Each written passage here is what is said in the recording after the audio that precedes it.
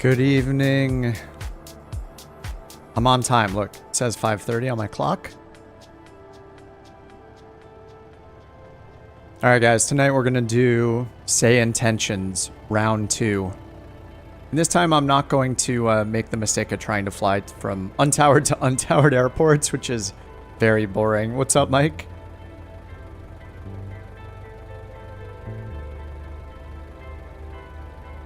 All right, I am loaded in at El Centro.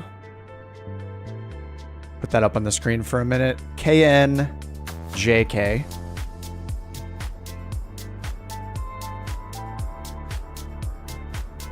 And I'm gonna fly the Comanche. I've been practicing it a bit. I wouldn't say I'm proficient, but I'm better than completely inexperienced in it, I guess. So we'll see how it goes. Hey Clint, what's up? What's up, Vincent?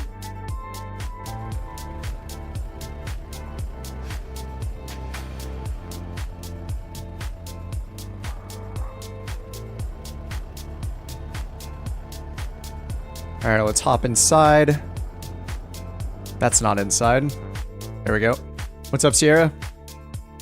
All right, El Centro, and we're gonna go to San Diego from here. It's only about a 30-minute flight. Try to get some shorter flights, but go into some more congested areas. So the last stream on Tuesday, we did a flight. Mainly I did, what do we do? Is it Santa Maria to Santa Barbara? Santa Barbara is a Class Charlie airspace. So today we're gonna go into the Bravo airspace of San Diego. I was thinking about doing LAX, but I'm not quite ready for that. LAX has, even the Bravo at San Diego is pretty insane. So at LAX, it's even more complex than that, I think. It's 2:32 a.m. The world's a big place, man. What's up, David? Hey, Steve and Delta. What's up, guys?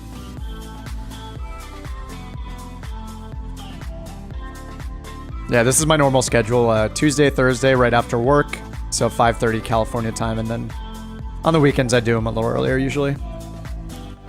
Delta says, just got home from work. Can you pin the first airport? I got it up on the screen right now. So KNJK, El Centro in California. And it's just going to fly to the west. It's going to take about an hour for the full flight. Only like 35 minutes according to SimBrief. Over to San Diego. KNJK, November Juliet Kilo. November, just kidding. What's up, Raccoon? All right, let me start doing the walk around on this because it takes a minute. Go ahead and bring up the checklist. I got 2 passengers in here. Put a 105-pounder behind me, 174 in the other seat.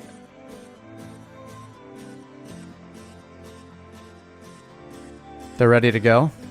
Looks like maybe I flipped the weights around, but that's fine. No baggage, so we're a little rear of center, I guess. All right, and for fuel, if I go over here and check on SimBrief, I already got the flight plan set up. I pulled the flight plan from SimBrief to make sure, or sorry, not from SimBrief. Pulled the flight plan or the route from SkyVector to get something a little realistic. That wasn't going to give me a turbojet arrival, so that's happening there. It's got us estimated at 74 kilograms of block fuel. Actually, why doesn't it... Can I put the weight... Let me edit the flight. Can I put the weight in pounds? I thought I could. Or at least gallons.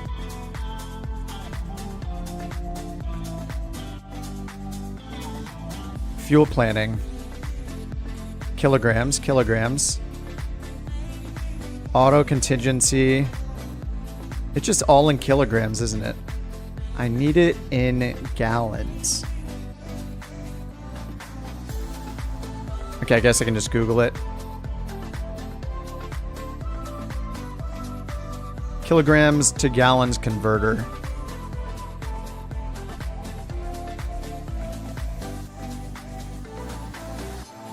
Fuel conversion. All right.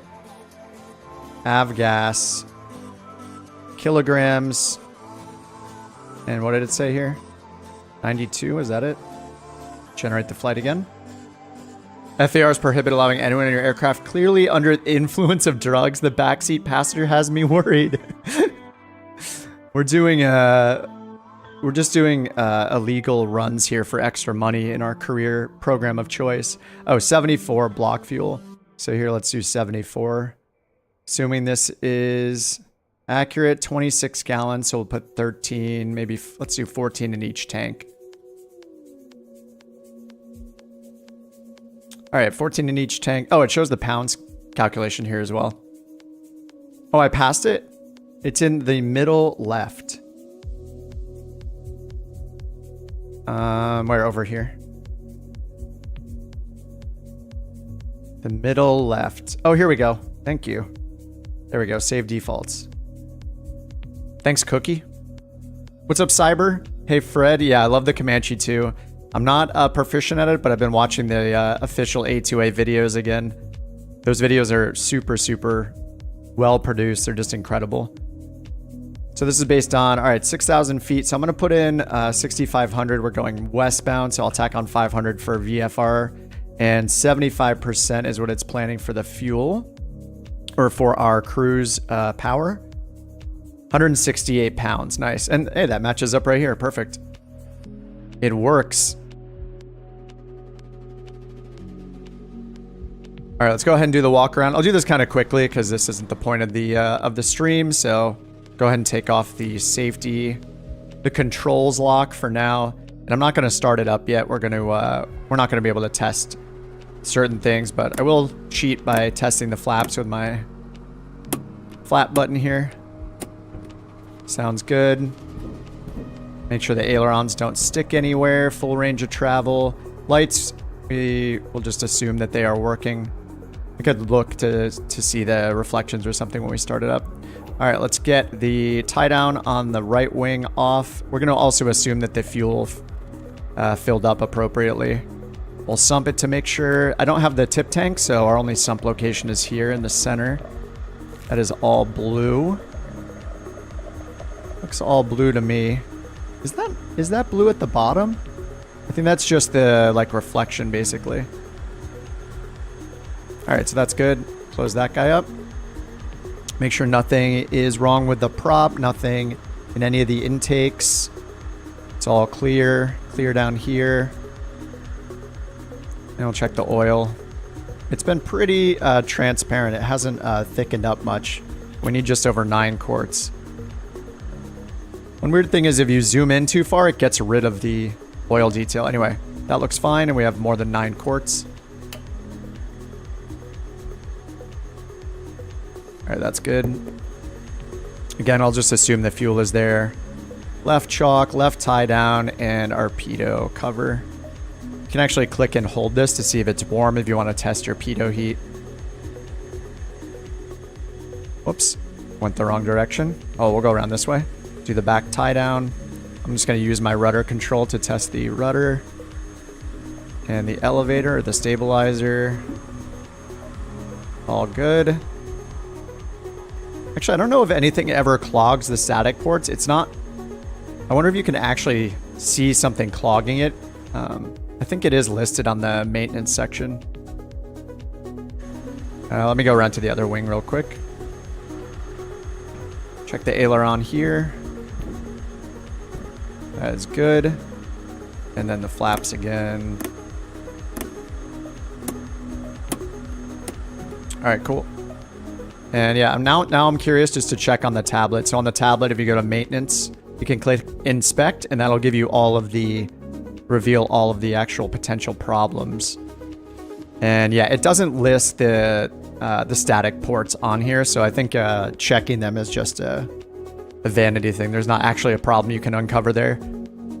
But the tires you can, right? Yeah, both tires, the gear, brakes, landing lights, aileron flaps, battery, all this stuff. If you do find a problem during the walk around, you can click it, and then you can fix the problem here. All right, fuel is set, 14 in each tank, 3 passengers, and we have visible passengers and persistence by livery. I have the tip tanks off because I use this for on-air company, and basically I'm using it all stripped down without all the bells and whistles. You can add like various things like extra fairings and tip tanks and stuff like that, but I'm running it like as naked as possible, basically, to simulate being like a new owner. Yeah, the walk around is incredible. They really have like changed the. They've just raised the bar, 100%. It's crazy. I know why people, until I got it, I didn't realize why people were saying such great things about this plane. But yeah, I just grabbed it recently, and yeah, everybody is right. It's amazing. All right, I'm gonna go to flight info checklist. So we did the pre-flight. We'll just assume passengers are briefed, seatbelt secure. Remove the control lock already. Parking brake is on. My gear switch on my Bravo is down. Flaps are up, and then all electrical switches off, circuit breakers in, and rotating beacon on. So let's go check down here. I kind of just leave the beacon on all the time. All the circuit breakers are in, and all the other switches are off. Magneto's off. All these are off, so we're good there. All right, before we get this thing started, I'm going to go ahead and we need to do a little research on our route here. So we're starting at El Centro. Bring up Navigraph. This is just a bug with Navigraph. Every time I use the in-game one, the toolbar version, it just alerts me every single time. All right, let's load our flight from SimBrief. NJK, so El Centro to San Diego.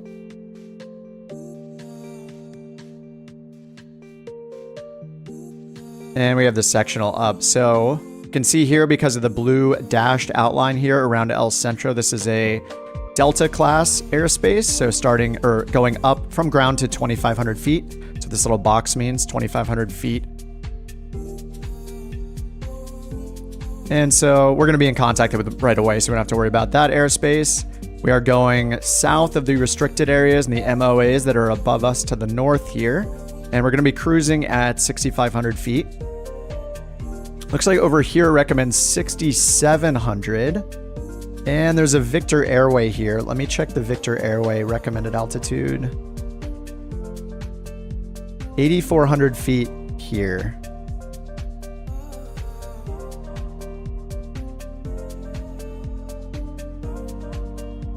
All right, we might need to go to 8,500 then.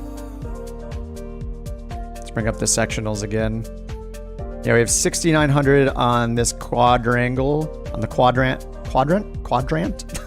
here. And then after that, we're into the Bravo airspace of San Diego already. You can see all these scary different shelves here, 5,800 up to 10,000 feet.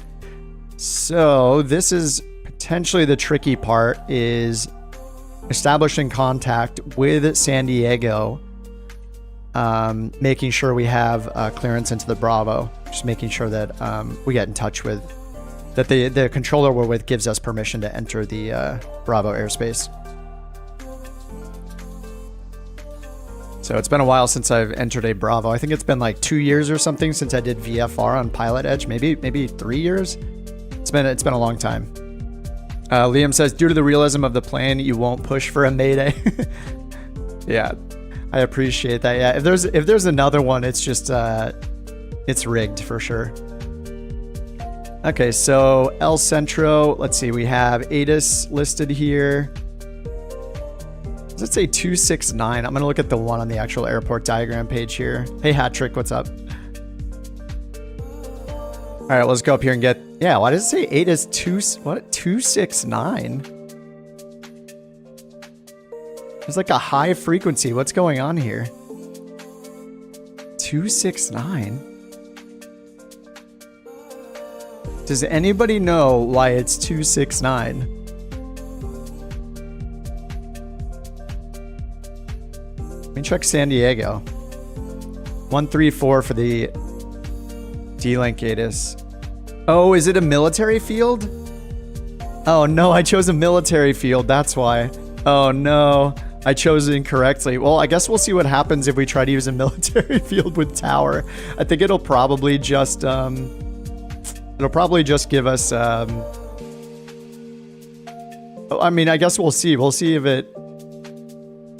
it treats it like any other one. And then 340.2. So yeah, this is I have failed with my choice here.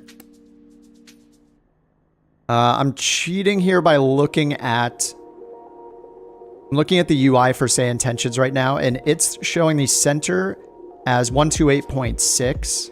So that matches here for Los Angeles center, and it's showing tower 119.1 and ground on 0.9. So that's right, ground and 119.1. Okay, all the other frequencies are fine. So I think what we'll do, since there's no clearance listed, there's no departure, we'll try to get flight following on the ground from center if it'll let us. And then, no, I guess we would do it with ground. Sorry, we would just do it with ground. So we'll see if it gives us anything different compared to a non-military airport. All right, let me turn that music all the way down.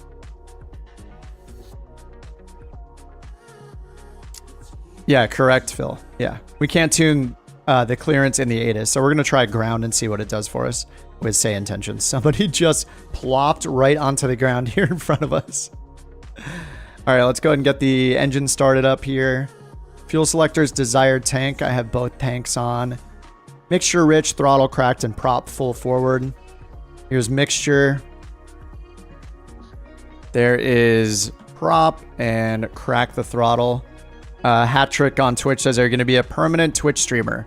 I don't know. I mean, I've been a YouTube streamer for a while. I've just been doing Twitch since they made their policies so you can multi-stream and still become like a partner with them. So that's why you might see a lot of people multi-streaming now on both platforms. So I've just been doing it lately, but I'm definitely still primarily on YouTube.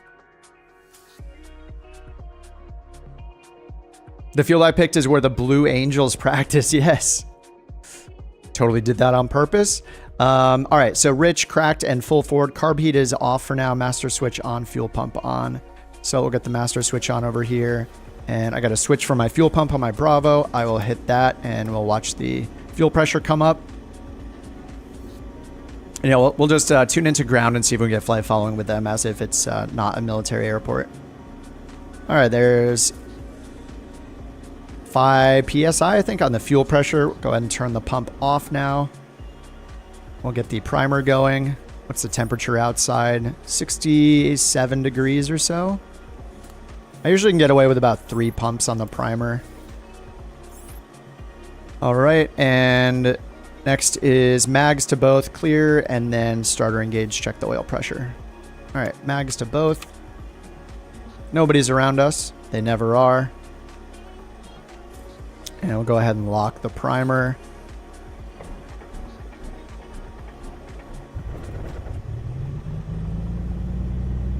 All right, we will watch our oil pressure come up, already in the green.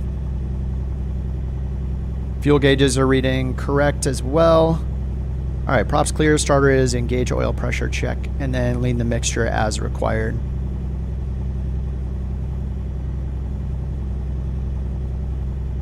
All right, and we're going to keep that running at about 800 RPM for now. Let it warm up for a couple minutes. I need a little more than that. Sounds like it's going to die potentially. All right, there we go.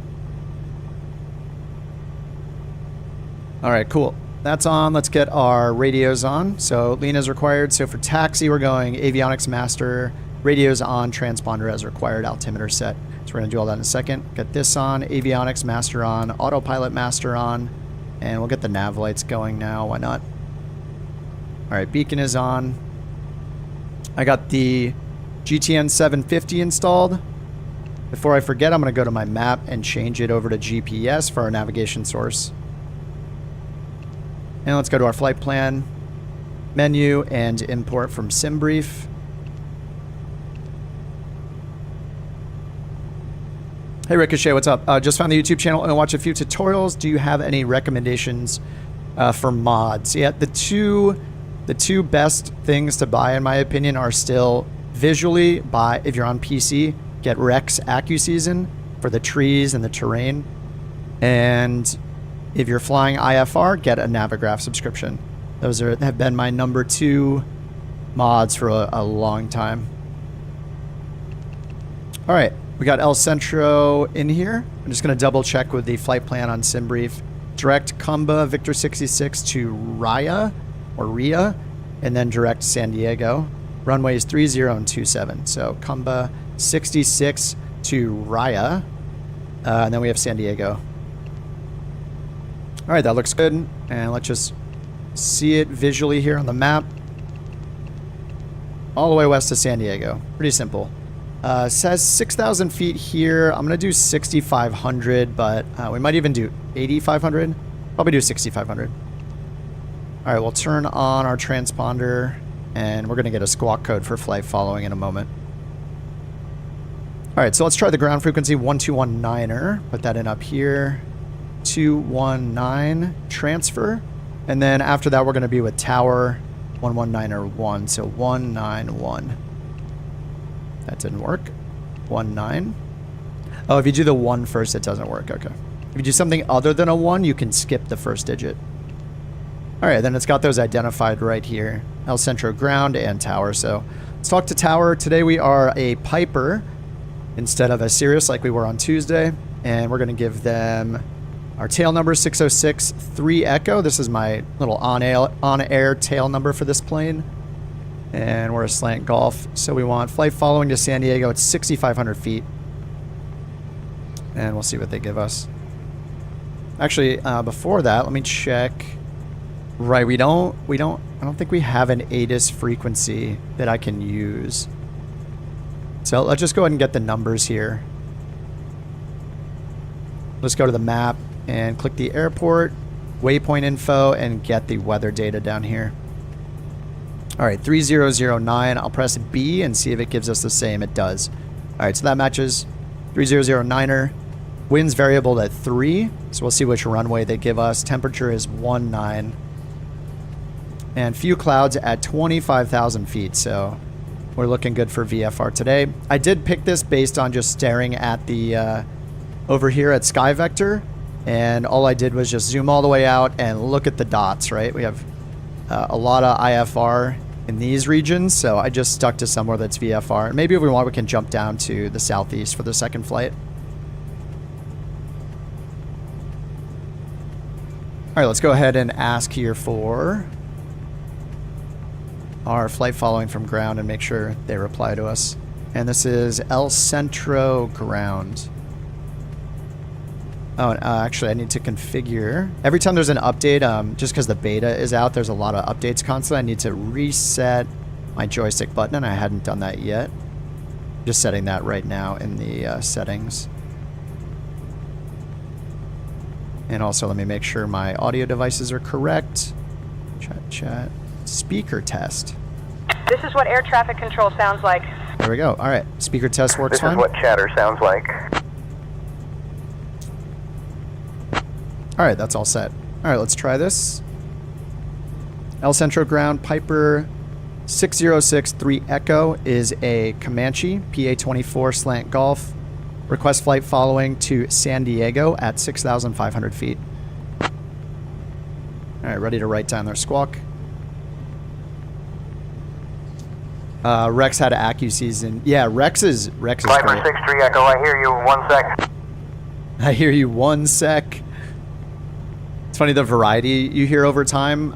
Since I've been testing this a week or two, before they used to only say request is on standby or something like that. Or Piper 63 Echo, Comanche PA-24 cleared to San Diego. Maintain VFR at or below 6500. Departure frequency 125.2. Squawk 5250. Cleared to San Diego, 6,500 feet, 125.2, squawk 5250, Piper 63 Echo. I think he called me Piper PA-24 instead of my tail number. It does know my tail number though, so that's Piper fine. 63 Echo, read back correct. There we go. All right, read back correct, great. All right, let's set our squawk code first. We got our transponder here, 5250. Altitude reporting is on. All right, that's good. And then he gave us our altitude of 6,500 feet and 125.2. That is for our departure frequency. So we'll put that in when we're on our way. When we switch over to tower, we'll put that in standby. Base says there's a bus having a standoff with ground crew on my screen. Hey, Jocko, what's up? It's not out yet, but I have it linked in the video description. It's supposed to be coming out in about 10 days. On the 15th is the date they said it'll release, January 15th. But they're going to do like a slow release, so you just need to go sign up for the wait list on their site. It's just SayIntentions.AI, and it's linked in the YouTube video description. Sounds amazing. Yeah, I mean, this is... what's amazing is just seeing, like, this is... I know I say this about a lot of products when we try them out, but this is the absolute worst that AI ATC is ever going to be. This is the worst it's going to be. Like, it's only going to get better from here. And yeah, the voices sound very good. There's good variation in the voices, which is honestly, like, if Microsoft Flight Sim added 10 new voices, I would be so happy if they did that with their ATC. I'm going to go to fuel here and just update the engine monitor. This thing's a little annoying. You can use these buttons down here to actually fill it manually, but I'm just going to go ahead and hit this button as a shortcut, and that'll set our remaining fuel precisely for us there instead of messing around with those buttons. Airbus 450 Alpha Bravo, hold short of taxiway Lima, traffic on final approach. Okay, so we got 6,500 feet, 125.2, and the squawk code's correct. So I want to check my route now, make sure I have my first correct course dialed in, 248. And this plane does have a pretty intense gyro drift, so I'm going to have to fix the card on our DG real quick. What did I say? I already forgot it. 248 on our first course, so here's 24.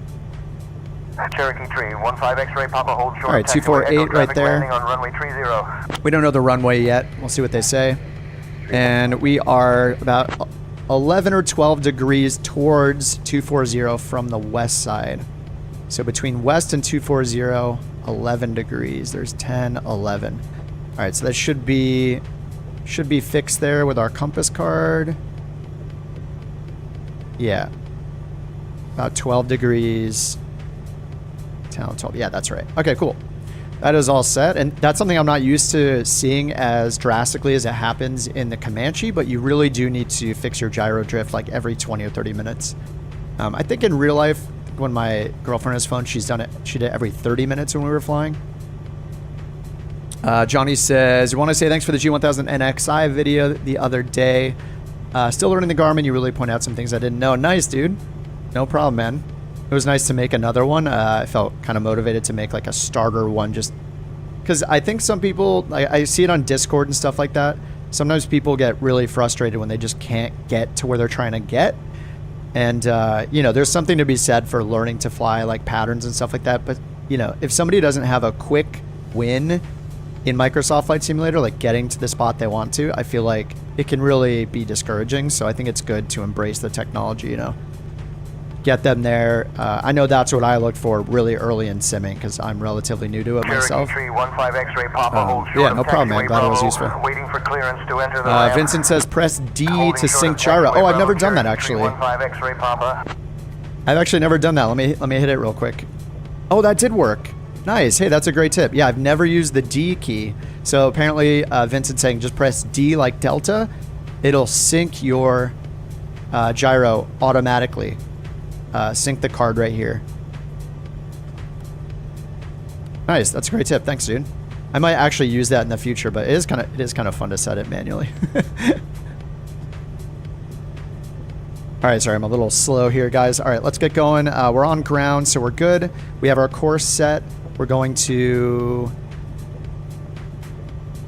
oh, I know what I need to look up. I need to go over here to the Comanche manual. I'm going to go to the performance tables and look up what our cruise power settings are going to be, or at least have them on standby over here. All right, there we go. So we're 75% at 6,500 feet. We have sea level. So over here is C, 1, 2, 3, 4, 5, 6,000 feet. Max is 22.8 on the manifold pressure at 2,400 RPM. If we do 65, if we want to be in between, we might need to interpolate here. We could go 65% at 2,100 RPMs and then 22.3. So that's not bad either.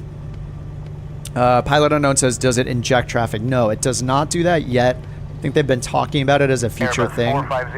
They've also been talking about doing multiplayer, where basically, not necessarily injecting the traffic yet, but I think one of the first things they talked about was like putting in multiplayer calls. So if somebody is in the same airspace, you'll hear those calls. Not your voice being recorded, but like the response from the controller. I don't know. Maybe they'll actually make it so it reads the call from the pilot as well in an AI voice. I'm not sure, but they've been talking about that stuff. JDS says, what other tutorial videos do you have planned soon? Expanding on the first one, making it part of a series. It was just a single video. I don't really have like a series planned. A lot of the time when I make one, it's just because I'm excited to do something specifically. I might be doing a video in the Comanche. I actually recorded one yesterday, but the landing was not great. It was kind of... I didn't get my flaps out in time. It was a little embarrassing, so I might end up posting that one. But I did record a full flight in the Comanche, VFR flight in the Comanche. Or sorry, it was actually IFR in the Comanche. So I might end up posting that as well after I edit it. Is it talking to the default AI traffic around the airport? No, right now it's actually just using. It's faking it all. So it just has a generic, what they call chatter in the background. So it's just randomized stuff kind of, and genericized phrases and things, just so it sounds less boring, you know?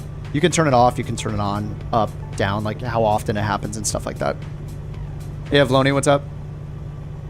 All right, let me move on to the next step here, finally. So we just need taxi, and we'll see which runway they give us. We're going to tell them we have the numbers because the ATIS here is, as you guys pointed out, military, and I can't actually access it, so we'll see what they give us. El Centro ground, Piper 63 Echo, ready to taxi. We have the numbers. I've never tried we have the numbers before, so let's see what they say. Piper 63 Echo, give me just a second. All right, give them a second. So let's see if they give us a correct taxiway here. There's 30 and 12, 26 and 8. And we're down here at the south, right near the tower.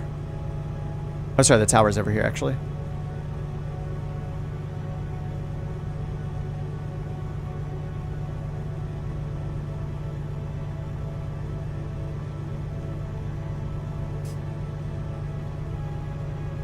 Tornado 892 Tango. Talking to somebody else. Nav lights as required, parking brake. Green on the gear. It's not very bright. I can't tell if it's actually illuminated or not. Airbus 450 Alpha Bravo, continue taxi. Jocko says it's incredible how far G1000s come. Wish you could find a rotary knob controller for the G1000. Oh yeah, just the knobs would be nice. I have the real SimGear G1000 in the closet and I never use it. Show the UI so the guys can see it. Yeah, that'll take me a second. Hold on. Let me make sure there's nothing personal in there. I don't think there is. Yeah, hold on. That'll take me a second. It sounds like it's not getting back to me, though. So they said, give me a second, and they haven't replied to me yet.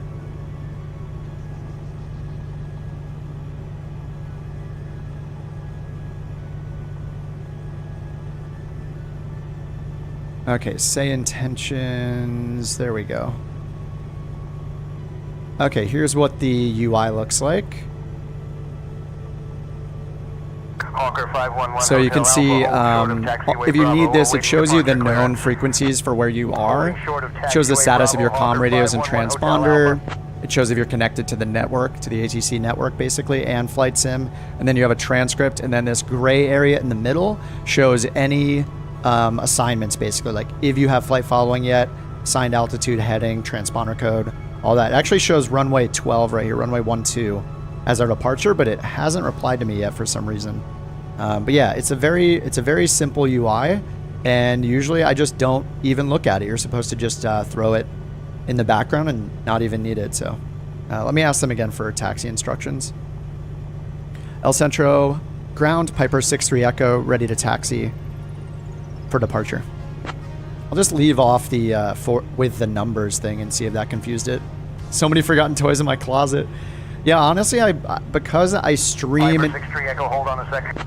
Because I stream and make videos, like when I'm simming, for the most part, I'm not using that stuff on the stream, right? I can't easily show you guys, and it doesn't really add much to the experience of watching the stream. Just watching me move knobs with my hand, right? Like, whoopee, we get it. It's hardware, you have it.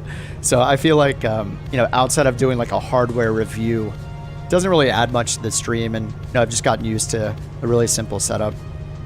Piper 63 Echo taxi there we go. To runway 12 via taxiway Alpha contact tower on 118.3 when ready for departure. Taxi to runway 12 via Alpha Piper 63 Echo. All right, so as usual, like we're not going to expect... Actually, we can get to 12 via Alpha right here.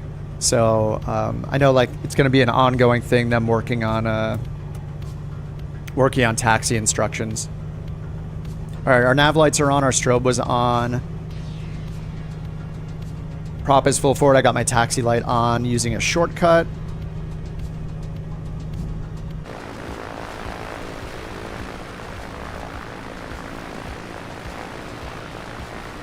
What's up, A-Rec? How's it going? Oh yeah, Knobster looks really cool.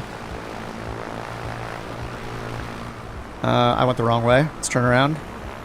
Does the Comanche have random failures? Yes. Yeah, actually, can you turn...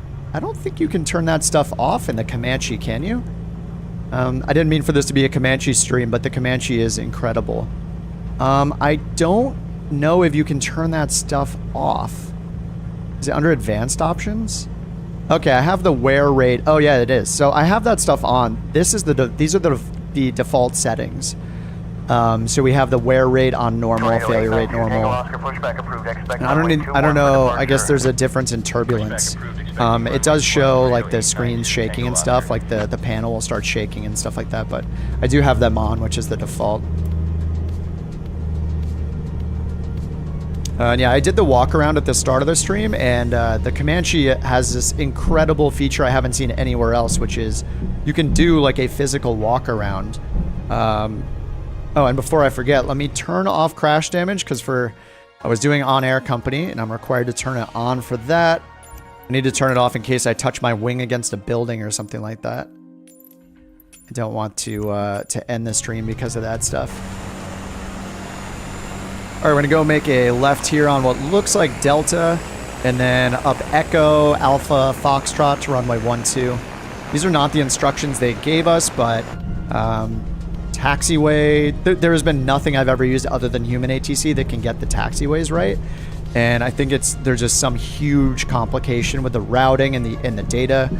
I don't know all the details from the devs note, I'm sure, but I'm not extremely concerned with the taxiway instructions being wrong. Every other ATC I've ever used has a problem with the taxiways. Oh, Liam says that it's the data. You have to manually start AccuSeason before every flight. No, you don't. Oh, it's okay. I know about it, so I can definitely help Patrick. You do not have to start it before every flight. Basically, when you run it, and I'm talking about AccuSeason Advanced is the newest one. It just installs like any other add-on. So any other add-on you would use a program to install, it works the same way.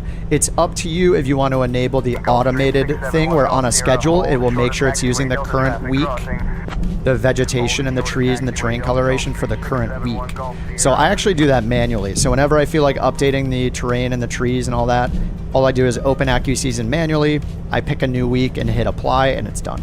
But you can set it up to be automated, where a certain time of day it'll automatically open the program and update it for you. I just like to be in control, so I turn that off.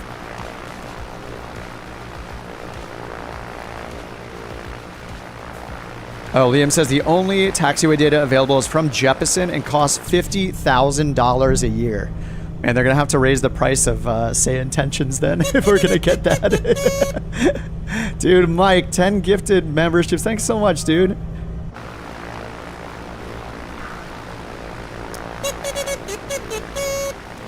All right, guys, let's go left here on Alpha. Follow the yellow line if I can. And then we're going to turn right on Foxtrot for runway 12, and we're going to switch over to tower ourselves.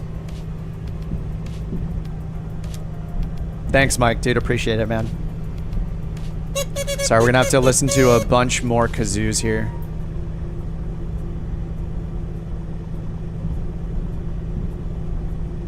All right, this is Alpha. We're going to turn right on Foxtrot. We're going to contact tower. There is one setting in SayIntentions called the student pilot mode. I do have that turned on. It's on by default. You can turn it off and it will not give you such explicit instructions. So one of the things it does is do things like reads out frequencies you should already know. So for example, or like tower, for example, like the ground controller told me, you know, to taxi to runway 12, and then he said to contact ground on blah blah blah, or contact tower on 119.1. If you have student pilot mode on, something like him telling you that frequency would not be included. It's meant to be more realistic. So, and these are things I'm learning even with the help of the dev team there, because I'm not a real world pilot. I don't know what's realistic and what's not when it comes to that stuff. So for me, I'm used to, say, VATSIM, for example. They will tell you to contact tower on a frequency. They'll monitor you on the ground and see when you get to the threshold and tell you to contact tower.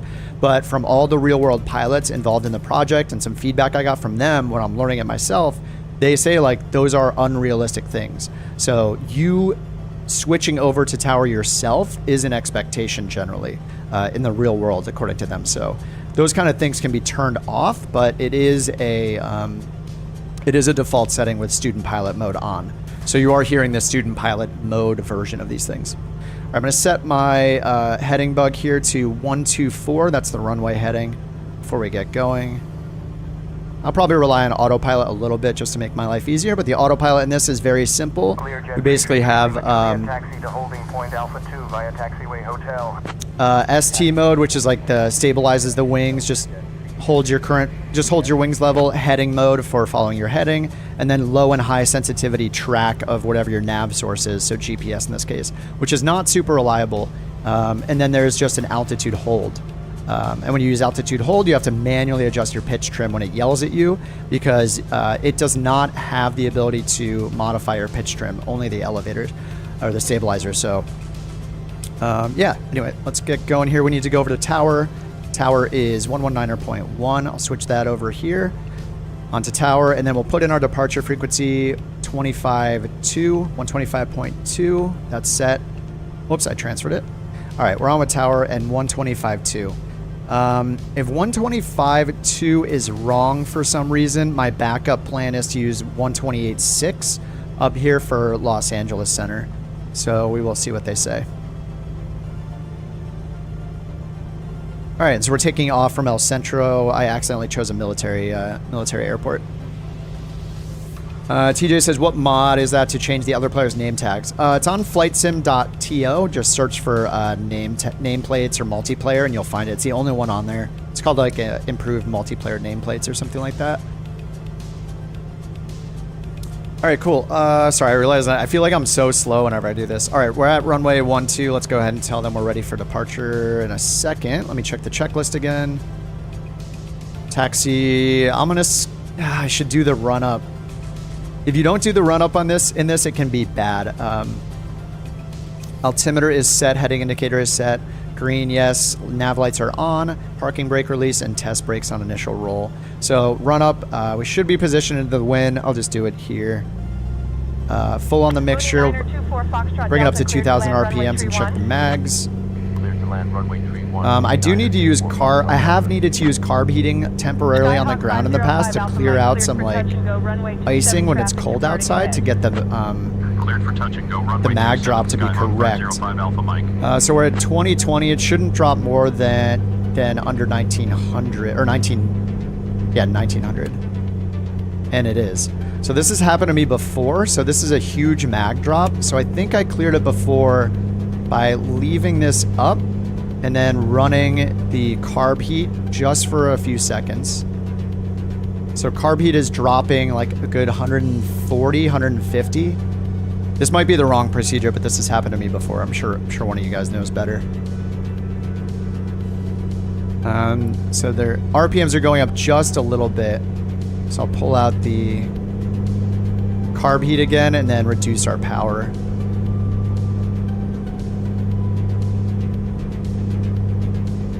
There's a whole engine indication thing I can look at that'll show me like which cylinders aren't firing correctly yet. All right, let's try the mag drop again. That's still about 190 on the drop. It's not supposed to be more than 125. This happens to me periodically, and I never know if I'm doing the right thing by pulling out the putting in the carb heat to like clear some carbon from the cylinder or whatever technical thing we need to do here.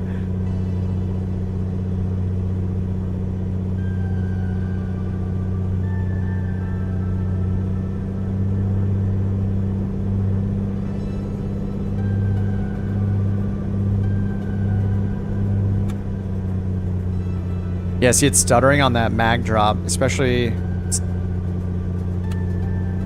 the right magneto is way better than the left. The left is having an issue.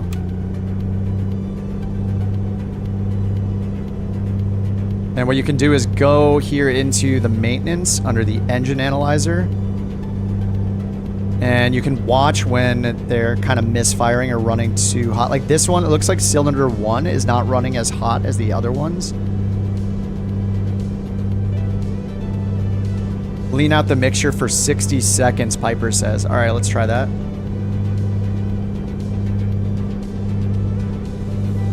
Oh, lean the mixture, increase the throttle to burn it off. Okay, okay, not carb heat. Carb heat's just making it unnecessarily hot on the CHTs, right? All right, 2,000 RPMs. I lean the mixture a bit. Let's check left again. Oh, there we go. That's a lot better. Okay, that was a drop of only 90. Okay, perfect. Nice. Thanks, guys. I knew somebody would teach me. Thank you. Thank you very much. I should have just yelled to the mountain. Okay, cool. That's good then. All right, carb heat is in. I shouldn't have used carb heat then. That's just for suspected icing. And now we're running too hot, so I need to put the mixture all the way back in and pull that throttle way back out. Bring it back down to about 900. It is getting angry. We don't want them to get up to 400, and it warns us at 380. All right, cool. Let's call the tower now and finally get out of here. Sorry, guys. I knew I was signing up for this when I chose the Comanche, but it's just too cool of a plane to not want to fly it, so. All right, let's call El Centro Tower. Tell them we're holding short 1-2. El Centro Tower, Piper 6-3 Echo, holding short runway 12, ready for departure.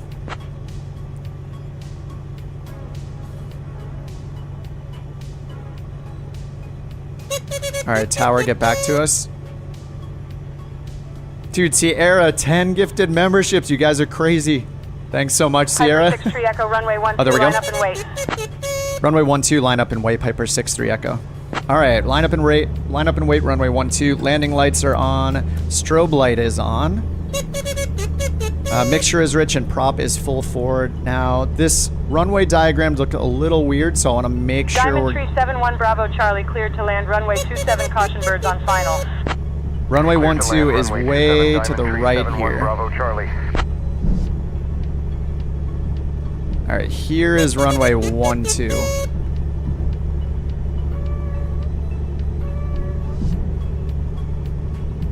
So I guess the numbers... Piper 6-3 Echo, winds calm. Runway 12 cleared for takeoff. I guess the numbers are like behind us maybe? But this is 12 according to my heading indicator and according to the map here.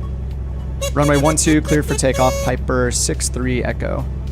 All right, full forward, parking brake off, strobe landing light. All right, putting my pump on for takeoff. And we're gonna give it full throttle here.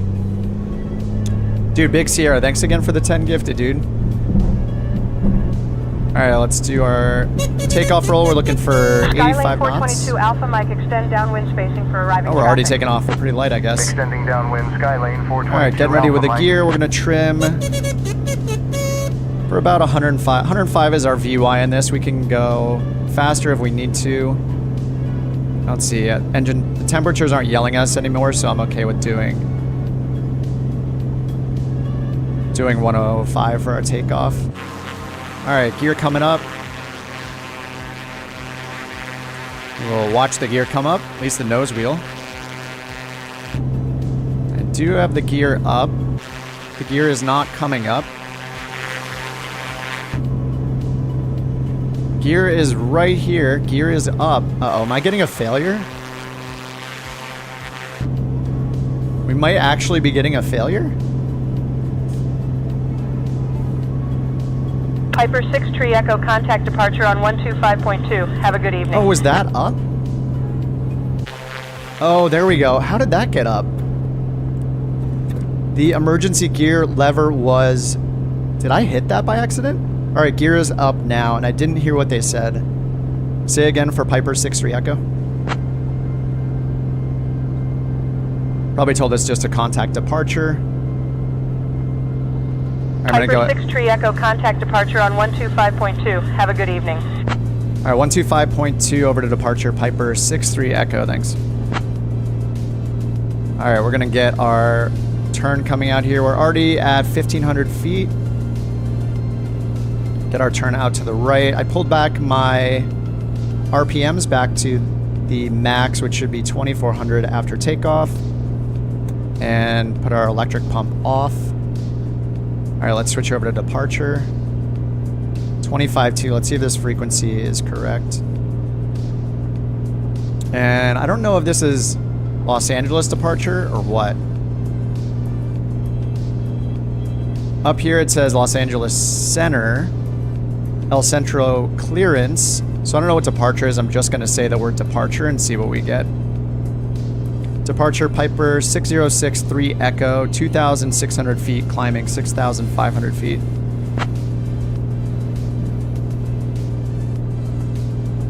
Last aircraft, be advised, nobody is listening on this frequency near your so position. looks like the military airport. Maybe we got a wrong Piper 6 frequency. Tree Echo, you are leaving my airspace. Squawk VFR, frequency change approved.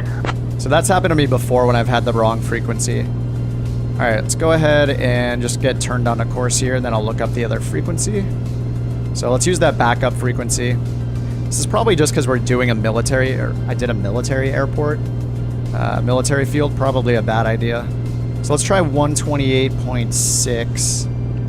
28.6. See if it's Los Angeles Center. It should be a departure frequency. I could look at the sectional, I Piper 6 guess. Tree Echo, radar contact 4 miles south of El Centro NAF at 3,600 Oh, feet. weird. Altimeter 3009er. 3009er, Piper 6-3 Echo. Alright. So when I switched to what I thought was the correct frequency, it replied to me as if I was already on there. Alright, I'm going to chalk this up to user error where I'm using, when I departed from a military airport and it has no departure. Actually not sure the expectation for military airports. Alright, let's get our autopilot on heading bug. Get heading mode here. And we're going to pitch down a little bit. Get up to like 120 knots or so on our airspeed. Liam says it's a glitch. Oh, being worked on. Okay. What's up, Skytation? How's it going, man? Haven't seen you for a while. Falcon says, why has A2A been so slow in adding aircraft? Just the Comanche. Didn't it? I think it took them like 3 years to develop this this plane or something like that. If you take a look at their YouTube channel, what is the name of their founder? I forget his name. He's so good. The videos he made are so good. Okay, we're at 5,400 feet. Going up to 6,500. But just, I feel like it's probably a small team, and it is a very, very detailed plane. I feel like this plane is like regarded as the best GA plane that exists in all of Microsoft Flight Sim right now. So I'm not complaining. But then again, I haven't been like following A2A. Let's check our takeoff here. Rotate, verify, climb. Yes, that's all done. Climb, fuel pump off at 1,000. I did that. Reduced to 24 and 24 at 1,000 feet for max power. So we're at 23.7 and 2,400. Already reduced the RPMs there.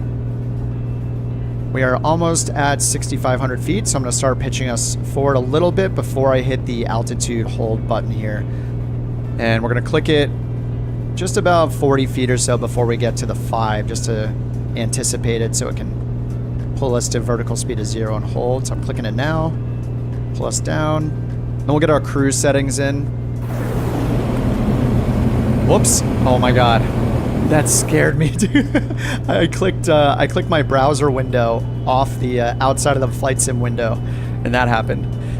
So if we go 75% power, we could do 2400, and 22.8 is our expected manifold pressure. So I'll pull back to 22.8 and then we'll lean it out. All right, 22.8. I hear the autopilot yelling at us to trim. So here in this plane, you need to trim up and down as it tells you to, because it doesn't have authority over the actual trim. It can only use the elevator, basically. All right, we're on heading mode, going towards our desired track over here to the north. Zoom in here a little bit so we can see that. And I got traffic. We got Jeff, Kevo, Chris is joining, AREC, and I see Delta Tango on the ground in an Airbus, which is, you know, usually we don't see Delta in an Airbus because he's flying with me, but when he's not flying along, he's in an Airbus. Vincent says Navigraph has VFR sectionals. Yep, you're seeing it right here in the corner. Yeah, I'm using the sectionals. Sometimes I'll use their VFR maps just because you can zoom into the taxiway diagrams, which is really convenient. But yeah, the sectionals are really nice to have now. Yeah, so if you're in the US, you get the FAA sectionals. It's here in the map button. It's added at the bottom. So US only, since it's FAA stuff, but yeah, you do have the sectionals now. Okay, let's go ahead and lean this. I'm going to pull this back. What did I say? 22.3. Pull back the power just a little bit. 22.3 and 2400. All right, that's good enough. And then all we do to lean it, one of the methods is just pull it back until it starts shaking, and then add 2 gallons on top of that of fuel flow. So I'll pull that back and I'll watch the current fuel flow. We'll wait for the RPM gauge to start shaking around, and we'll start feeling it in the plane itself. Still leaning it, still leaning it. It's getting a little shaky. There we go, there it is. 12.5, so we're gonna go up to 14.5 gallons per hour.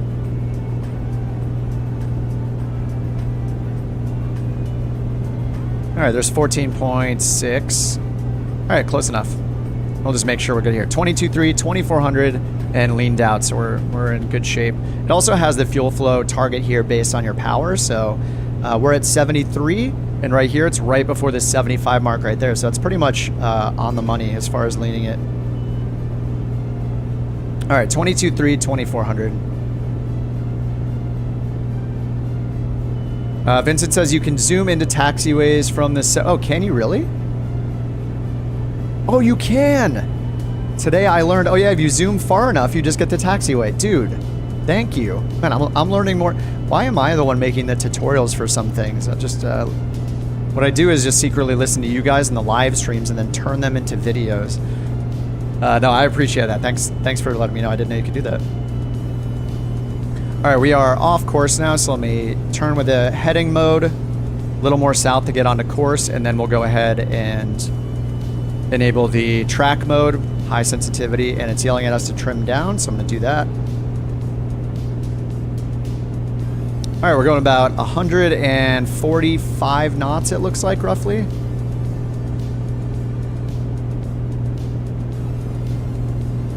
All right, once we get closer to this course, unlike something like the NXI, this autopilot is very basic, so it's not going to accurately make giant turns for us or accurately keep us like perfectly on course. So I'm going to go ahead and just go in manually with heading mode for now, and I'll just switch over to high sensitivity track when this needle gets almost all the way in.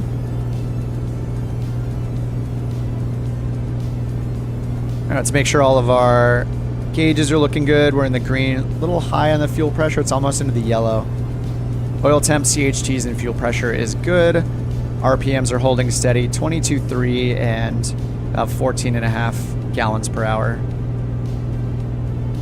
And our altitude's good too. All right, we're almost right in there, so I'll switch over to high sensitivity track mode. And then we'll take a look over here for our next turn on our flight plan. All right, so we're gonna go from 2482, a heading of, or a course of 261 will be next.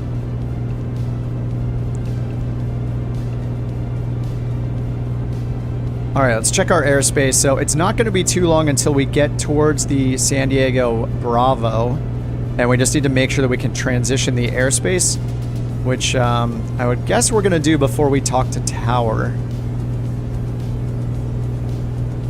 Just because the airspace is so big. We're going to need approach to give us permission to tune in there. So let's see if there's actually an approach frequency shown here. Yeah, right here. So contact SoCal approach, 14,000 and below on 124.35. So technically that's what we should be contacting once we get in there. 24.35. So I'll put that on standby. And we are going to be a little close to these... we'll see. We're a little south maybe of where those peaks are at 6,900. But just to review what we're passing by here as far as terrain goes. So we have a 6-7 section here, this square, this quadrant. The peaks in front of us.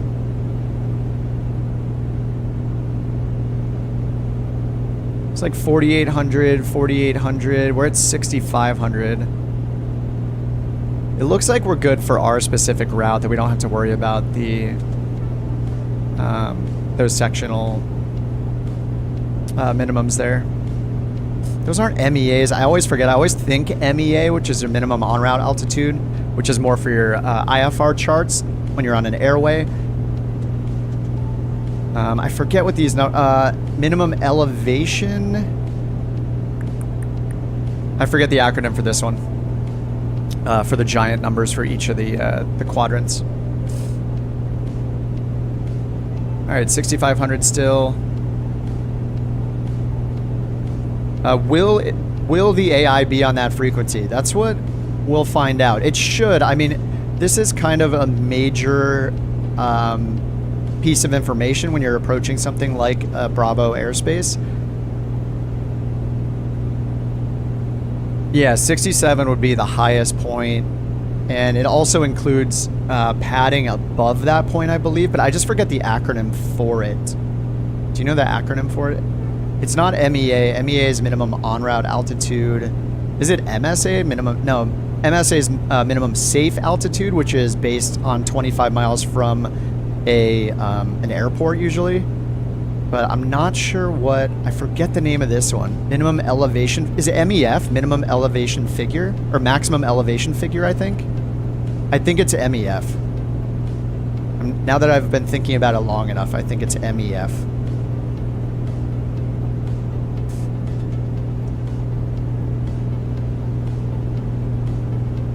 I'm going to Google it. I think it's MEF. Yeah, MEF, maximum elevation figure, represents highest elevation within a quadrant, including terrain and other vertical obstacles. I was finally right about something.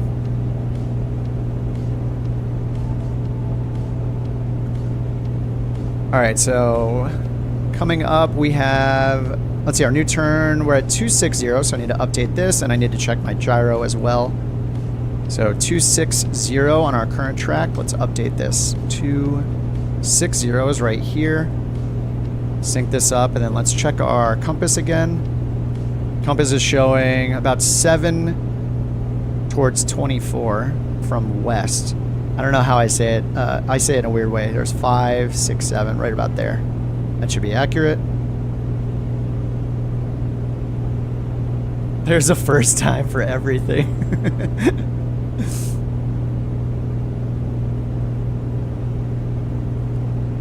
What's weird is I haven't heard really any chatter here as well, right? Yeah, it looks like we're on with SoCal. So what I can do, like, if I'm ever unsure of who I'm on with and stuff like that, I can look at the UI like this and see who talked to us last if I'm not sure about the problem. It looks like, yeah, that original frequency I was on was not valid for some reason, or a bug like Liam was saying. But we're on SoCal Center right now, so we can see that there. So I'll go ahead and hide that again. I have it actually behind my simulator, so I can't look at it at all. Beautiful scenery. Yeah, we got some nice terrain coming up here. We are in the middle of the desert at this point.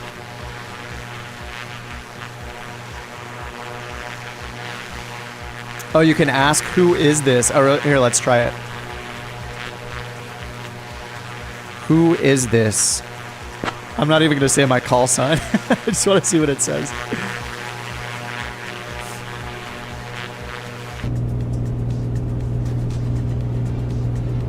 Piper 63 Echo, this is SoCal Center. How can I assist you? SoCal Center. Just making sure we're on the right frequency. Thanks, Piper 63 Echo. Thanks so much. Alright. Fuel flow is still good. Everything's still in the green. Let's check our cruise. I should have checked our cruise already, but we already did all this. Throttle, prop, and mixture all set. Piper 63 Echo, affirmative. Remain on this frequency. Alright, we'll remain on this frequency, Piper 63 Echo. Thanks. Fuel pump, we turned that off when I was about 1,000 AGL. And just checked these things, so we're good. Yeah, this terrain's a little scary, but I guess we can see the horizon, so we're not below it, at least here. This seems, it might be a little bit sketchy. We'll see how it goes. Look at the sectional here. 4,900 for that peak. Los Pinos Mountain, 4,850 or 4,805 here. And we're at 6,500. We have a reservoir coming up, Loveland Reservoir. We have some VFR reporting points here. We should probably know these, actually. This is something, you know, you would have, if you were an actual pilot, would have researched this entire route before you hopped in the plane. But these little flags here represent like VFR reporting points. So they may, I don't know if there's anything custom into San Diego, but they could potentially ask us, you know, report Cottonwood, report San Miguel, report Mount Helix. These points with the flags here report San Diego State. So there's a lot of these VFR reporting points here. I'm not sure how customized San Diego is right now, though. Liam says, I've had it happen where I can't remember who I'm talking to, and one day I asked and it just told me. Nice. Peter says, what plane? This is the A2A Piper Comanche. It's in the marketplace, and it's on their own website, I believe. And it is pretty highly regarded from most people as the best GA aircraft that you can get in this simulator. I've just been recently flying it the last few weeks, and I already have to agree. Yeah, this thing is amazing. Nismo says AI response is awesome. Yeah, I mean, yeah, like I said when the stream started, like this is the worst that any AI ATC is gonna be, basically. You know, maybe save like a brand new product coming out that we haven't heard of, but you know, as far as SayIntentions is concerned, I mean, the speed of the development, I don't know how long it's been in development actually, but just seeing how many updates have been coming out with the beta recently is just really promising, and I can't imagine the complexity of building something like this, so I'm pretty stoked to use it just because it's already better than Microsoft Flight Sim, even though, you know, this one, SayIntentions, is starting with VFR, which is arguably more difficult than IFR in a way. I mean, it has to be much more wary of every single airspace that exists. Whereas if you have it run IFR, then the presumption is that you're cleared through every airspace when you're on an IFR flight plan. So I think I can understand people saying like VFR is more complex. And we get some good turbulence here over the terrain here. Is it more powerful than the 182? I don't know if I know the answer to that. I mean, you can see our cruise here. So our maximum in the green band here is 180 miles per hour. So that's roughly, what is that? 20, 40, 60, 170 knots-ish, 165, 170 knots in the green band. So, all right, it's turning us a little right. It's kind of blowing us off course a little bit.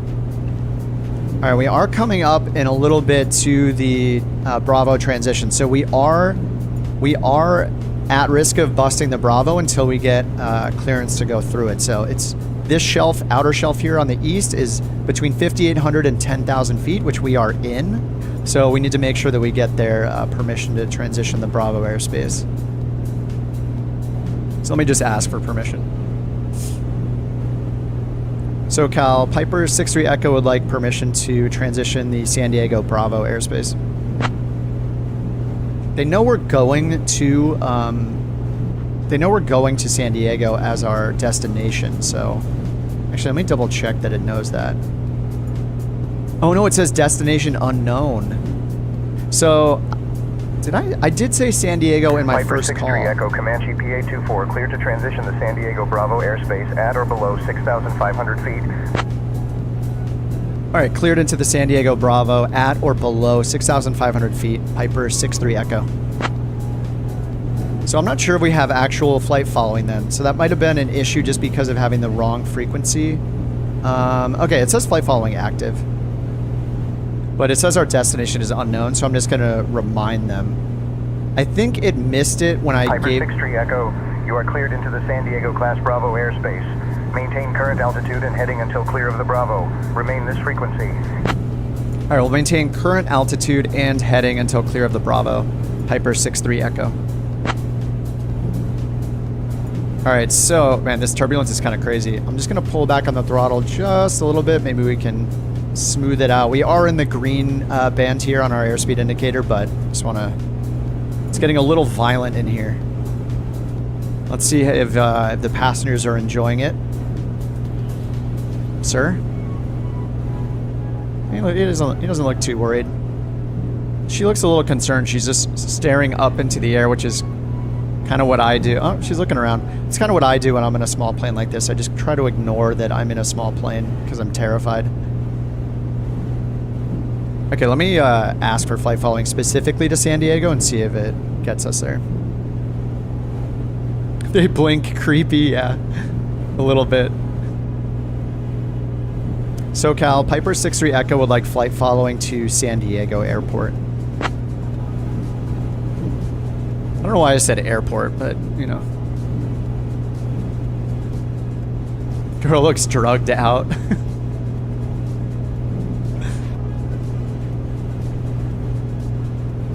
Yeah, somehow it has flight following Piper activated. 63 Echo flight following already established to San Diego Airport. Okay. Said it was already established. Maybe it's just a bug in the UI. Anyway, yeah, it says it knows. It said maintain current altitude. Let me verify that it's 6,500.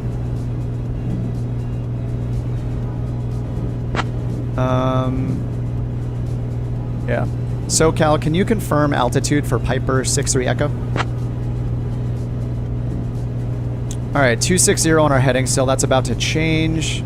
Reaching Beret. Oh, was that from before? Let's zoom in. I know, we're reaching Beret right now.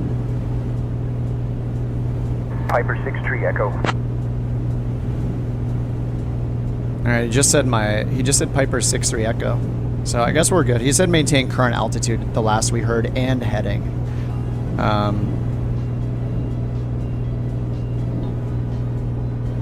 Okay, and then San Diego, I think we should go ahead and get at least a visual runway set up. I think they pretty much always land on the east-facing runway, so I'll at least get the visual approach set up here.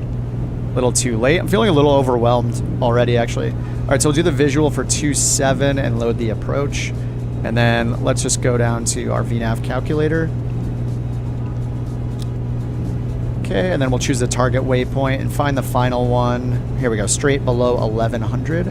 So we'll put in 1100 as our target altitude. All right, it says to just start our descent now. So we should probably do that. Piper 63 Echo would like to start our VFR descent into San Diego. So he did assign us maintain our current altitude, so I'm letting him know we want to descend.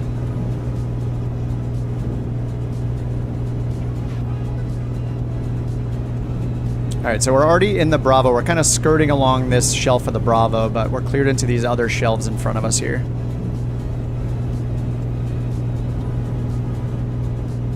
Let's see if he replies to us. Until he does, we're just holding 6,500. And he actually said to hold our current heading, so I'm going to switch this to heading mode and sync our heading bug straight ahead so we don't do any more turns. He's not expecting us to do any turns.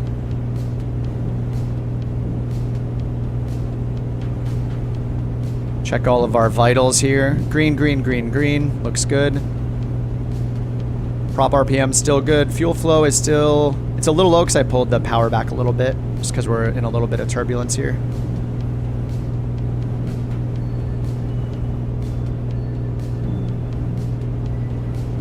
Alright, he's not replying yet. We'll give him another like 30 seconds or so and then bug him a second time. We're getting a bunch of fog over here.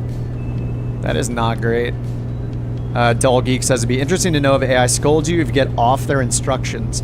So I haven't done it myself, but on the SayIntentions website, if you go to their site, they actually have a leaderboard for people who have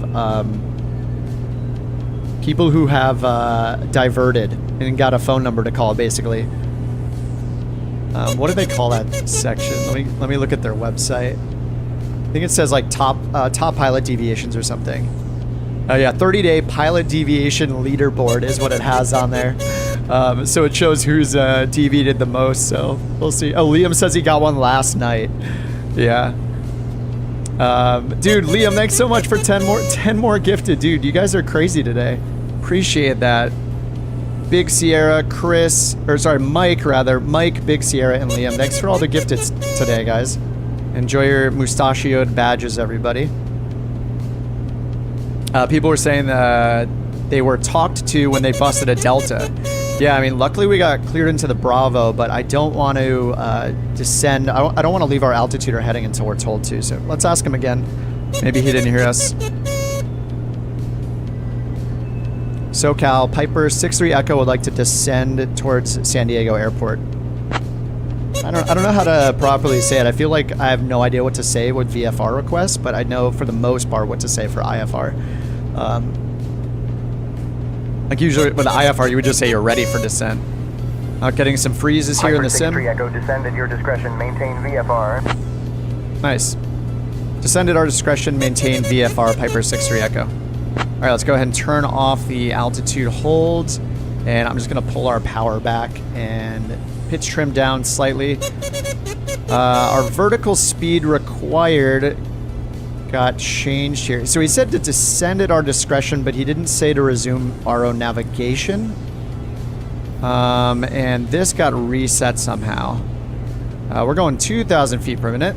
Let me trim up just a little bit here. We probably need to just ask him for a heading. Could Piper 63 Echo get a heading towards San Diego Airport, please? Double check our gyro drift again. 6 away from west. 5-6, that looks accurate still. Piper 63 Echo fly, heading 258 vector for San Diego Airport. Heading 258, Piper 63 Echo. All right, 258. All right, right about there. 258 vector. Nice. I haven't requested that before, so that's awesome. All right, we're almost in the yellow band of our speed, so I'm going to pull that down. Yep, Angelo just caught it as well. And let me go and see if we can get our VSR back here. Go back into utilities, VCalc. Actually, what I should do is I'm just going to go to our flight plan procedure, activate the approach. All right, straight, estimated 1,100. Utilities, VCalc, straight. All right, 1,200 feet per minute. So we got it back on that straight waypoint, 1,250. We're at about 1,400 feet per minute right now. All right, let's get our prop and mixture set. Prop, I shouldn't be more than 2,400 until we're like on approach. And go ahead and get our mixture in a bit more though. Piper 63 Echo transition through the San Diego Delta is approved. Remain this frequency. San Diego Delta? We'll remain this frequency, Piper 63 Echo.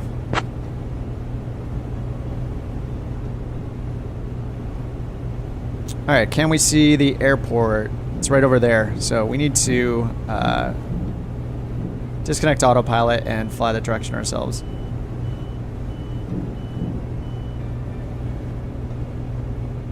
He's not passing us off to the tower, so I need to tell him we have it in sight. Piper 63 Echo has San Diego field in sight. Right, I need to switch to the tower myself. I'm always waiting because I'm so used to IFR to be told to switch, and that's just not what we get, so 1183 for tower. Piper 63 Echo Roger, contact San Diego Tower on 118.3. Over to San Diego Tower, 118.3. Thanks, Piper 63 Echo. Alright, let's check our distance here. 5 miles from straight, so that gives us about 8 miles to the east. Alright, let's swap that over. San Diego Tower, Piper 6063 Echo, 8 miles to the east. Request full stop landing. Kazoo cover of the landing song. You know, I didn't get the numbers yet either. Oh my god, I'm so far behind the plane. This is terrifying. 1348. 348. Piper 63 Echo for runway 28 right. Say again for Piper 63 Echo. It just said for runway 28 right. There's only a runway 28. Oh no, there's a 27. There's not even a 28. Piper 63 Echo for runway 28 right. There is no runway 28 right at San Diego.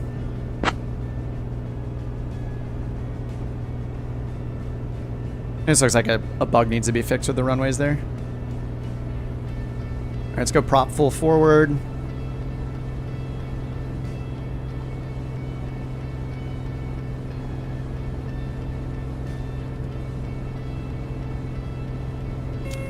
And I'm way too high. It says we need 2,000 feet per minute. This is a horrible approach. I'm just failing massively at the end here. Piper 63 Echo looking for full stop landing runway 27. Surprised they didn't ask to confirm the correct information. Yeah, I think they'll tell me I can do it if let's get our gear out so we can go idle here. Fuel pump is on. Yeah, I'm too far behind the plane. I definitely am behind big time here. I don't even have the ATIS, so I'm just gonna cheat, hit B on my keyboard so our altitude's accurate. It didn't really give us, I wish it gave me a vector a little more to the south than, I guess it just aims us directly at the Skylane airport. 422 Alpha Mike cleared for takeoff runway tree fly straight out. Alright, one notch of flaps Cleared for out. takeoff, runway tree, flying straight out, Skylane So they still 422 didn't tell us there's a Alpha Mike. 27, right? So, or a 27, runway 27. San Diego Tower, Piper 63 Echo, request full stop landing, runway 27.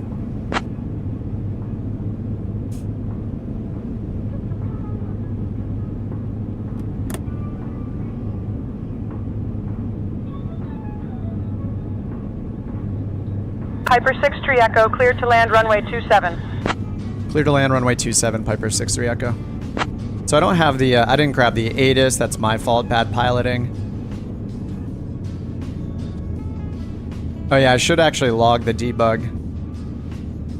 Debug, controller at San Diego, giving me runway 28 right when only runway 27 exists. So that'll file a bug report. Thanks. Debug logged. Alright, let's get those names off. 100 knots. We need to get down to, I believe, 90 on short final. Sterile cockpit for the pilot, please. Never. I will always look over at chat, even on short final. I think, like, you know, like, for me, like, mentally, I was so concerned about the scariness of the Bravo. I just forgot about everything else, I'll like, call your base. you know, checking the ATIS. Extending downwind, awaiting base call. Mooney 824 Foxtrot Delta. Alright, flaps are full at about 95 miles per hour or so.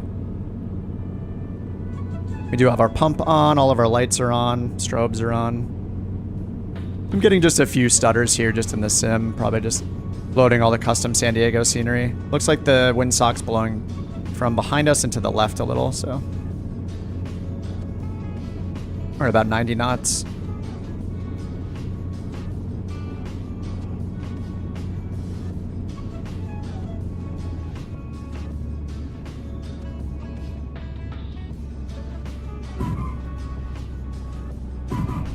Little bounce there.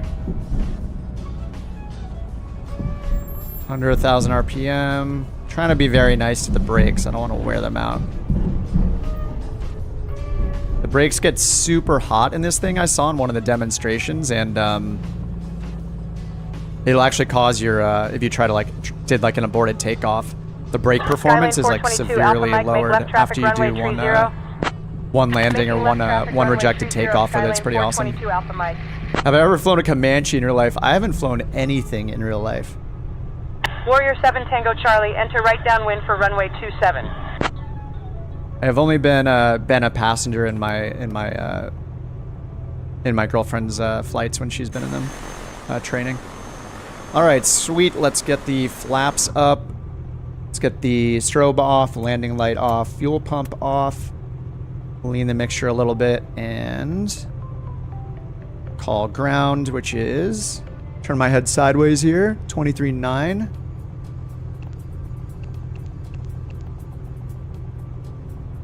And where are we? Charlie 5. San Diego ground Piper 63 Echo is clear of runway 27 at Charlie 5, request parking. I'd say GA parking or something like that. Could have fooled me. Look, you can take this sim somewhat seriously and know nothing about hold on a second. Flying an actual airplane. But yeah, I'm just a sim player. I keep thinking, I don't know, it hasn't happened yet. I haven't gotten bit by the bug yet to do a discovery flight. It's kind of a running joke, but yeah, I'm more interested in the procedures and all the nerdy stuff that I can do in the sim, really, than flying a plane for real. I used to have ForeFlight, actually. I used to use it a lot, but I've since saved some money, and I exclusively just use Navigraph now. But ForeFlight is amazing. I just really wanted Jeppesen charts, and I didn't want to pay $200 for them, so Navigraph is definitely the value choice for simmers for sure. So yeah, everyone else made it just fine. Unlike me, I feel like I was panicking at the end there. Oh, you're dead zone on Discord. Awesome, Vincent. Thanks for being on the Discord server, dude. Liam says from the Discord, Brian knows what the issue is. Oh, I was working on fixing it. Nice, dude. I swear. So Brian's the dev for the software. I have the amount of motivation, responsiveness, and work that he's putting into it is absolutely incredible. Yeah, he's just been, as a newish beta tester. It's just been awesome just watching him. Sean says, earlier in your stream you mentioned Navigraph and Rex as my favorite mods. Yeah. Where's We Love VFR? Oh, it's on my list. Yeah, 100%. Yeah, just to keep things concise. But I think I have We Love VFR linked on my website and stuff like that. But yeah, if you're on PC, We Love VFR and the other, Mamu ones, they're incredible. I have both of those installed. Solar Panels and Power Lines is the other one by the same developer. Those are both incredible. Yeah, I love those mods. Anything to make VFR flying and just add scenery. I also recently installed one for cleaning up the photogrammetry on the water. It's in the marketplace and it's called Shoreline Projects or something, and that one is also amazing. Holding point Bravo 2 via taxiway. Right, I'm gonna ask them again. They kind of forgot about me. Taxi to holding point Bravo 2 via Alpha Falcon 762 Foxtrot Romeo. 3 Echo taxi to parking via Charlie. Remain this frequency. Oh, he got me. Taxi to parking via Charlie will remain this frequency. Thanks, Piper 63 Echo. Happy New Year, bro. All right, to the right. Let's go. He remembered me.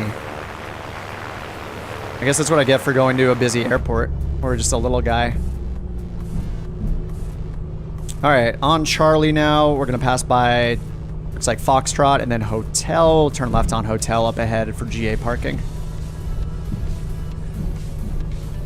All right, I do have my flaps up. All the lights are off except for taxi light and beacon. We're good there. Let's make sure mixture lean as required. Trim to neutral. That's something I can do while we're moving here. Move that trim back to neutral position. This is one of those planes that will remember the position of every single knob, switch, dial, you know, every stain you left on the seats from sweating it out on final to San Diego, not having the ATIS yet. All that stuff is preserved. So if you don't do things like reset the rudder trim, your next takeoff might be a little sketchy. Or setting the elevator trim, rather. Viper 63 Echo taxi to parking via Charlie. Remain this frequency. Good day. Taxi to parking via Charlie. Remain this frequency. Viper 63 Echo. I'm talking pretty fast too, and it's making it's doing pretty good at the speech recognition, even though I'm talking kind of fast. When they say with golf to land, does it mean gas? No. So, I'm not sure if you're making a joke, Peter, or not. No offense. I'm not sure if you're making a joke or not, but I'll give you a serious answer just in case. All right, we're at signature. Golf. So every airport that has a weather observing station, so in general, like any major airport, will have a weather report that gets updated on the hour. That is, at an airport, it's called ATIS, so it stands for Automated Terminal Information System, I believe. So here on the chart, we can see the ATIS frequency. We tune our radios into that when we're approaching an airport in order to get the latest weather report at that airport.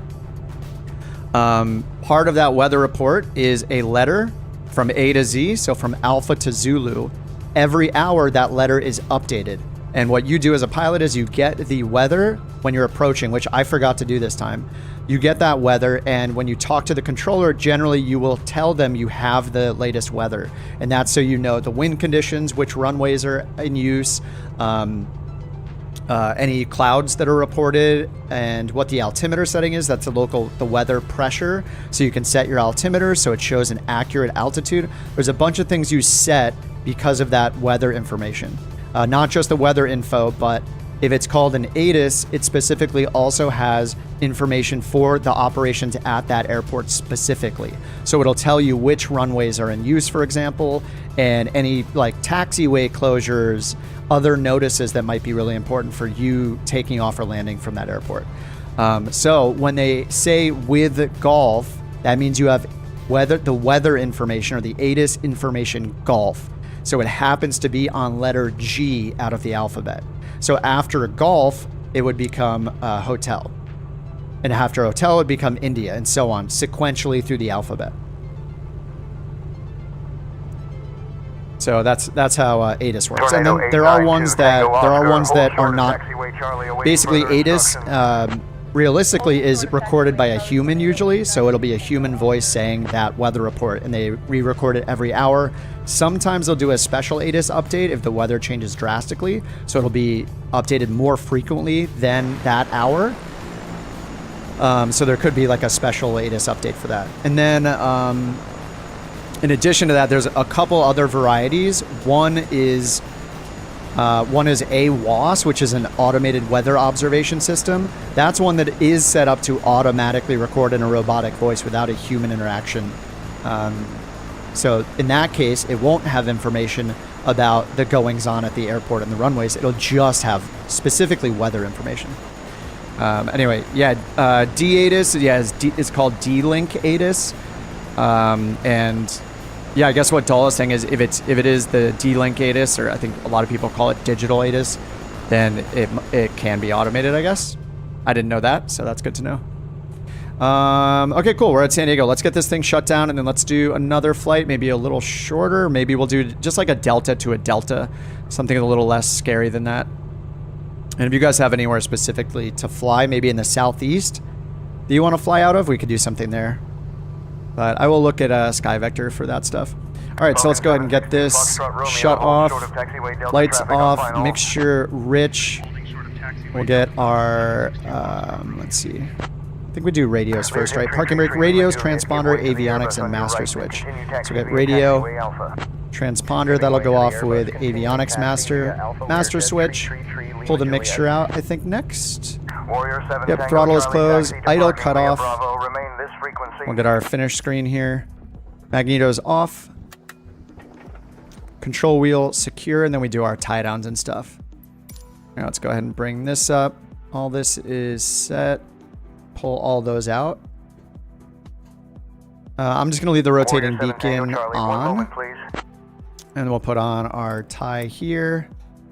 And we'll go outside and put down all the tie downs. Actually, let's not do the tie downs just because we're about to hop in the plane again. So I'll leave all the tie downs and stuff and the pitot tube cover off for now. All right, let's go back to the main menu, find a new spot to fly, and then yeah, we'll do another one, and hopefully this time I'll remember to get the ATIS. All right, so Sky Vector, I'm going to go ahead and refresh Sky Vector and look for green dots since we're supposed to just be flying VFR. We did some very marginal VFR on Tuesday when we left Santa Maria. That was pretty a little sketchy with the clouds we had on Tuesday. Oh yeah, Dull Geek says, personally, I leave the beacon on in my real life plane, so when I walk away, I look at it to make sure I turn the master off. Yes, I have read that before, which is also why I do it. But I don't have a real life plane myself, so but that's good to know. Confirmation that what I read is true. Delta says, you can Google FAA digital ATIS. It'll take you to a simple site. You can put in any airport and see ATIS right now in real life. Yep. And actually Sky Vector here, this site I have pulled up, is a real world resource. This should not be used for actual simming, like with the flight plan filing and all that. That'll get you in trouble. So don't even make an account on this site if you use it, but it's a really nice resource to get METARs. So all these green dots mean it's reported VFR conditions. Blue means marginal VFR. Red means IFR, and then magenta is the worst of them. It means low IFR. So because this ATC software supports VFR only right now, I'm just looking for green dots to fly around. Roblox Aviator says, can you fly out of KGAI? Oh, nice. Is it a Delta? As long as it's towered, we're good. So we can fly out of anywhere. Oh, this is it. Is this a TFR right here? TFR for security effective up to it's all of class Echo airspace, like or basically surface to 18,000 feet. So unless you're flying IFR, or at least in class Alpha up above 18,000. KJQF, is that nearby this one by chance? I don't know where that is. Let's check. KGAI is what Roblox says. That's Montgomery County. And where is KJQF? Is that pretty far? Let's get rid of that. That's 283 miles. So that would take us a few hours. So KGSO, is that closer to Roblox's? KGSO, oh, that's pretty far. All right, let's find, just because Roblox was first, let's try to find something around Montgomery County. Actually, let me make sure Montgomery County is towered. It does not have an airport diagram. Oh, here we go. Runways, so if we look for the frequencies, do we have a tower? Oh, there's no tower here. Yeah, I want to do, it's got a CTAF frequency. No tower. It does have clearance delivery though. Yeah, we should do one that has a tower. Let me take a look at the second option then. Let me look at Geeks. KJQF. Okay, this one's got a diagram. Okay, we got a tower. So this is Concord, North Carolina. We got a tower frequency, we got delivery, and we got ground. So this is like fully staffed. This is a good one.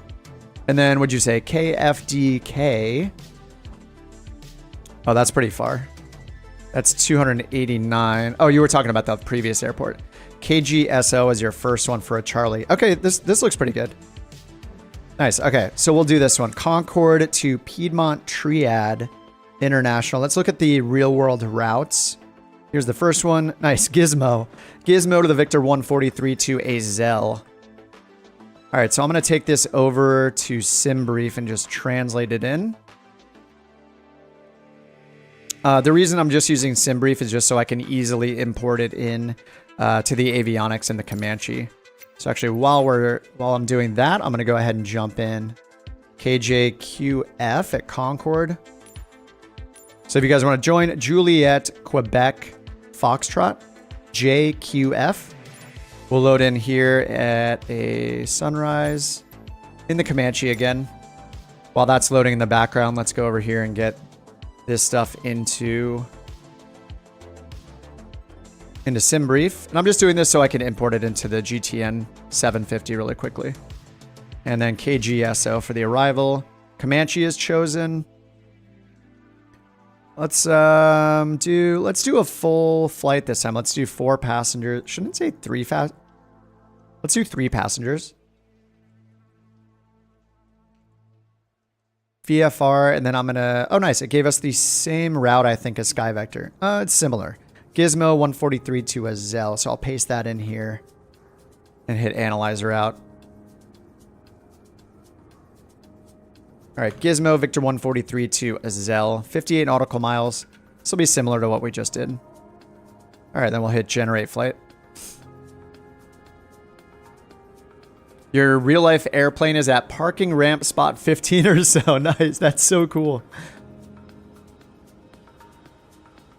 Enon says, have I had any system failures? Not yet. No, I thought I had a gear issue, but I must have accidentally clicked the emergency gear handle right here because this was all the way extended and I couldn't get my gear up. But I think I just must have accidentally clicked it as I was tabbing through applications and stuff. But I haven't had one yet.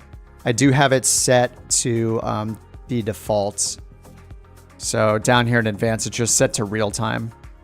Do you have yours at 5x for wear rate or failure rate 5x? I just have mine at normal because I haven't read any of the emergency checklists yet. So it's a little scary. They do have a set of emergency checklists here though, conveniently, which is nice. Spin recovery. All right, before engine start, let's do this again. We have everything set from the last flight. I'm just going to assume everything's fine, which might be a mistake. That could end up in a failure, which could be entertaining. So we'll just go with that. Gear switch down. I do have that down over here. I have everything pulled back on my Bravo throttle quadrant. Flaps are up from last time. And we'll go ahead and get it started in a second. Let's take the controls off and just check our flight controls. Ailerons, elevator, and rudder. Looks good. We'll go ahead and set our fuel and passengers. So over on SimBrief again, 163 for our block fuel. So I'll just hit up on both here, making them even until we get 163 or greater pounds. Look at that. 163 perfectly. 3 passengers this time, so I'll go ahead and get this seat filled with this bro. Do we want it to be a dog though? Probably want it to be a dog. Co-pilot avatar. No, I never do a cat. Maybe we should do a cat. Spin recovery. Oh, prey. I thought it was pair. P-A-R-E. Power, ailerons, rudder, and then elevator, I think, to pull it out. Is it prey? Power, rudder, aileron, yoke forward. Maybe I'm misremembering. Which one's pair? I thought there was a P-A-R-E. Maybe that's something else. All right, let's get Panther, the black cat. This is 162 pound cat. You can't judge everything. You can't judge anything based on its appearance. So, oh, it's also Perry, but you like Prey better. Hey, whichever one you remember, it gets the job done, I guess, right? Enon says he does it for black square stuff. Makes things happen occasionally instead of very rarely. Yeah, I think eventually, like I am pretty motivated to learn this plane. It's just too nice of a plane. Like I just want to be decent at it. All right. I'll just check the inspection to make sure it's all green just to save us some time. It's all green. All right, let's go ahead and get desired tank. It should already be set. It's on both. I don't know if you're supposed to use one at a time. I've had it on both and everything seemed fine, but it might be against the law. All right, mixture rich, throttle cracked, and prop full forward. Carb heat is off. We're gonna go ahead and put the fuel pump on. Put master on first, fuel pump on a switch I have. We'll watch the fuel pressure rise up here in the green. Then we'll turn it off. Then we'll prime it and start it. Is that a cat? Yep, that's a cat. You can get cats and dogs. It's Got Friends is the developer, and they're free. You can get them from their website if you're on PC. I hope they add them to the marketplace eventually. All right, electric fuel pump is off. Let's prime the engine. How hot is it? It's a little chilly. Let's do 4.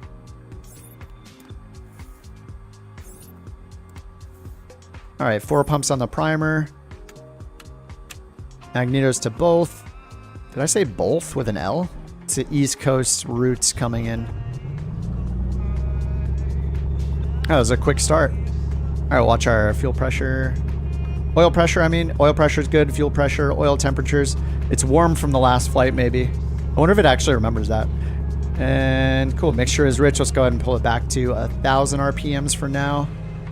Just listen to the engine, make sure it's not going to die here. All right, I'm going to do our calibration here automatically. I'm pressing D to sync our card, B to sync our altimeter. All right, that's good to go. Let's bring up Navigraph. Let's get the avionics on. And I left our nav lights on, whoops.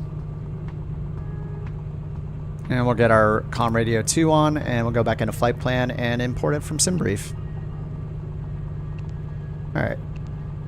And also up here, we're going to unload the Navigraph one at the same time. Import from SimBrief here as well. KGSO. KGSO looks good. Oh, nice. Dull is giving us the frequencies in advance. Heck yeah. All right, I will use them. Let's see if he knows his airport. 121. Oh, there's a tower. Isn't there a clearance delivery though? I think I need to contact clearance. Actually, let's check the ATIS first. 121 to 85 and 3465. Yep, 21 to 85 is correct. Tower 33, or sorry, tower is 3465. Yep, you got it. Oh, everyone uses ground for clearance. So I'll listen to the ATIS because the SayIntentions might require me to use the clearance frequency. So I'm just going to listen to the ATIS and see what it says. So let's go. Actually, what I could do is go to flight plan, and with the GTN 750, we can find all these frequencies in the waypoint info. Let's see if they're accurate. 33675 is accurate. So I can just click that and swap it. And we'll get clearance in. 1855, that's also correct. And I'm going to go over and reset. I'm going to start a new flight on SayIntentions. Should probably be on VFR for now. All right, 33675. Yep, that's working. VFR departures contact clearance delivery on okay, so it does say to contact clearance, so I will do that even if it's not realistic. All right, so we got info X-ray. Airport information X-ray.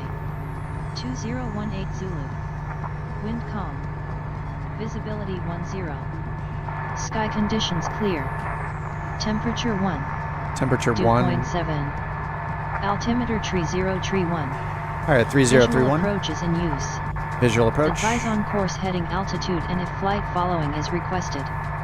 Read back all runway and hold short instructions. VFR departures contact clearance delivery on 127.25. Advise on initial contact. You have information X-ray. All right, cool, we're good there. All right, we'll switch over to clearance, and then we'll pull the ground frequency in on standby. All right, so they did say, so we got information X-ray, winds are calm, clear, temperature is 1, and 3031 on the altimeter. Just double check that that's what it put in. Looks like it's off by 1 maybe. All right, 3031. Let's exit here and get our fuel set. Hit this button down here to set the fuel in the engine performance computer thing. All right, that's all set. Pull our RPMs down to like 800 now. Hopefully the engine stays alive. It's warmed up a little bit. Let me turn the music off. All right, let's go to our map. Let's check our first course here, 023, and set that here. 023. All right, that's set. And then looks like we have runways 20 and 02. And let's contact clearance delivery 127725. So this is the frequency it said. So it has 11855 up here in the actual chart, but they told me to contact 127725, which is Charlotte clearance when tower is in op. So this one has a star next to it, which means part-time. So yeah, this is the frequency they gave us. So I think that's right. So let's get clearance from Charlotte. So it says Charlotte clearance, even though we are on the ground at Concord. So I'm going to tell them we're at Concord just to see what they say. And let's see, I need to know where we're getting flight following to, because I'm not familiar with these airports. So we're going to Piedmont. I'm going to write that down as well. KGSO, Piedmont Triad, or Triad. Piedmont Triad. I'll just say Piedmont and see if they get it. I'll give them the airport code as well. All right, so let's see if they respond to Charlotte clearance. Charlotte clearance, Piper 6063 Echo, requesting flight following to Piedmont, Kilo Golf Sierra Oscar, at 5,500 feet. We have information to X-ray. I don't think they need the information, but... And 5,500 feet.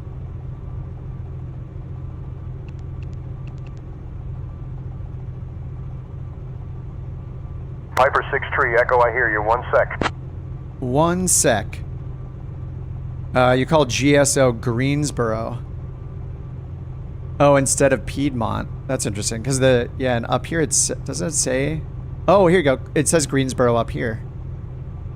It says Piedmont up here. It says Greensboro and Piedmont. Greensboro departure.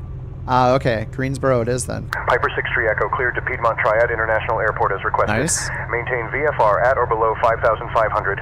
Departure frequency 125.15, squawk 6355. All right, cleared to Piedmont International. VFR at or below 5,500 feet. Departure 125.15 at squawk 6355. Piper 063 Echo. I don't know why I gave him the 0 at the beginning of that tail number, but it's accurate, I guess. Okay, cool. 5,500 feet. Let's see if the readback's correct. Departure. Piper 63 Echo, readback correct. All right, 6355. Let's get that on the altimeter here. 6355 altitude reporting. Enter. That's good to go. We got our first course set here. 12515 should be 128.32. Let me check over here. Oh, 12185 tower clearance. And departure 128325, yeah. All right, I'll put that on my notes as a backup just in case the first frequency isn't correct. We'll have that on backup as well. Oh no, it's getting foggy in here. Let's get these open for a minute. Sorry, cat, it's so cold. Sorry, guys.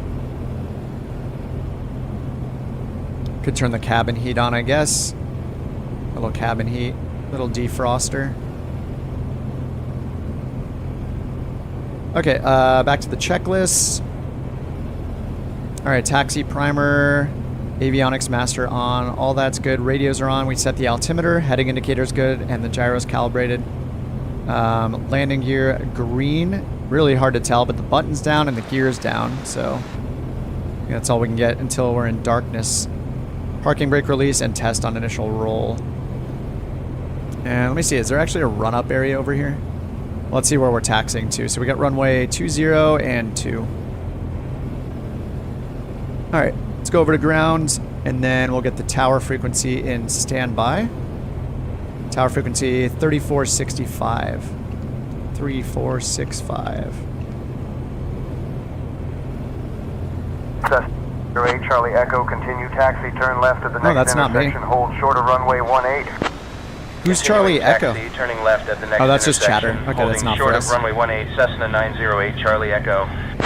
In real life, they prefer you to run up at the south ramp. In the sim, wherever you want. Okay, I'm definitely going to do it, especially now that I know to lean the mixture if I have like a stuttering cylinder. any of that carbon buildup. All right, Concord Ground Piper 63 Echo is ready to taxi for departure with information X-ray. All right, we got X-ray. Let's see our taxi instructions. We got runway 20 and 2. It's a huge runway. 7,400 feet. Denny, thanks for the sub. Piper 63 Echo taxi to runway 20 via Charlie Alpha contact tower on 1 tree 4.65 when ready for departure. Runway 20 via Charlie Alpha, Piper 63 Echo. All right, Charlie Alpha. Looks like Charlie's... Well, it looks like it's just Alpha for us. So runway 20 via Alpha, and there's like a little intersection here, so maybe we can do our run up there near Gulf. And we're going to assume full length. All right, taxi light is on. Parking brake is off.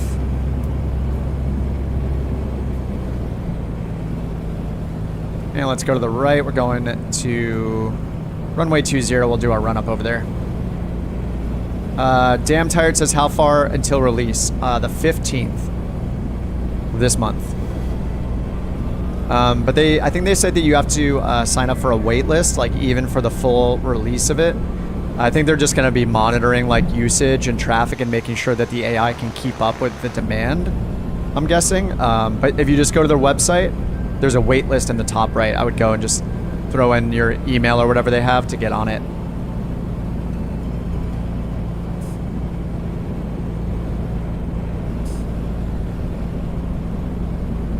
But I'm having a great time testing it. I will gladly become a paying subscriber when it comes out myself. I mean, I'm just so excited for I'm so excited for all the AI stuff.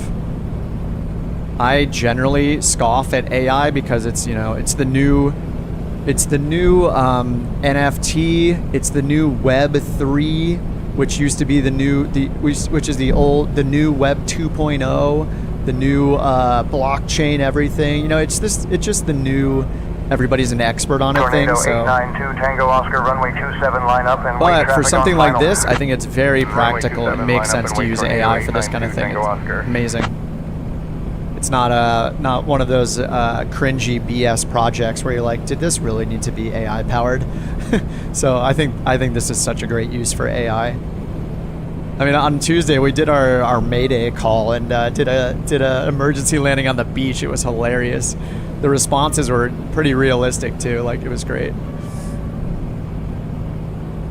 right, let's go ahead and just do our run up here. Jason's asking, is it possible to slow the communication down? Seems fast for me to capture what's being said. I don't think there's an option for that. There is an option to turn off, let's see, there are volume settings. There's an option to turn down the amount of random chatter that's happening in between your calls. So you could turn down, down how often you hear it talking to other people. So at least when it talks to you, you know it's for you and not for someone else. I'm also using that student mode, so it's giving me extra information, like frequencies and stuff.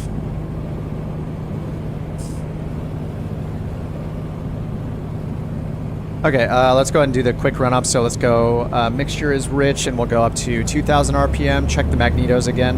Hopefully it's good from the last flight that we just had.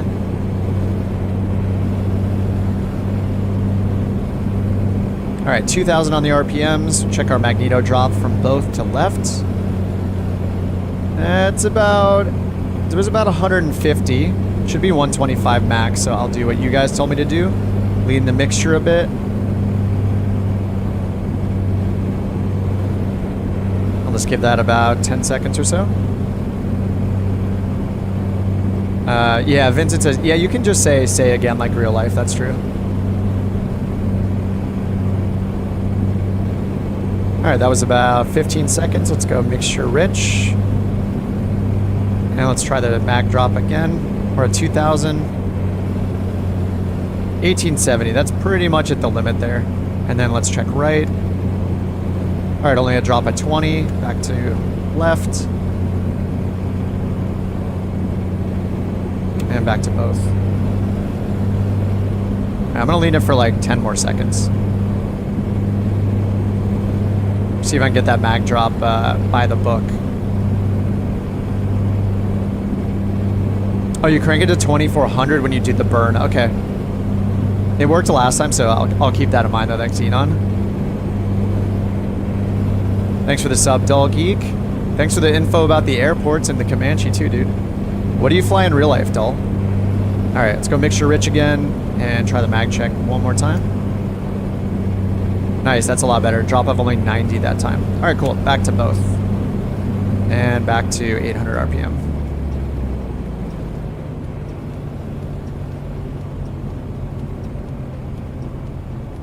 Alright, that's good. Let's get our windows closed.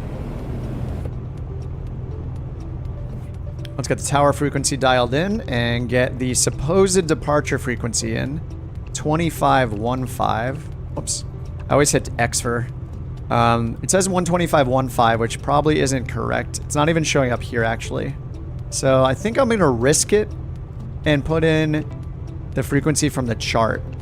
Yeah, see, that's showing approach here, which is the one from the chart. So let's use Charlotte departure instead. Oh, sorry, what, 28.325? Yeah, it says Charlotte departure, and here it says Concord approach. But let's leave it there. We'll see how it goes.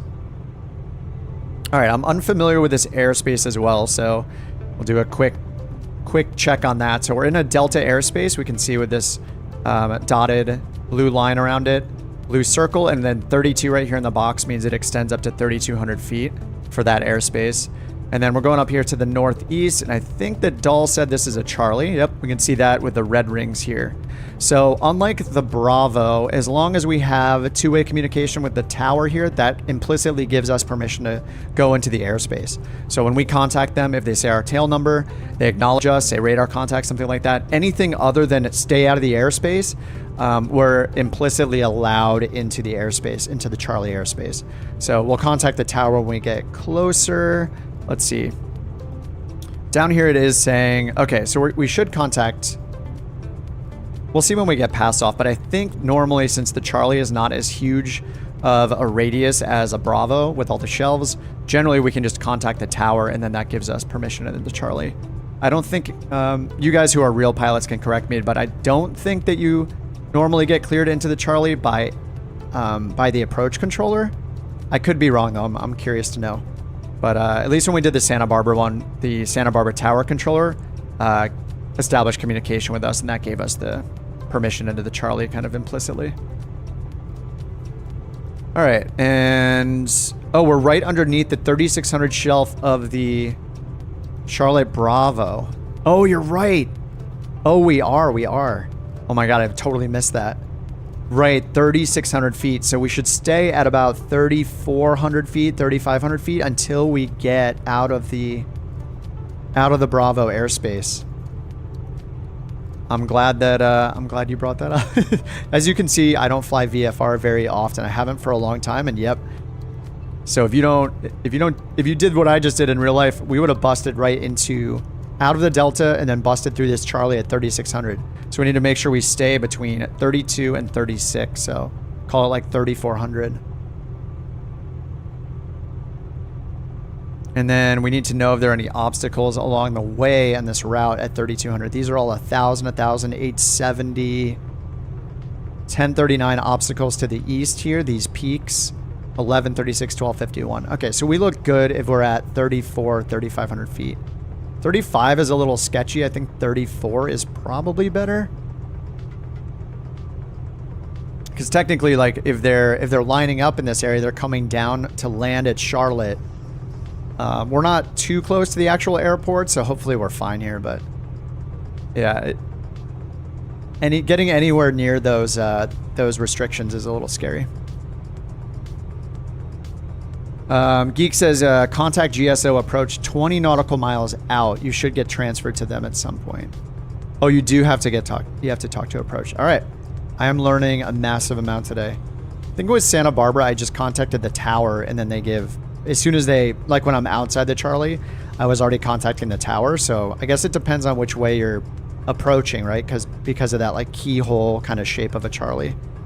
Okay, mag check. Oh, I didn't cycle the prop last time, so let's do that.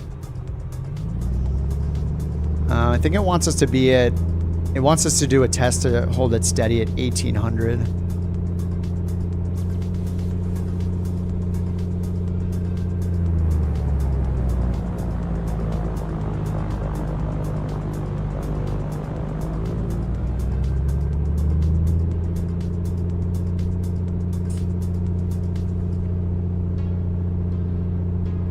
All right, before takeoff, controls, elevator trim neutral. That was done from the last flight. All right, let's bring this back down again. I swear, flying VFR is so much more work.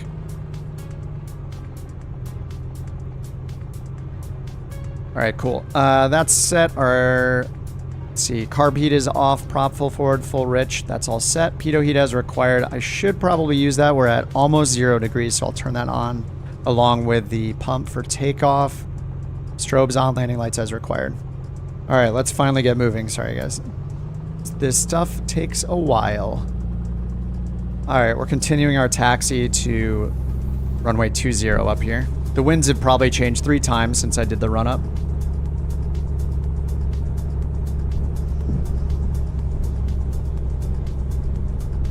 And it's up to us. I already switched over to tower, so...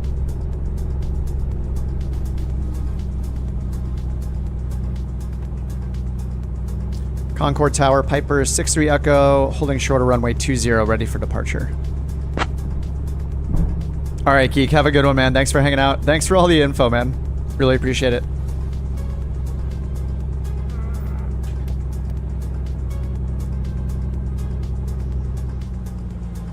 All right, we're waiting for Concord Tower to get back to us with our takeoff. And then hopefully we have the right frequency in here for departure. Piper 6 Echo winds, calm, runway 20, cleared for takeoff. After takeoff, fly runway heading until reaching 5,500, then proceed on course. Okay, runway heading. So he said to go 5,500, so I guess that means we're cleared into the Bravo? We'll see. I'll go to 5,500 and see if there's a deviation. Fly runway heading up to 5,500 feet and then proceed on course. Clear to take off runway 20, Piper 63 Echo. All right, parking brake is off, landing light on, strobe light on, pump on, pitot heat on, mixture full forward, prop full forward, and mixture is rich. What's up, Jay? Just watched the ILS. Oh, the Skyhawk G1000 ILS video. The new one or the old one? Either way, I hope it helped out, Josh. You have anything I did wrong or any questions? Let me know. All right, we're set here. Our trim is set already. My flaps are up. We have like a 7,000 foot runway and it is cold outside, so we're gonna take off at VY 105 knots. All right, we're clear for takeoff already, so full power, and then I'll remember to put the gear up after we get off the departure end. We're already coming up here before 80 knots. Nice. All right, we're gonna pitch for 105. End of the runway, gears coming up.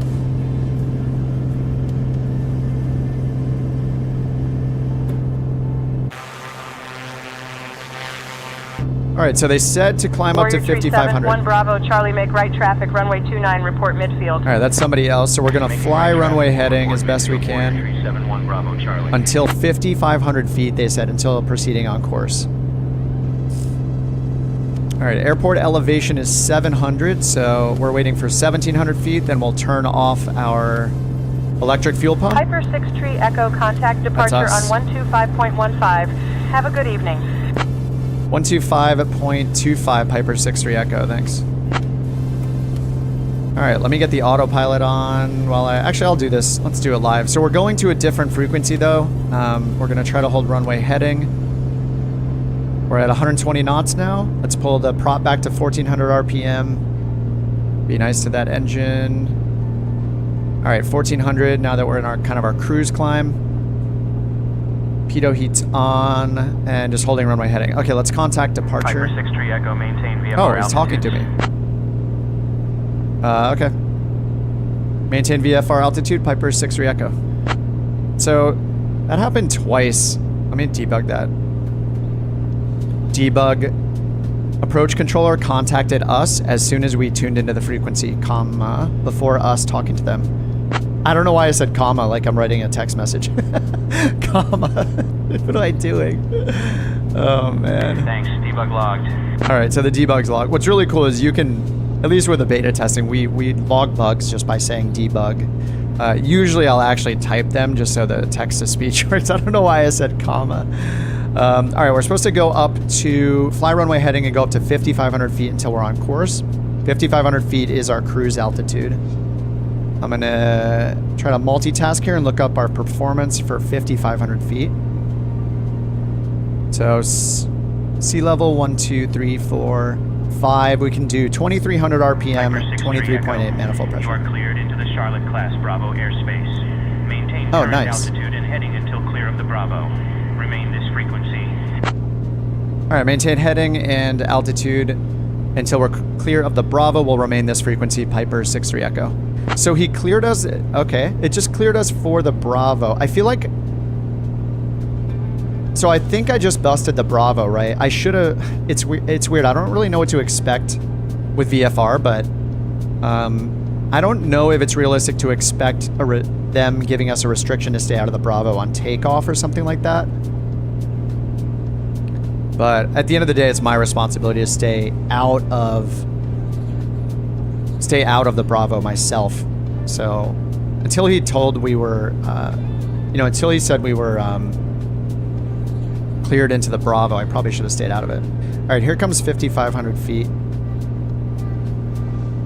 I'm gonna get the autopilot turned on to wing stable mode and now altitude hold mode. All right, there we go. Altitude hold, wings are stable. And he said to maintain our present course, so I'm just gonna put heading straight ahead on heading here. And we need to trim. We can see the Bravo here, so we'll just keep an eye on that. 5,500 is our cruise altitude anyway, but he said to stay on our present heading. Wait, I don't want to be on our present heading, right? Oh no, this isn't going to work at all. Wait, am I out of the Bravo yet? No, Bravo goes up to 10,000. All right, let me get the trim out. This is a little weird because they said to fly runway heading until we are on course. And then he said, let me look at the transcript because I forgot. Yeah, maintain heading and altitude until clear of the Bravo. But the Bravo doesn't end until like 20 miles to the south or something. And our destination is to the northeast. Let me see if he'll let us turn towards our destination. All right, let's get our manifold pressure back at least under 2,400, which is kind of a max. I'll lean it out in a second here. What are we on? Concord approach? Charlotte approach? Approach Piper 6-3 Echo would like to make a turn onto course to our destination to the northeast if possible. Let's see what he says. Galaxian says, is Navigraph worth it for a beginner? If you're flying using sectional charts or you're flying IFR, then I would say it's totally worth the money. If you have the money to spend on it. Piper 6-3 Echo, turn right heading 035, proceed on course to Piedmont Triad. Right heading 035 and then proceed on course. Thanks, Piper 6-3 Echo. Was that 305? Right turn 035. So let's do that. Right turn 035. Okay, turning us all the way around to the north. Nice. Sounds like a long flight now, yeah. Thankfully, I think like it'll just help you out whenever you ask. That's one nice thing is like it's not gonna just stay strictly to its previous instruction. All right, here's 035 on the heading right there. All right, let's get this. Let's get the power settings going now. So over here we have the power table for the Comanche 5,500. So if we're gonna do 75% power, we're gonna do 2,300 and 23.8. So 2,300 on the RPMs. I hear it beeping at me for the trim. And then 23.8 manifold pressure. Nice. Okay, looks like we're good on the trim. And then let's go ahead and lean it for 75%. I think I could just lean it over here until we get roughly 75% over here on the fuel flow gauge. Maintaining altitude, traffic in sight, Piper 345 Charlie. I mean, there's 3 different ways to lean this plane. The one that I saw in the video from the creator, from the founder of A2A, man, I forget his name. Is it Chris? Chris something? The dude is a legend. His videos are so good. So stoked. I watched another one of them today, again, like the climb video. So I have no excuse for not being good at it, but I'll just pretend like I didn't watch it. But you can pull this back until you see the panel and the plane start shuddering, the RPM starts shuddering, and then add about 2 gallons to the fuel flow. Or you can just look at these target numbers here, 55, 60, 75 for the fuel flow, or you can use the lean finder that's on here. This is kind of like how the Garmin will work with its lean assist, where you slowly pull your mixture, you get to peak EGTs, and then it'll show you your change in temperature after it finds the peak. So you can go rich of peak, like 40 to 50 degrees. Diamond Tree 29 Sierra Tango reduced to 100 knots, your number 2 following a Cessna. And yeah, I like the way that he showed in the video though, which was to pull back on the mixture. So I'll do it now until the panel starts shuddering and the RPMs go crazy like that, and then add 2 gallons to the fuel flow. So it was about 15.2 or 13.2. We'll go up to about 15.2. And usually that puts us around that mark over on the fuel flow gauge anyway. So it seems like the fuel flow gauge is a pretty good indicator too. So there's about 15.2. So yeah, it's right around that 75 power mark there. Cessna 714 Lima, cleared for the visual 8, maintain 90 knots. Gigliotti says, what is this? If you're talking about the ATC, it's called SayIntentions. I have it linked in the video description. So they allowed me to test it and allow the testers to stream it. So I'm showing it off for the second stream. Yeah, it's I've been having a good time with it. There's of course there's going to be some bugs here and there. I think I've run into a frequency being wrong. But besides that, it's been pretty smooth today. I made the mistake on Tuesday of flying between some untowered airports. It seems much better if you use towered airports, but yeah. And it comes out on the 15th of January. But there's a soft launch, so they're gonna slowly release it. You just have to go sign up for a wait list, at least for now. I think I'm pretty sure they're doing that just to make sure that it can handle whatever traffic, whatever usage it's getting. But yeah, it's 11 days from today. But if you're interested, I would just go to their site and sign up for the wait list. It's SayIntentions.AI, and it's linked in the description below. All right, so he had us go to this heading and then said, then proceed on course. So I think what we should do is just go direct to our first waypoint. So I'm gonna go back here under flight plan. I mean, it's VFR, so we can fly however we want. He just said to stay on this course until, I guess we should just stay on this course until we're clear of the Bravo. That would be the most responsible thing. And then we will be direct as Zell after that. So we'll just hang out here on this heading for a bit until we're outside of that airspace. Oh, that's exactly why. Yeah, it makes sense. As far as I know, this is the first.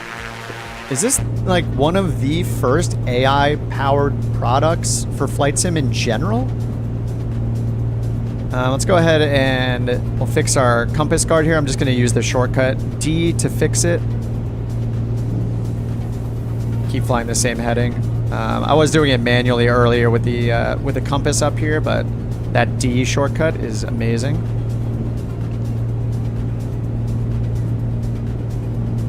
All right, and we'll just keep an eye on our moving map here.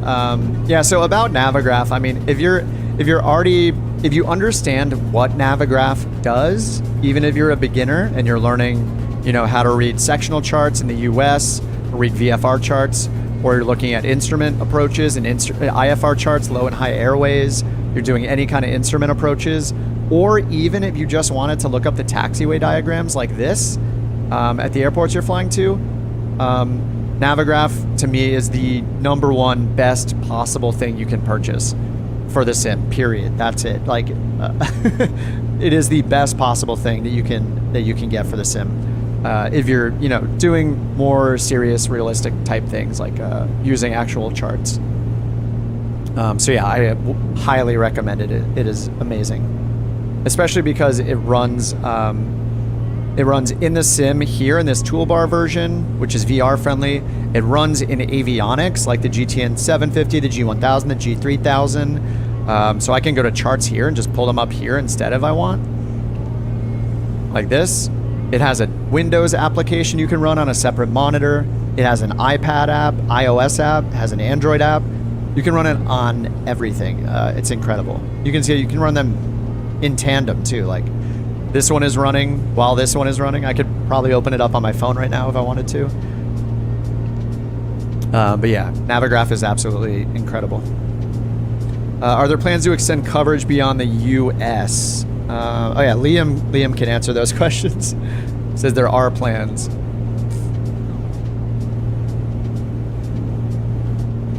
Piper 345, Charlie, maintain present altitude traffic at your 9 o'clock of Boeing 737. Maintaining altitude traffic in sight, Piper 345, Charlie. All right, so we're just listening to some of the chatter. So it's optional if you have the chatter on or off, and that's just filling the air. So you can just, you don't feel as alone. You hear other things. It's just more like vague things. So you hear like generic instructions, and it just fills the dead space, which is nice. You can turn it off optionally, and you can control how much of it there is. So I have it on like a moderately low setting. Oh, Techie, thanks for following on Twitch, man. You are probably the lone person on Twitch since I'm primarily on YouTube, so I appreciate you watching me on Twitch in the multi-streaming world of 2024. Raccoon says try calling in a UFO.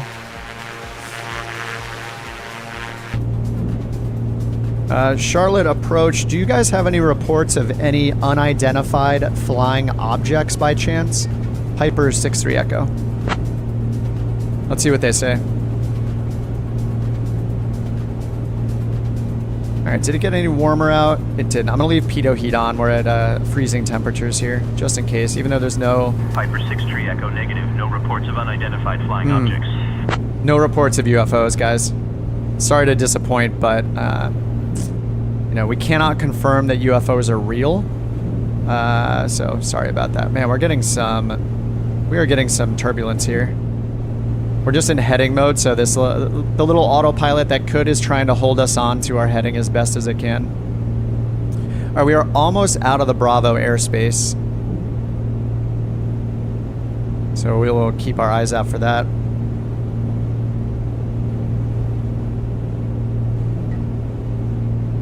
So ready for this to come out. Oh, Hattrick said that earlier on Twitch. Sorry, I didn't read that before, dude. File a report of a UFO. They have something to talk about on break now.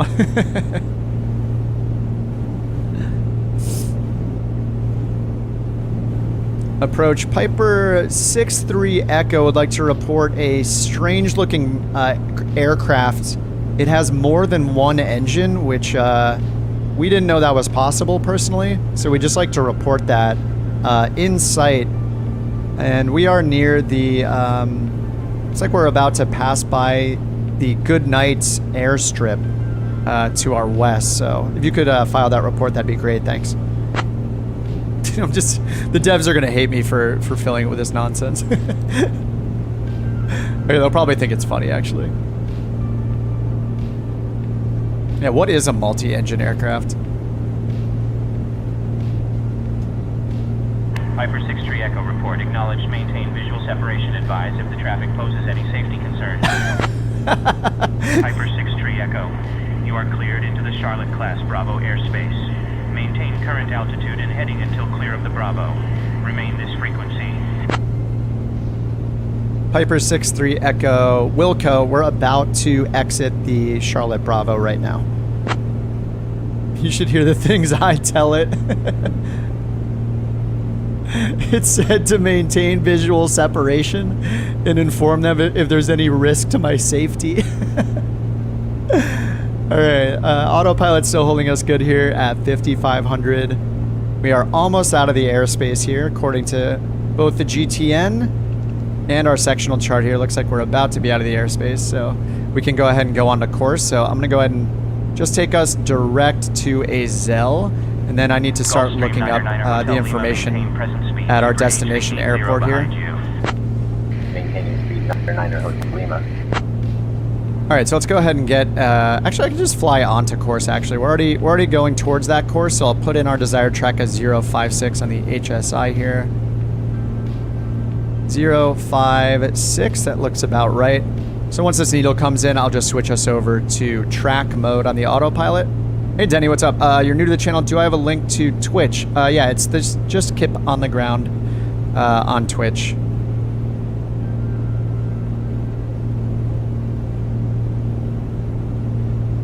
All right, let's bring that yoke back in so we can see it go crazy with this turbulence we're getting. And yeah, we'll just get on to our original intended course there. And let's go up and dial in the ATIS on our COM2 radio down here for Greensboro, which is our destination. So 128.55, we'll get that in COM2. 28.55. And then let's hit both up here, and I'll take note of the ATIS. Ooh.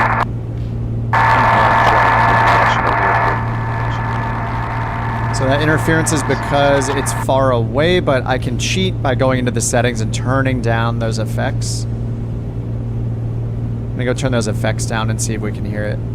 Let's try it again.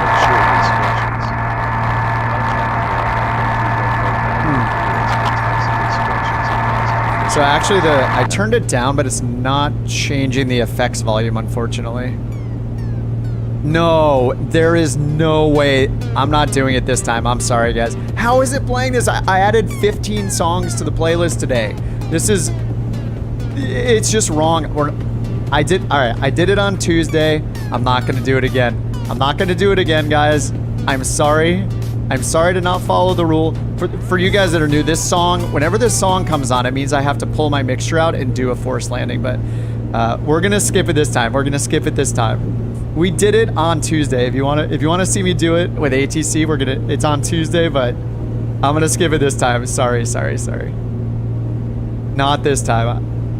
I'm sorry. But yeah, that song, I have like 125, 130 songs in this playlist, and I swear it's rigged. It's on shuffle, and it just picks that song way too many times. 11, maintain 230 knots, follow the Boeing 737 on final. 230 knots. Anyway, I did indulge the rule on Tuesday's stream when I was using the ATC. We called the Mayday. It responded in a very realistic way. We even asked it to bring us coffee when we crash landed on the beach or emergency landed on the beach, and it said, "Don't worry, we'll take care of you." It was pretty funny. But that's on the Tuesday stream. It's got a chapter marker there if you do want to go back and listen to it later. But yeah, just for the sake of time, that's going to take a good like 10 or 15 minutes out of our flight here. So I'm not going to do it today. Sorry. Should have asked for cigarettes. Yeah, that would have been a little more on brand with the channel actually. Okay, so there is a D ATIS, the D-Link or digital ATIS here. So let's just go ahead and check that. We'll go up here to the weather and just look at that.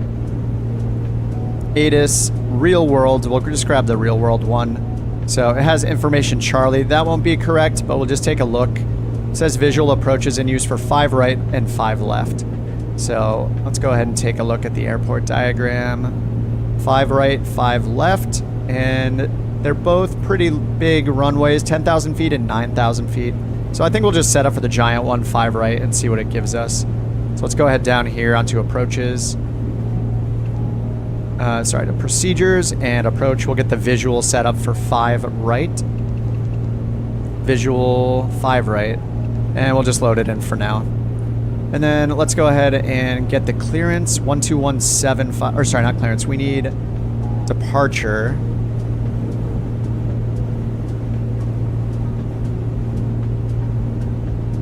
So we should potentially be on with the 2435. Let's see. Oh, it's got headings here, so it matters which way we're heading. Is this the direction we're heading, or is this the direction from the airport? Because our direction from the airport would be the reciprocal of our current heading, right? So we'd be about 210 from the airport. That would put us on the 126.6. I'm guessing it's the direction we are from the airport. So let's do 26.6. And we'll see if they pass us off to that. Like, ideally, the current controller either clears us into the Charlie airspace or passes us off to the controller who can, or passes us off to the tower itself. So I'm gonna write down the tower frequency here, 11901. Direct Cobham join 27 localizer. Greensboro Tower is 11901. Alright, I'm gonna leave that in and close this for now. I totally missed our waypoint. Oh no, we're not in the Charlie yet, are we? I totally went way past our waypoint because I wasn't paying attention. I'm gonna turn it this direction and change to track mode so I don't forget. Quote lines from the from scenes from Airplane the movie. See what it says. Vincent says, Twitch, it's Kip on the ground. Yep. Oh yeah, no spaces yet. Contact approach 125.8. On Twitch you can't put spaces in usernames. Sorry, I should have said no spaces. My bad. Okay, so on the chart here it says contact Greensboro approach within 20 miles 126.6. So without like a ruler, it's hard to tell exactly how many miles we are from this. So how far do the Charlie, I wonder how far the Charlie airspace rings switch. It doesn't want to give me the chart here. There's a little like, a little mistake stitching the charts together here. But it said within 20 miles of the airspace. Can't wait for SayIntentions to come out. I know, dude, it's so soon, right? It's the 15th.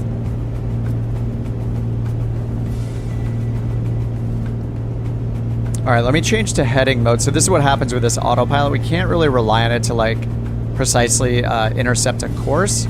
So I'm just gonna head, I'll try to pay attention this time and not blow through the course again. And let's see if they give us permission to transition the Charlie, get into the Charlie airspace there for our destination airport. So yeah, it's a different frequency that's listed on the sectional, 126.6, so I have that on standby. And we'll see if it tells us to contact them, or it just goes over to tower. 200 knots, contact tower on 118.7. I'm gonna go ahead and sync our card here again. Napdown says 20 miles before you get to the Charlie airspace. Stay out until permission's given. Yep. Report your location when you're close. Yeah, so actually, something nice about the GTN, I believe I can just point at the airport and it'll give me how many miles we are from it. Yeah, 25 nautical miles. So we're actually very close to the airspace then. Does it show the Charlie? It doesn't show the Charlie airspace on the GTN.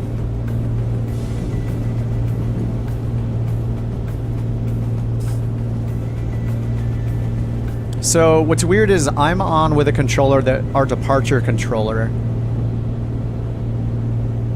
So would I guess I would request a frequency change to Greensboro approach. Let me just see. Piper 63 Echo would like to change frequencies to Greensboro approach. We're about 25 nautical miles from our destination. And I talked really fast. I'll be surprised if it actually understands. Turn airspace. Yeah, it does have the Delta airspace shown. And it showed the Bravo as well. So there's the Bravo, there are the Deltas. Piper 63 Echo change to Greensboro approach on 132.85. 132.85. 132.85, Piper 6-3 Echo. All right, let's try 132.85. Greensboro approach, Piper 606-3 Echo, 25 miles southwest of Greensboro. Request full stop landing. Actually, I probably shouldn't say request.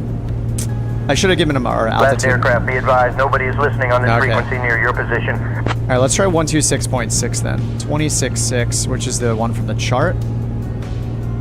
Greensboro approach, Piper 6063 Echo, 6,500 feet inbound for landing at Greensboro. We're 25 nautical miles to the southwest. Okay, let's see if that works. And I missed the course again. Oh my god. See, this is why I can't fly a plane in real life. Like, this is just too much, man. You real pilots out there are absolutely insane. Especially single pilot. Like, Piper 6-3 Echo, it's crazy. Descend and maintain 4,500. Expect vectors with a visual approach to runway 5 left. Wow, awesome. Okay. Descend and maintain 4,500. Expect visual 5 left. Piper 6-3 Echo. All right, that is awesome. All right, first things first, let's go track mode. So it'll take us on a course. Let's turn off our altitude hold mode. Pull out a little bit of power to help start our descent. And then he said to expect visual for 5 left. So I'm going to go back into procedures, switch over, approach visual for 5 left instead of 5 right. Piper 6-3 Echo, you are cleared into the Greensboro class. Charlie airspace. Nice. Continue straight in towards the field. Descend at your discretion. Expect visual approach for runway 6. Wait, runway 6 now. All right, cleared straight in, descent at our discretion for runway 6 at Greensboro, and cleared into the Charlie, Piper 6-3 Echo. And we don't have to read back cleared into the, I don't think we have to read back we're cleared in. Probably just doing a little too much.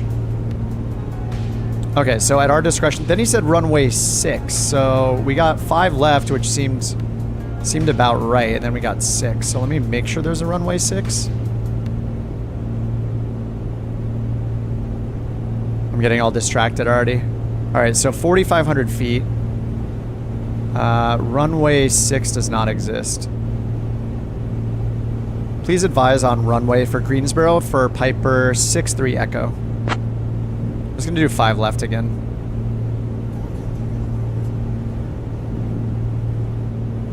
All right, I'm gonna go and activate 5 left procedure, activate approach. Okay, our current desired track is 056. Expect visual approach, runway 5 left. Expect visual for 5 left, Piper 6-3 Echo. All right, there we go. 056. Whoops, 5,500 already passed through, or 4,500 feet. Ah, there's so much happening. This is insane. This is too high of a workload. This is crazy. This is why IFR is so much easier. Oh man, all right, let me get the pitch back down again. I'm gonna get back down to 4,500 feet. I need to set up for, I need to get our descent and everything. All right, 4,500 feet. They said descent at our discretion, I realize that, so, but I need to get my track put in first. 056. 055 is there. 056 is there. All right, that's good. So on to track. We're gonna continue our descent. And if I can, I wanna go down and get vertical speed required here. This is insane. IFR is easier. 1,200 feet. I have to put in 1,200 again. 500 feet per minute required. Okay. All right, 582. So let's keep our descent going. Aviate, navigate, communicate. Yep. But when I have so many instructions to follow at once, so descend at our discretion. We're cleared into the Charlie. I actually still need to pick up the ATIS, so I'm going to do that right now. We're going to turn both on. Deal. 20562 loop. Wind calm. Visibility 10. All right, wind calm. Sky conditions clear. Temperature 0. Dew point 7. Altimeter tree 025. Visual approach runway 5 right 5 left in use. Notice to airmen. Runway 5 right approach lighting system out of service. Runway 5 right precision approach path indicator out of service. Read back all runway hold short. I mean, I see the runway right in front of us. Contact ground on 121.9 for clearance and taxi instructions. Advise on initial contact. You have information India. Alright, we have information India. At International Airport, information India. Alright, we got India. Let's get the tower frequency in now. 119 or 1. Alright, let's tell them we have the field in sight. Piper 63 Echo has Greensboro field in sight. So they should switch us over to the tower.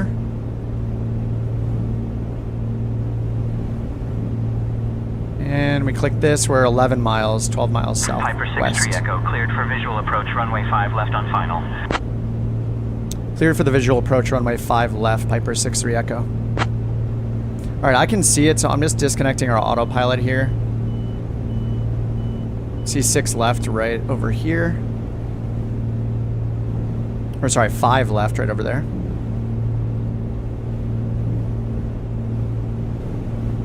Alright, we're gonna go mixture rich, prop full forward. And we're gonna pull out some throttle to start descending. Once we get on final, we'll need our fuel pump. All of our lights are already on, pitot heat still on and gears up. It is cold out. So now I'm wondering when they're gonna pass us off to the tower. Dead Zone, thanks for the follow on Twitch. And George, thanks for the sub on YouTube, man. Appreciate it. Nice, there we go. Over to tower, 119.1. Thanks, Piper 63 Echo. Alright, over to tower. Give it a second so we don't step on anyone. Alright, looks like we're probably going a little bit fast. Let me check my descent rate here. No, it does say we need 1,000. Okay, so that's pretty good. Greensboro Tower, Piper 6063 Echo. 9 miles to the southeast on the visual for runway 5 left, and we have information India.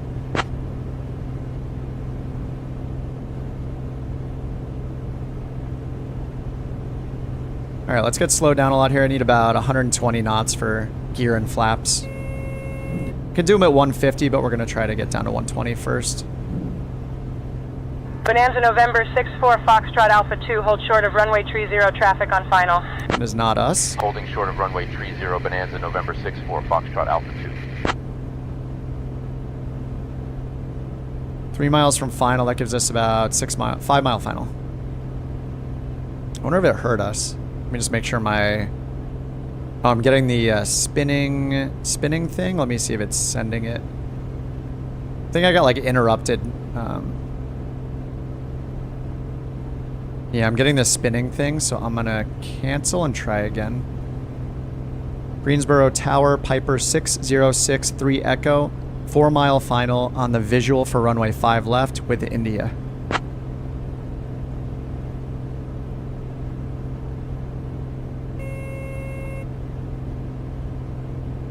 Alright, we're at 150. I'm gonna get the gear down and I'm gonna get flaps 1 out. Actually, I'll wait for 120. I think we can do flaps 1 at 150. Let's just do flaps 1. So hopefully we get the tower this time. If we don't get the tower, maybe we should just do a go around or something like that. Tony, what the? Excited for this and Byandatk. Love your videos. Going back to the beginning of this stream. Tony with $50 super chat? You're absolutely insane, man. You are crazy. Thanks so much, dude. That's got to be an all-time record for a super chat. I really appreciate it. Tony said excited for this and beyond ATC. Love your videos. Going back to the beginning of the stream. Tony the legend. Hey, you've heard of Tony the Tiger. This is Tony the legend. Dude, thanks so much, man. I really appreciate that. Yeah, I'm also excited for Beyond ATC. I know they're tackling IFR first. Competition is good, and so far, I'm Skyhawk 542 Alpha X-ray, I'm very glad to be able to be testing this. I'll be one of the first paying customers. Right to 240, contacting departure. I'm having a really good time with this. This is so much better than every other ATC thing out there. So, yeah, I'm a big fan already. Excited to see how much this progresses. Let's try the tower a third time, I guess. Greensboro Tower, Piper 6-3 Echo, short final on the visual for runway 5 left with information India. Tony just paid for the first couple months of this. He paid for so many things. The Comanche, my Starbucks for 2 days, you know,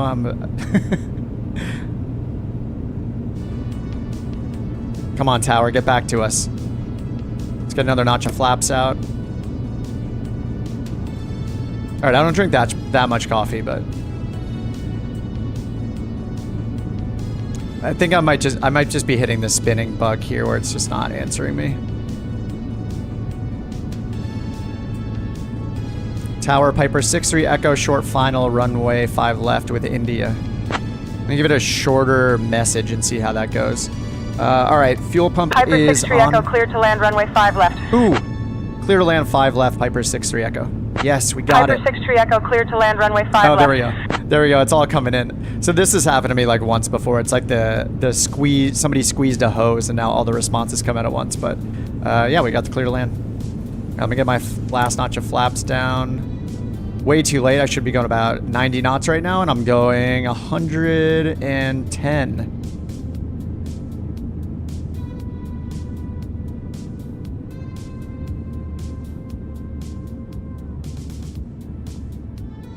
Let off that speed real fast.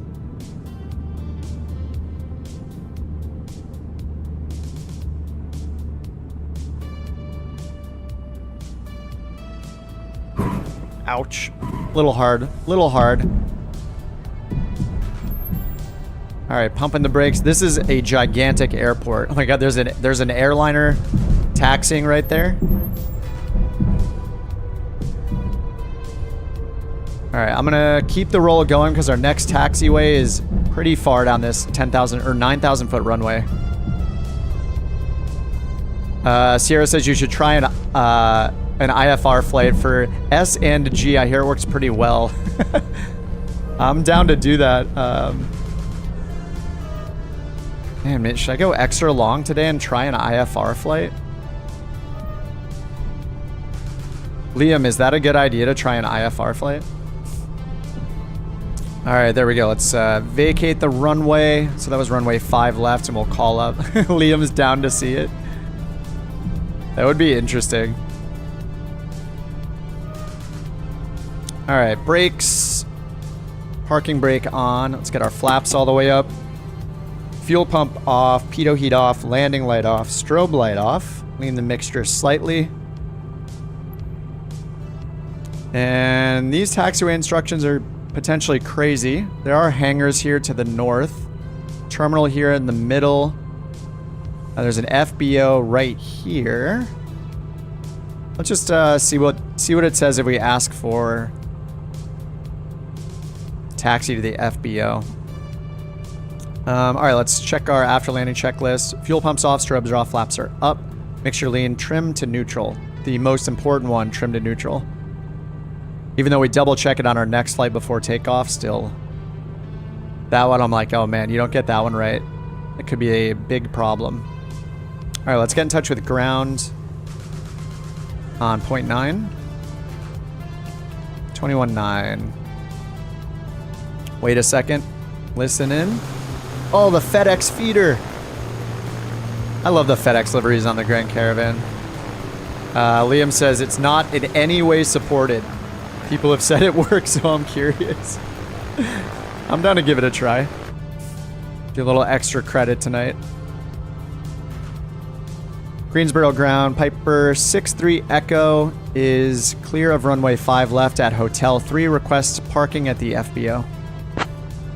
I shouldn't say request parking, I should just say S&G's shits and giggles. Okay, Hotel 3. Piper 6-3 Echo, stand by. Stand by, alright. He'll just tell us anything. We're gonna go here to the FBO. Alright, taxi lights on. Yeah, we could try an IFR one next. That would be funny. Maybe I'll hop in the SR-22 since it has a much higher ceiling. And some ice protection if we actually want to fly in some IMC today. Oh yeah, Liam says one of the amazing things about the software is when we do something it isn't at all designed to do, and it does it anyway. CNL craps and laughs. There you go. I was trying to be PG. Yeah. It's all good. There's no rule against profanity on the YouTubes. It's totally fine. I don't use it excessively when I'm streaming, but you know, it's fine. Whatever. We're mostly adults here. Brian hasn't done any work to develop Mayday, but you saw how that worked. Yeah, that was awesome. So it said standby for taxi instructions, which is actually like, this might actually be coded this way on purpose because we're at a major airport. I mean, look at the size of where we are at Greensboro. This place is pretty huge. So I think it's actually introducing some delay here to give us the full tiny plane experience at a big airport. The poops and chuckles. There you go. Alright, I'm gonna Viper 63 Echo taxi to parking via Foxtrot Charlie Delta. Have a good day. Alright, parking via Fox, Charlie Delta, Piper 63 Echo. Have a good day yourself. No, you have a good day. No, you have a good day. Alright, let's go hotel to Delta to the FBO. Let's give it a high-speed taxi. We're gonna do one more flight, then see if they yell at us for high-speed taxi. Very high speed.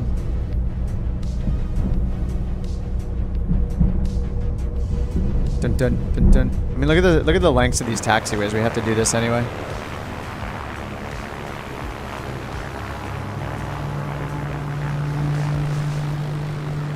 All right, let's get a little off-roading in. We're gonna cut this corner. Listen to the sounds of the Piper Tornado Comanche. 892 Tango Oscar taxi to holding point Delta via taxiway Echo. Taxiing to holding point Delta via Echo Tornado 892 Tango Oscar. It's a King Air in front of us. Beautiful. Viper 63 Echo taxi departing via Hotel Foxtrot Charlie. Hold short of runway 23 right. Hold short of 23 right. Actually, no need. We are not going to need to cross the runway, actually. Piper 63 Echo. If this thing eventually has accurate taxi instructions, it would be the most insane thing ever. What'd you say, Liam? We just you guys just need to pay $50,000 a year for the data or something? Easy. Piper 63 Echo Roger. Continue taxi to parking via Foxtrot Charlie Delta. All right, continuing taxi to parking. We're on Delta right now. Piper 63 Echo.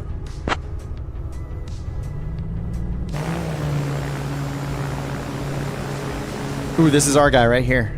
All right, actually gonna do the chalks and the tie downs and all that this time. We'll just take a second. All right, parking brake on, taxi light off. Let's get this thing shut down. Radio's off. Avionic and AP master off. Master off.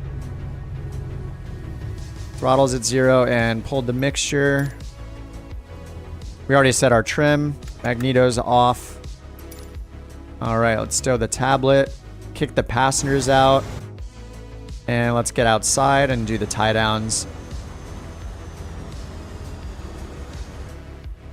Oh, where's that rear tie down?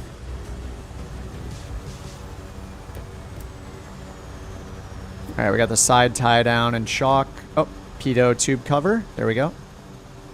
Other side of the plane. Chocks and tie down. Let's see if I can find the rear tie down. I think it's maybe hidden in the ground. Maybe like an airport elevation issue. Let's see if something random highlights down here. Can I click up here? How about this? Nope. We lost a tie down. All right, well, the tail's not going to be tied down today, I guess. Let's get the control lock on, and then we should be good to go. Flaps are up, and pitch trim set neutral, and the only switch on should be the beacon. Control 5, I think. There we go. Yeah, just the beacon. Oh, nav lights. There we go. Don't want to drain the battery. Oh, the battery's not. I guess that would be fine. All right, cool. All that looks good. Let us quit to the main menu, find a quick IFR flight just for S and G. It is not meant, full disclaimer, it is not meant for IFR at all. So we will see. Yeah, Beyond ATC is commercial IFR, and SayIntentions is GA VFR. Yep. I didn't see the... Oh, is it different from Beyond ATC? Yeah. Just in that, yeah, they're doing VFR first with SayIntentions, and yeah, all of the Beyond ATC videos I've seen have been in airliners, so quite a bit different. All right, let's go check Sky Vector. We'll do a third flight. Try to make it a quick-ish one. I'll go and switch to the SR-22. Get something that's more IFR capable, especially anti-ice capable. Let's pick this funny yellow-blue livery. Beautiful. And let's go check Sky Vector. Find something in IMC.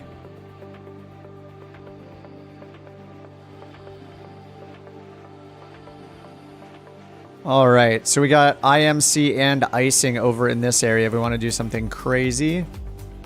Could fly into some like low IFR situation at Goyman, Elkhart, Liberal, Perryton.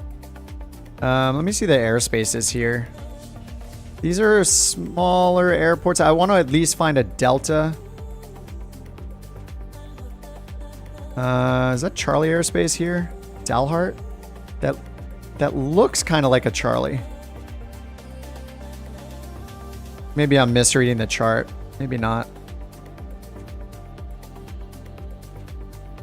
Okay, here's an actual Charlie at Lubbock. So let's fly into this one because it looks horrible. So flight plan into Lubbock. Whoops. Let me clear our flight plan in Sky Vector. Let's try this again. Not that kind of Delta. Deltas everywhere. All right, I think I just switched airports. Actually, let's find a magenta dot. Let's get the craziest zero visibility if possible. Okay, so we can go Amarillo. Plainview to Amarillo. It's only 63 nautical miles. Let's get something a little bigger than that. A little further away than that. How about Woodward, KWWR?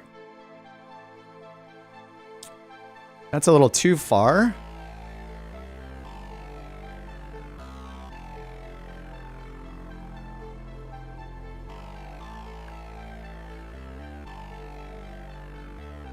About Plainview, KPVW?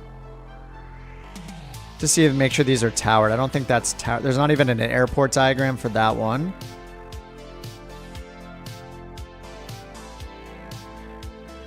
KCVN, Clovis Regional, 41 minutes. Okay, here we go. Clovis Regional, KCVN. Start loading in there in the background. Let me double check the airport diagrams and make sure that we have full coverage on these. Okay, so we have ground clearance delivery and tower at Amarillo. And at Clovis, we have clearance AWAS. No, I don't see tower frequency at Clovis. Oh, Brian's giving me a suggestion here. Let's see. CADS to KLBB. Oh, that's so far, though. 2 hours. Yeah, 2 hours and 51 minutes, though. Actually, the speed is probably wrong, right? Hour 24. That's a bit long. I'm trying to... If I can keep it like under 45 minutes or so, that would be awesome. So as long as we fly into Lubbock, how about out of KDYS? That's only 40 minutes. Do they have a tower here? So much research we need to do. Yes, there is a tower here at Oh, it's an Air Force base. No! All right, not an Air Force base. How about Midland? KMAF. Air and Spaceport. Wait, is that military as well? Midlands International Air and Spaceport? There's a tower, ground, and clearance. Is this military or no? I don't think so. Okay, this looks pretty good. 30 minutes, Midland to Lubbock. And it'll be longer than that just because we're going to do an IFR route. All right, KMAF to KLBB. Let's do it through SimBrief.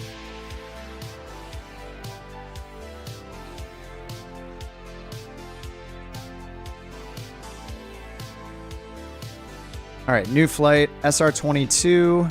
Whoops. SR22. And we got KMAF to KLBB. KLBB. All right, we're going to go no passengers. And that's it. Wait, it's a direct route? Ah. Sorry, I'm failing again. We need a route further away than that then. Right, if I go too short of a distance, it's not going to be very IFR. Okay, weather station. Kink. Winkler. This is also not towered. KAUS. Hour 55. You know, we can use time acceleration, right? I think. Oh no, that had the route in there. Hour 33. All right, let's just go for this then. Okay. KAUS to KLBB. I think I can use time acceleration. KAUS. I did it on Tuesday and it didn't seem too bad, so. Okay, let's try this again. 0 passengers. And it's using a departure. No arrival, but a departure procedure. This will definitely mess up the ATC because it's not meant for any instrument procedures at all. All right, let's do KAUS from Australia. All right, Austin Bergstrom in Austin. Small gate. Let's bring back our time of day and load in. Oh, the M500. I already hit the button. It's a little too late. We can just use time acceleration, worst case. M500 is pretty fast. I mean, the SR22's got good performance too. I think we'll be all right. All right, it says 7,000 feet. This will be interesting. So it doesn't know our flight plan. You know, I could put it in through the website, right? I could go to the website. There is a way, like for testing. I don't know if it's going to be in there completely, but you can like submit your flight plan so it knows your route, even though it doesn't support IFR.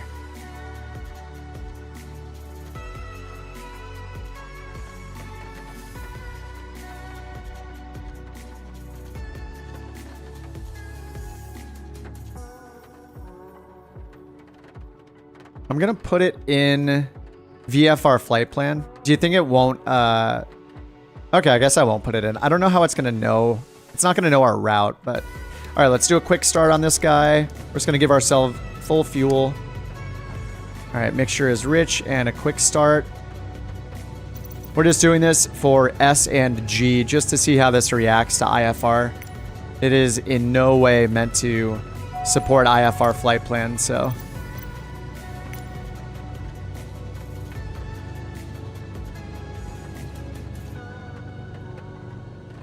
All right, unload, import the flight.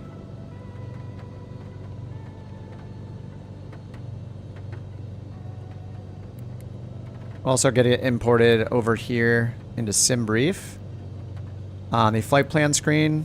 And we turn the FMS knob to go to flight plan catalog and then choose our first flight plan. Activate and enter. I don't believe it supports... Oh, it put the... Oh wow, it actually put in the departure procedure, didn't it? When did that happen? All right, we're flying into a mess of waypoints, a mess of weather here. This is gonna be great. It even selected the runway. That is new, I think.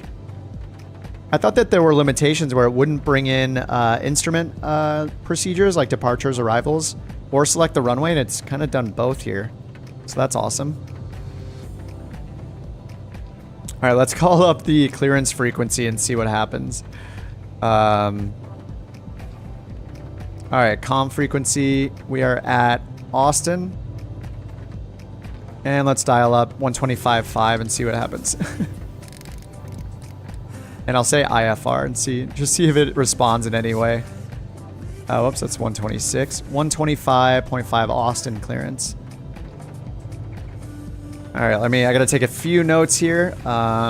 First of all, we're in a Cirrus, so I need to reset our stuff over here. I'm gonna change this to Cirrus. I'm gonna turn off student pilot mode for now. No, I'll leave it on. All right, reset ATC.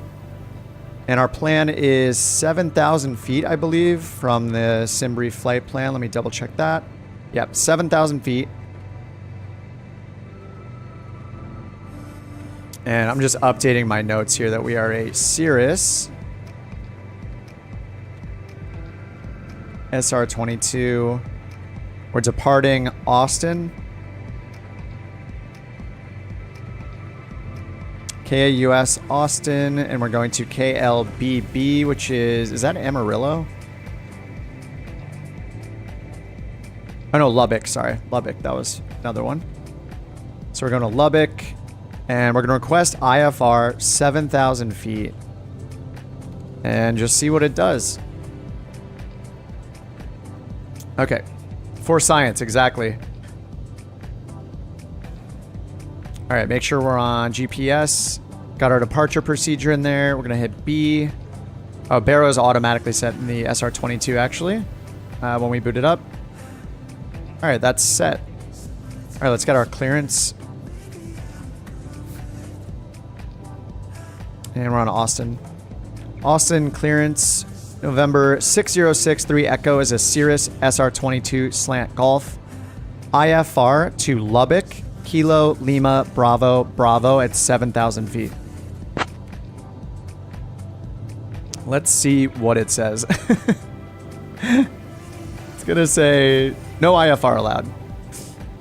Cirrus 63 Echo, I'll have your clearance in just a second. Okay. It will have our clearance in a second. So hopefully we get as filed 7,000 feet. We'll expect a squawk and a departure frequency, just like we get with flight following. Cirrus 63 Echo cleared to Lubbock Airport as filed 7,000 feet departure frequency 1 tree, 4-point tree squawk tree 505. Cleared to Lubbock as filed 7,000 feet departure frequency 134.3 squawk 3505 Cirrus 63 Echo. Okay, let's try that code. 3505 in the box. That's done. We're gonna go altitude. Okay, we're good. Cirrus 63 Echo readback correct. Nice, readback correct. Okay, it gave us 7,000 feet. We're just gonna skip the departure procedure. There's probably some altitudes potentially in there. We're gonna fly the waypoints, but just for brevity, we'll just throw in 7,000. Heading, indicated airspeed. All right, we're gonna go flight level change. We're just gonna climb it. Let's do 110. It's cold out. Well, it's like 12 degrees. All right, let's get our taxi instructions in. Actually, let's get our ATIS first. ATIS is 24.4. 24.4. All right, listen in and Dash get... 8 right 18 left. Simulap. Notice to air missions. RNAV Zulu approaches available upon request. Advise on initial contact. RNAV Zulu approaches available, it just said. Austin Bergstrom International Airport information whiskey. Info whiskey. 21 tree 5 yes. Zulu. Wind calm. Visibility 10. Sky conditions. Temperature RA dew point. Altimeter CT01. What? Arrivals expect ILS approach runway 18 right 18 left. CT01. Notice to air missions. RNAV Zulu approaches available upon request. Advise on initial contact. Let me see what it's got written here. So I'm just looking at the transcript. It says wind calm, temperature R. 21 tree 5. Oh, temperature RA. I see. Visibility. So it's raining, and RA is the code in a METAR for rain. Temperature RA dew point. Altimeter CT01. CT01. Okay. Expect ILS approach. So what's probably happening is the rain is messing with the transcription, possibly.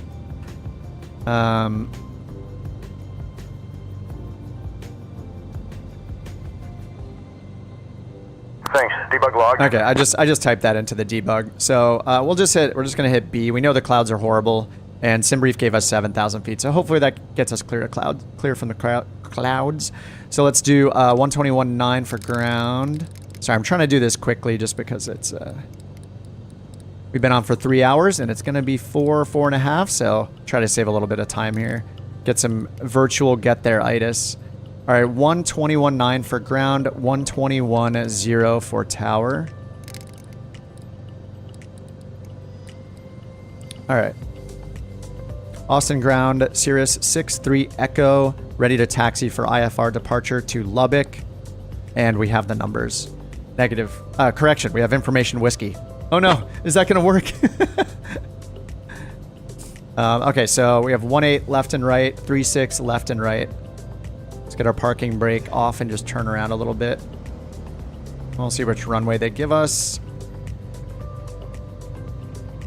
Sirius 63 Echo taxi to runway 36 right via Charlie hold short of runway at Charlie 1, then continue taxi via Golf Hotel Bravo, November, Kilo Lima Mike. Contact tower on 121.0 when ready for departure. I'm not writing that down because I'm taxiing.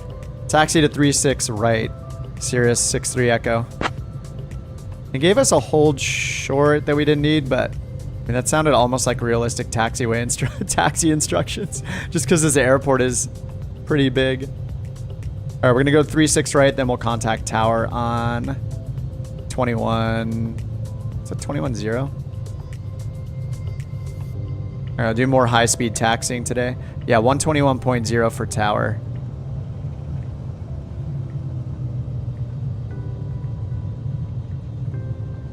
And we're going IFR, so let's get our low altitude. In this case, it only said that 7,000 feet. Sounds like taxiing in Atlanta.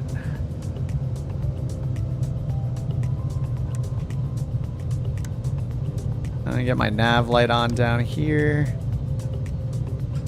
Get our landing light on too, because I don't think we have a taxi light in the SR-22. Here comes hotspot number 1. Turn right on Bravo, take that to 36 right. High speed turns. Well, it's interesting it gave us like a proper clearance, like it said as filed. So that's cool. And it gave us the altitude right away. I mean, it sounded like a normal IFR readback or a normal IFR clearance, except that we didn't get like a, well, as filed would include our departure procedure. So yeah, so far so good. All right, let's do another high-speed taxi for the sake of time. Just a 50-knot taxi, no problem. It'd be funny they give pilot deviations later for ground speed and stuff like that when you're taxiing. Should have spawned in over here at the FBOs. All right, I'm just gonna switch over to tower in advance, and then I'm gonna put in our departure frequency, 34.3.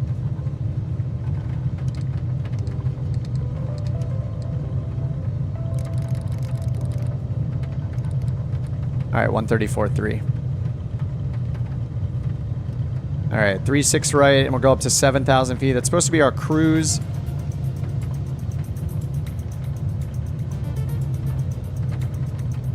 Zoom, zoom. Gotta save time, gotta get there. The virtual get there itis. All right, here comes the thresholds. Full length 36 right. This is is this like another 10,000 foot runway?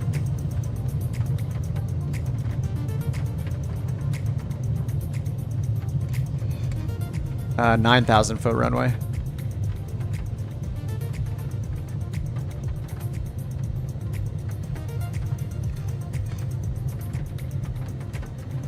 All right, 36 right. There we go.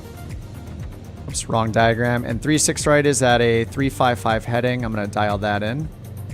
All right, heading is set. Flight level change 110. Good. Flaps set for takeoff. Pitot heats on. Landing, taxi, and strobe bar on. Fuel is good. Everything's in the green. All right, let's contact tower. Austin Tower, Sirius 63 Echo, holding short runway 36 right, ready for IFR departure. I just keep saying IFR just to see if that, like, triggers something in its brain.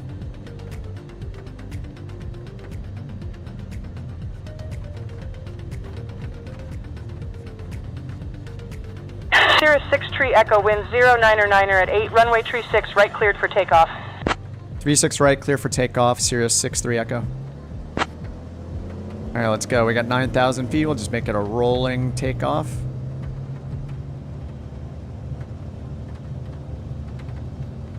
I'm actually going to pull back on my pitch trim just a little bit to see if it helps, because there's no indicator of what pitch trim is set at in this. You should be able to see it on the handle itself, on the flight stick itself, but it just doesn't work yet. So usually I have like no pitch up trim, so I set a little bit of it.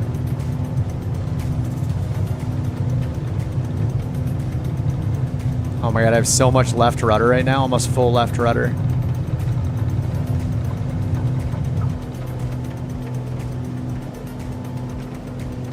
Alright, no gear in this guy.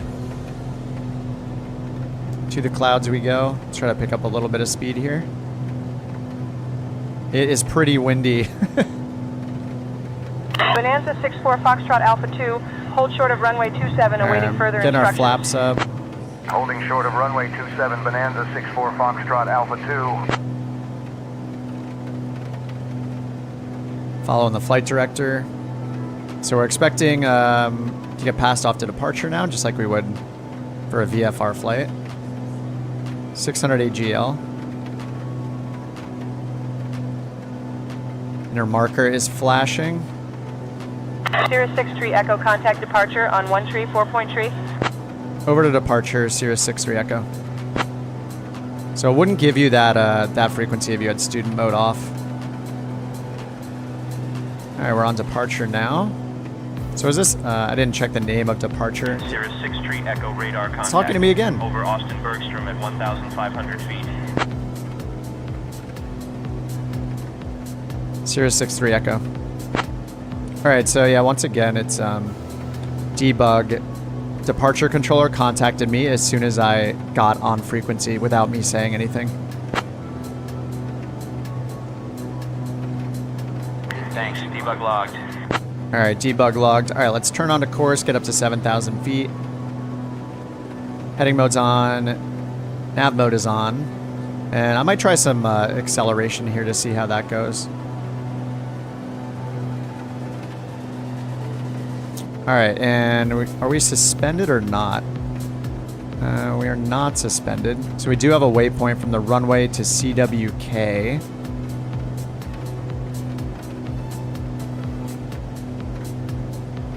Okay, fuel flow looks good on the mixture and everything.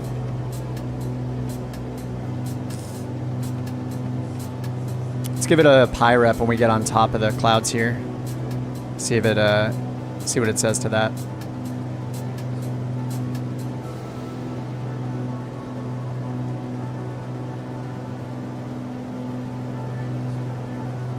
George and Justice, thanks for the subs on YouTube, guys.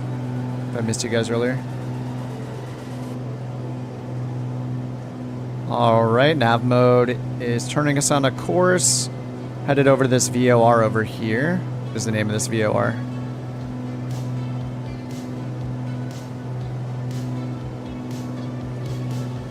Centex?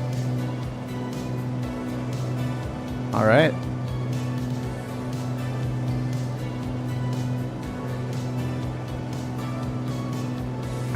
This is why I stopped using the, this Navigraph toolbar thing is really convenient, but anytime you click, I'm going to click over here. Anytime you click on the outside, after its focus, it didn't happen that time, I'm going to click down here. Oh my god, it's getting so lucky now. Yeah, I clicked over here and it picked some random segment. The Austin Delta is approved. Remain this frequency. Oh, they gave us transition through the Austin Delta. Transition approved will remain this frequency, Sirius 63 Echo. So it's giving us the normal airspace like transition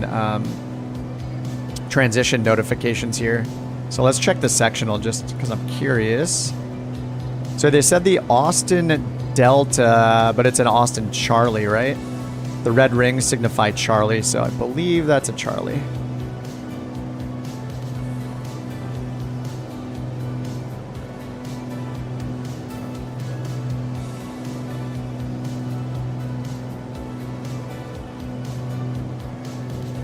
All right, I'm gonna debug that. Debug logged.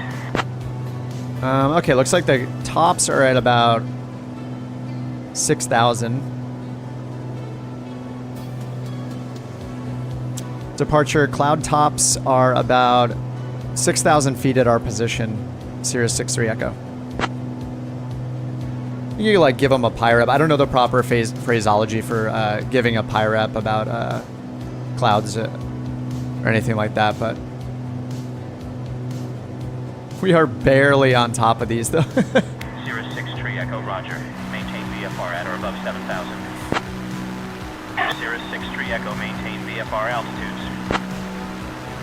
This is an IFR flight plan for Sirius 63 Echo. So they keep telling us to maintain VFR, as it should, because it's only meant to be used with VFR, so we're just letting them know that we are IFR. Sirius 63 Echo, climb and maintain 10,000, turn left, heading 290. Climb and maintain 10,000, turn left heading 290. Sirius 63 Echo. Okay. 10,000, 290. Left 290. Oh, hey, that's right. Look, our course just updated. All right, it wants us to climb up to 10,000 feet. That's interesting.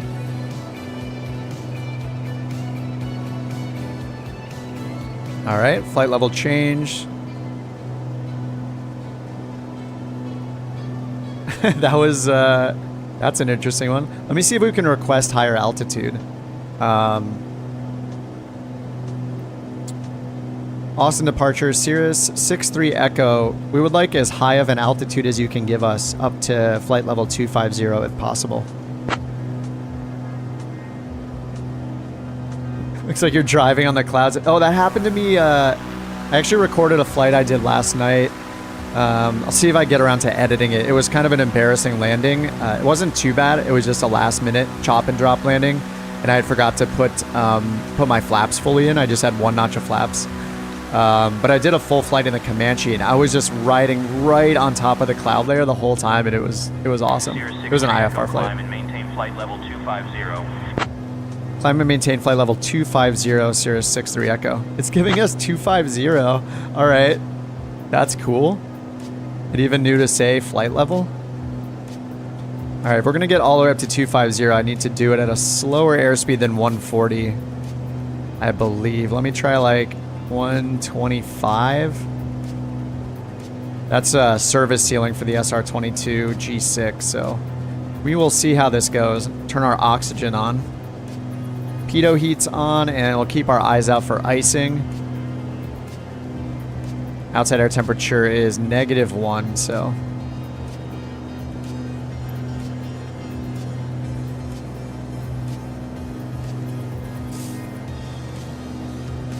Oh, Austin Executive's the Delta. Got it. Yeah, maybe it's just confusing. Oh, you're saying that it was clearing me through the Austin Executive Delta. You guys should disregard that bug report then. Whoops. I see. It was saying we were clear through this airspace as we were exiting the Charlie into the Delta here. Charlie kind of goes on top of it here. Yeah, 2100 to 4500 on the Charlie. And then 3000 and up. I wonder which one takes precedence right here. Are you technically in both? If we're at 2500 feet here, yeah, we're in both airspaces. I assume there's got to be some rule where like any overlap like gives way to the higher class airspace or something. Liam says, oh, being from Texas, I just happen to know that one handoff. That might have been what it said. Let me check the transcript actually to see if it did say that.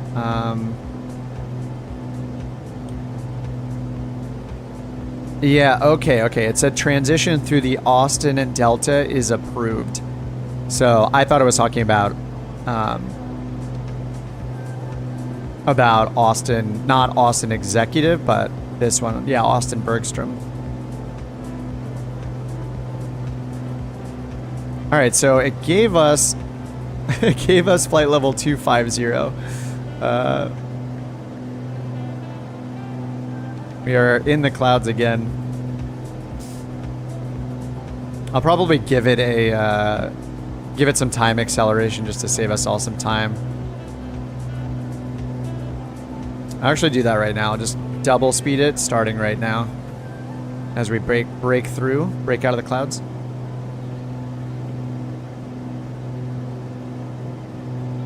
And let me see if I can get the weather on the METAR at Lubbock. Overcast, 190 at 7. So runway 26, 17 left, 17 right. 26, 17 left, and 17 right are preferred then. So we can just grab a procedure here. 17 right. And should I choose vectors? Let's choose vectors, I guess. Oh, did I just find a bug? What the? Oh, I broke it. Let's try that again. Procedures. Select approach. 17 right.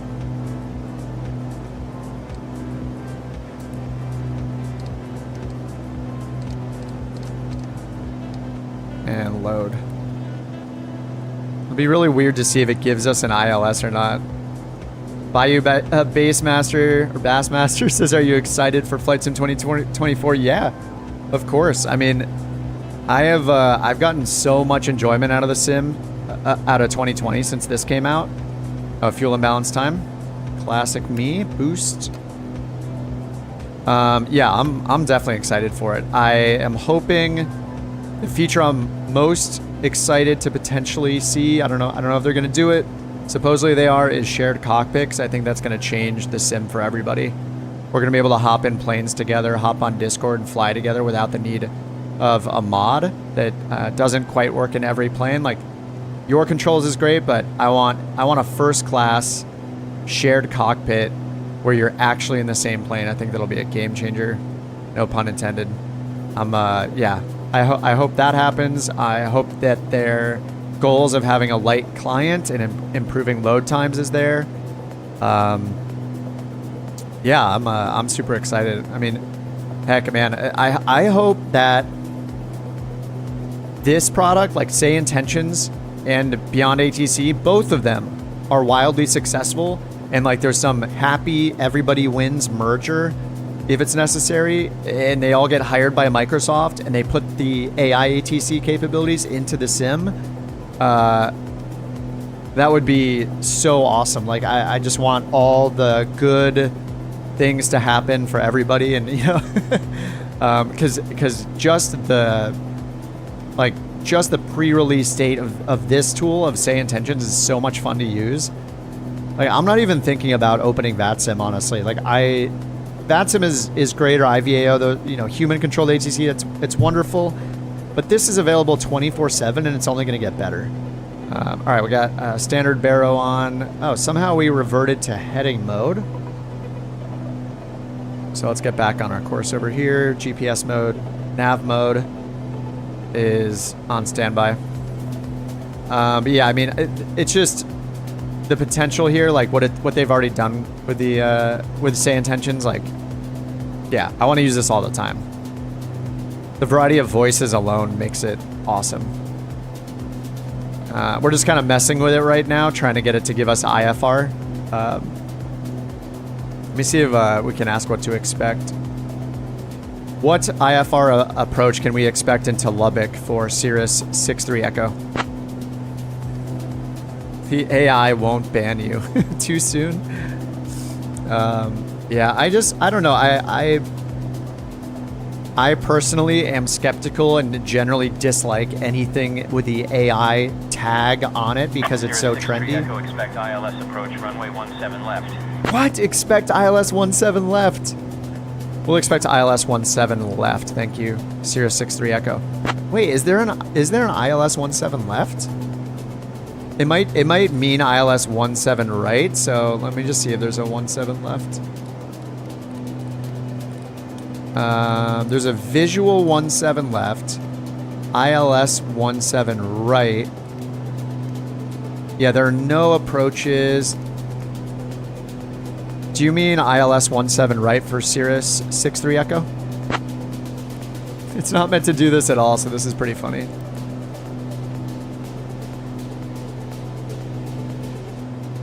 The AI already knows all your personal data. Nice. Enon says, does Microsoft have their own Bing AI? They do. I believe they do. Runway 17 left at Lubbock. There is no ILS for 17 left at Lubbock. There is only an ILS 17 right. Can we expect the ILS 17 right for Sirius 63 Echo? Let me double check. I don't know. Maybe the AI is right. It's not in the charts. It's not in the Garmin database. ILS 17 right. Yeah, there's only a 17 right.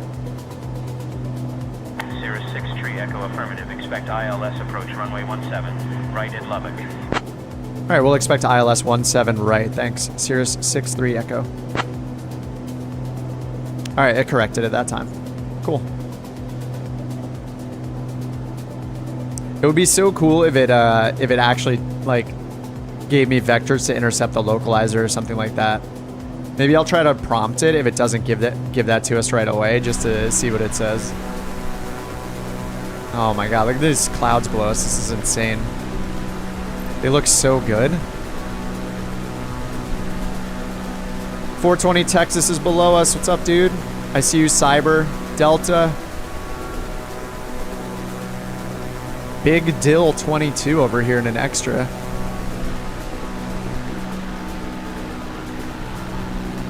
Look at these clouds here. Look absolutely awesome.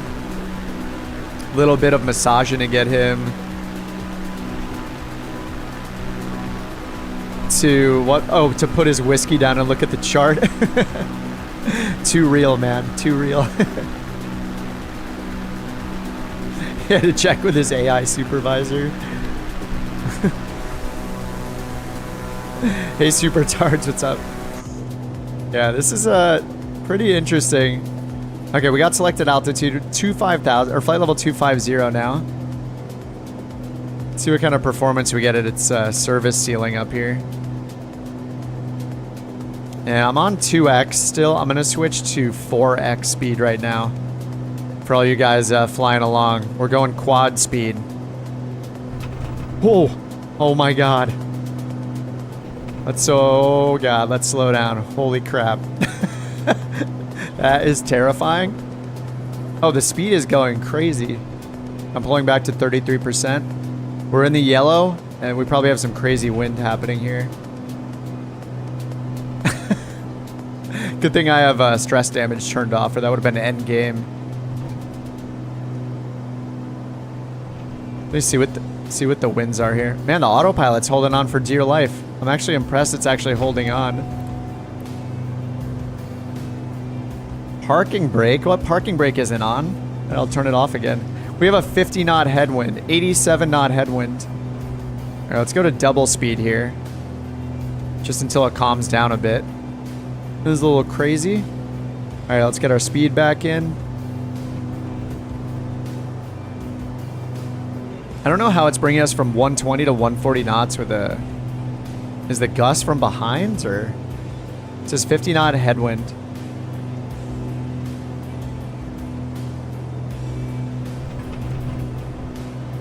$87 knot headwind. Let's see, the gust from the side says 30 right now, 0. It's gusting 30 knot crosswinds, I guess. 6, 7, 8, 28.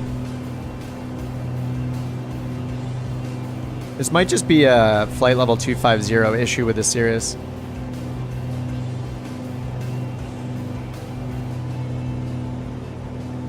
can we get flight level 230 for Sirius 63 Echo, please? Let's go down a little bit, see if that helps. Now it's kind of stopped. Maybe it's maybe it heard me.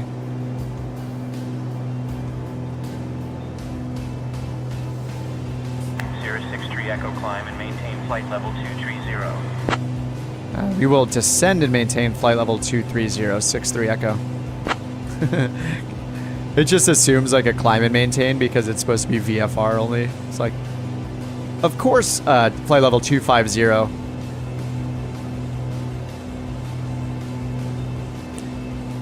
It knows you selected an odd number. Oh, for a westward flight. Oh no, I messed up. Yeah, this is a west flight. I'll go down to 220. Can we get flight level 220 for Sirius 63 Echo?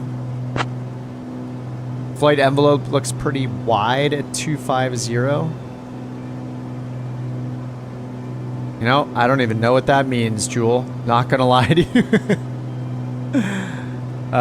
Sirius 63 Echo climb and maintain flight level 220. Flight level 220, Sirius 63 Echo. It's maybe a little happier. We are still running double speed. Really messing with the AI today. IFR above, or IFR into the flight levels, and at double speed and quad speed in the sim. We're just messing with it. Let's check our fuel. All right, right tank's getting a little lower.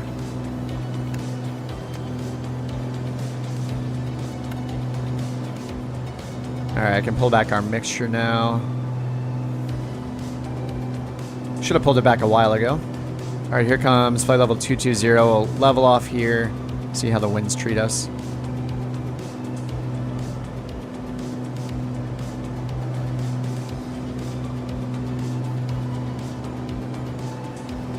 All right, leaning it out, and we'll just watch our airspeed.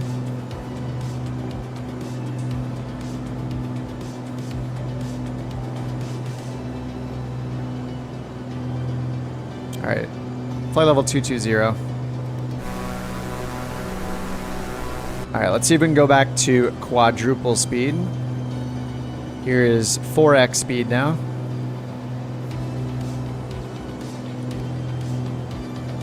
Might need to go more than that. We have a trek ahead of us. Yeah, it says an hour and 48 minutes, 285 nautical miles. It's kind of hard to find a relatively short flight between two major airports, right? That makes sense. You're not gonna, unless we're flying like LaGuardia to Newark or something like that.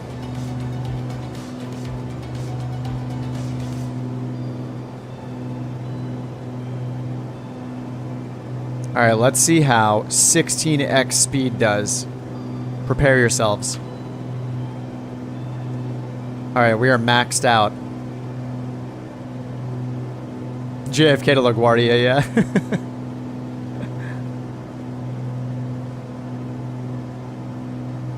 If you guys are just tuning into the stream, we did 2 VFR flights with the AI ATC, which is what it's meant to be used for. And right now we're just kind of playing around for science, trying to throw an IFR flight plan at it and ask for IFR cruise altitudes. And it did tell us to expect an ILS approach for our destination in Lubbock, Texas. So that's interesting. We're just kind of messing with the AI just to see what it'll do, even though it's not programmed to support IFR yet. Just a little end of the stream silliness here for science. But yeah, we did 2 successful VFR flights. And I think like the major bug I'd say, it's not even major, but the only really bug I noticed, like the first time, I think we've had the wrong departure frequencies, I guess. I think that happened on both of them, right? Incorrect departure frequencies. We just, picked airports that I guess don't have the right frequency, so I assume that's pretty easy to fix. And then we did have it where it, as soon as we switched to the departure frequency, it contacted us right away instead of us contacting them and like giving us giving them their altitude. So, but besides that, it's been smooth. Like the clearances both worked, switching over to ground worked, the taxi instructions worked, the tower switchover worked, and the switchover to departure worked. We just had a wrong frequency here and there on the departure end. And it looks like it's given us the, like, cleared us through airspace. So I think overall it's been pretty good. All right, fuel imbalance. We are very low on our left tank now. The sim is probably gonna glitch out like crazy. We're going Mach 10 here. All right, I'm gonna pull it back to like double speed-ish. I think this is double. All right, yeah, we're at double speed now. Call in with a random call sign. I am pretty sure that it always calls you by the known call sign that you put in the settings right now. I remember reading that on Discord, where yeah, even if, and I've done it myself, if I use my wrong call sign, it'll still call me my correct call sign. But it doesn't say like, it doesn't ask for a correction or, hey, is this actually so-and-so? Or do you mean blah blah? Even at Mach 0.7 and gaining, I've disappeared. I did do like 16x, so we're getting pretty close. Our top of descent is shown over here. Let's see how far that top of descent is out. 34 minutes out for top of descent still. But it said for us to... I'm going to go 4x speed. It said for us to expect the ILS, so we can go ahead and bring that up here. ILS for 17, right? We can throw in our minimums and stuff like that we would actually do for an IFR flight. All right, so let's go to our timer references, set our minimums for the ILS. Barrel minimums for, what did we get? 7 right? 17 right? ILS 17 right, 3482 for our decision altitude. This is gonna take forever to dial in. Oh, is there like acceleration? That's not too bad.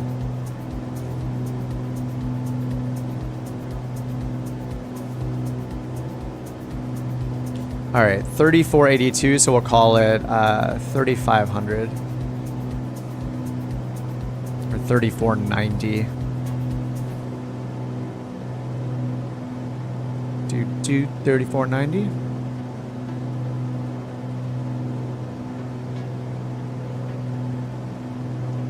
All right, 3490 on the minimums, that's set. And we are using, what was our initial approach fix? There was only one available in the database. Okay, yeah, it's PVW, so there's a VOR to the north. Yeah, so yeah, this is good. We'll be coming in from the north. And then on course south for the localizer to line up with 17 right. And we need to do, let's see, is that our last waypoint? It is. So I'm going to go ahead and activate the approach now because our next waypoint is the initial approach fix. So we're going to go activate here. So that'll turn us to the north, and then we'll get that turn to the south.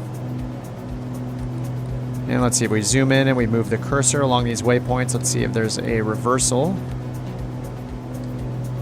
Kind of expecting a reversal. I don't know, it's just giving us a really nice left-hand turn all the way around there. Okay, looks like there's no reversal.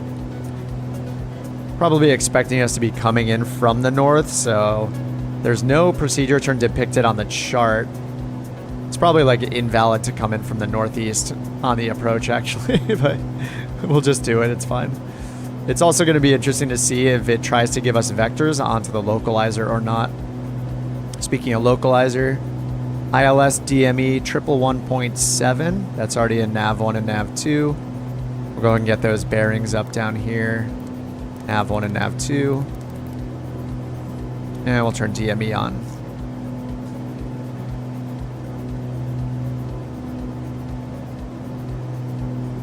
Alright, we'll just leave this up. We got everything else on the Garmin. Okay, close that for now, and then we'll look for top of descent 17 minutes. Final approach fix altitude is 4,600 feet. So we'll dial in 4,600 and turn on VNAV. Alright, there's 4,000. 4,600 and selected altitude. Go down here and hit VNAV. Alright, and then the last thing we might want is going to be the ATIS. 25.3 for the ATIS. We'll put that on COM 2. 25.3. Yep, and then we'll turn on our COM 2 monitoring down here. It might be very loud and staticky once we first hear it, because it'll be far away, but that's expected. Alright, we'll leave that on. We're still going at, I think we're going at 4x.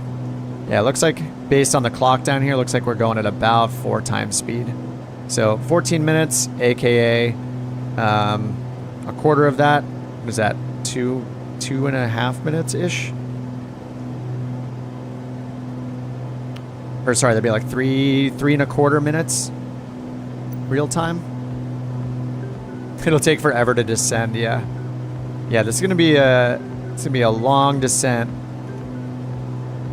And it looks like it's based on about 860 feet per minute. Alright, 12 minutes for our top of descent. We'll just enjoy the view of the clouds. Hey, it's kind of scattered below instead of completely overcast, but actually, can we check? Let's check the METAR at our arrival. We're supposed to be, it was going to be low IFR, I believe. Oh, it says VFR? Did that just change? No way, did we? I thought we checked on Sky Vector and chose a low IFR location, right? Oh, Lubbock. Oh, it's marginal VFR. Oh no, it's VFR now. The weather moved out of the way. Alright, no, looks like we won't be getting an approach to minimums then. Welcome to Texas. Well, yeah, we kind of flew over the majority of it here, I guess. Yeah, I thought it was low IFR when we chose it. It's possible that we just chose the wrong place, but it's fine. If you don't like the weather, wait a minute.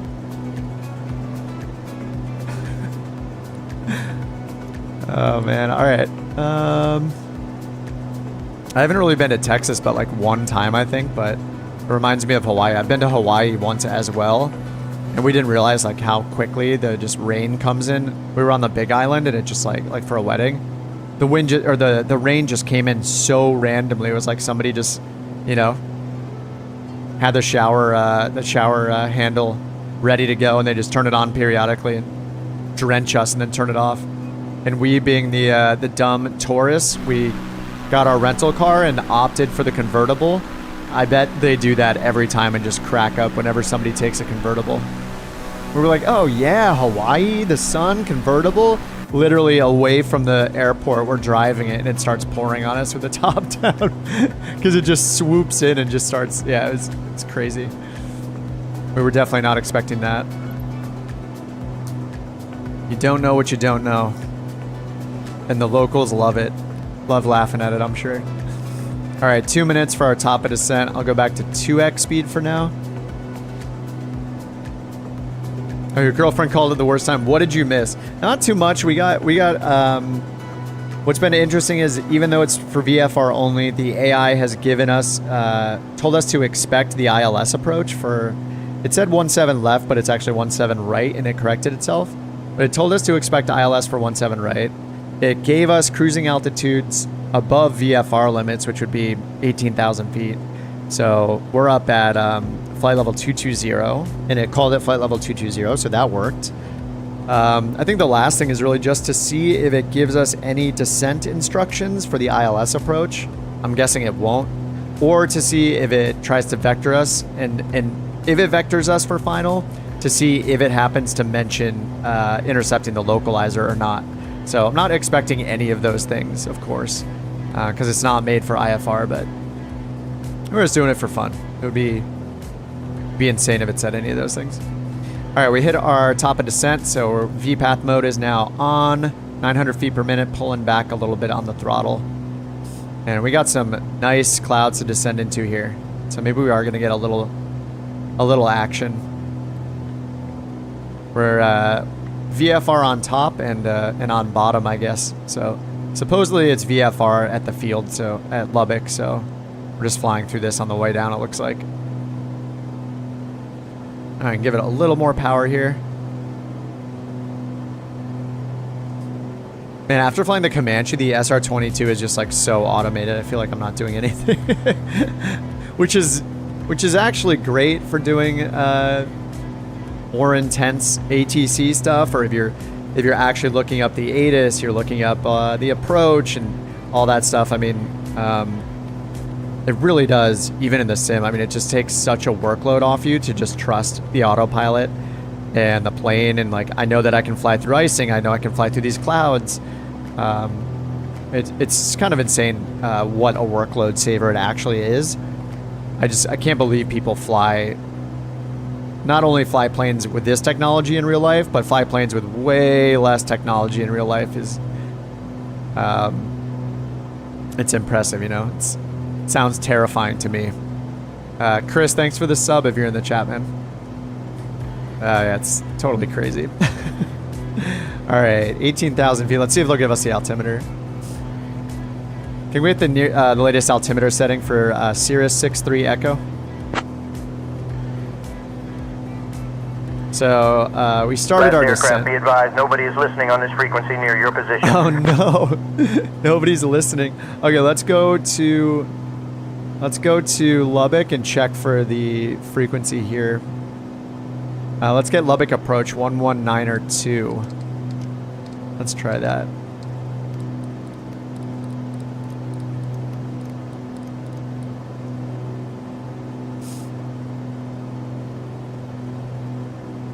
Lubbock approach, Cirrus 6063 Echo, descending, 16,700 feet, descending 4,600 feet on the ILS 17 right.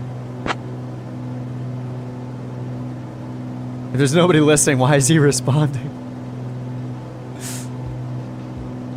I wonder if that doesn't happen. I think I have student pilot mode on. I'm not sure if it tells you or not when you have student pilot mode off if nobody's listening.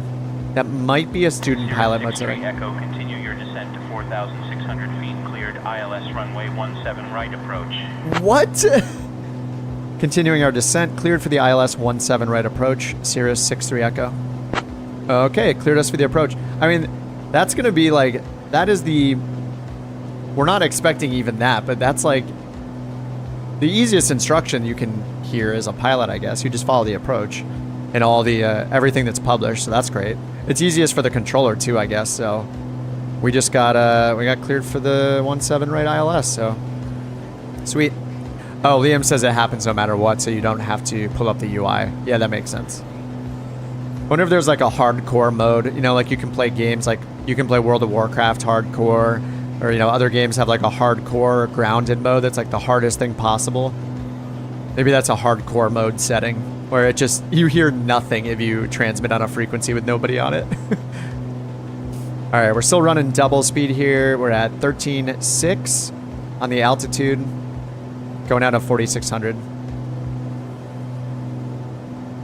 Yeah, I mean, there's got to be a good balance, right, between it being realistic enough and it also respecting your time. So if you make a mistake like that, that you get the feedback. It's really nice to get the feedback.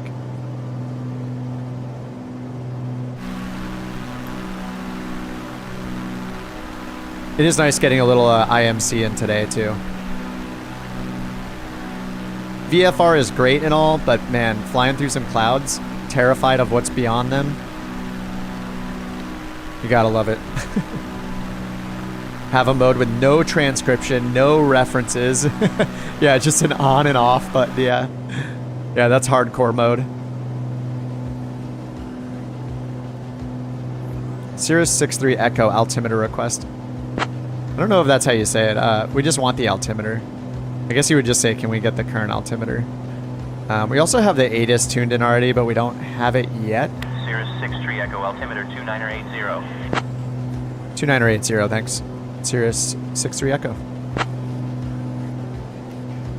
2980. Okay, ATIS is 125.3. Yes, which I have in here. Let me hit COM2 again just to check. Oh, there we go. Clearance delivery on 125.8. Advise on initial contact. You have information Foxtrot. All right, info Foxtrot.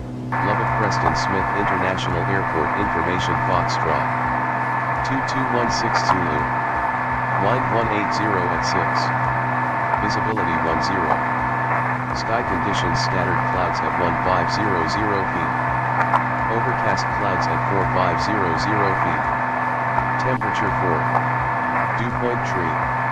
Altimeter 2982. Visual approaches in use.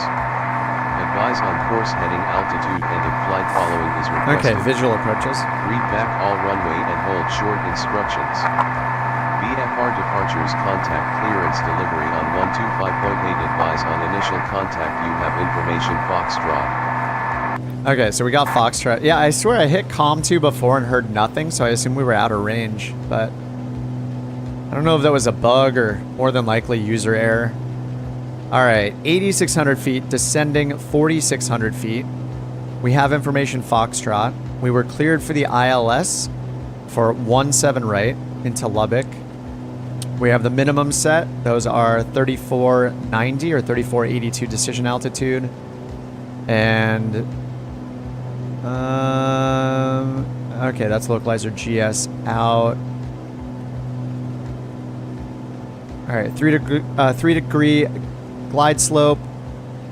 And we have the Lubbock ILS tuned in, the localizer 111.7 right here, and it's already identifying LBB, Lima Bravo, that's correct. So we're coming in from the north, and we're just ascending via using VNAV. Double check our altitudes here. 5,100 and then 4,600 at the FAF, which is Kyiv. And from Kyiv, we're on a 174 final approach course down to the runway. And the clouds are reported at 1,500, scattered is the lowest, so we'll have a visual of the runway well above our 200-foot minimums for AGL minimums. We are good. All right, super hard left turn here to line us up with the final approach course. I have the ground in sight. We're at 6,000 feet, 1,400 feet more to descend. Let's step it back to real time now.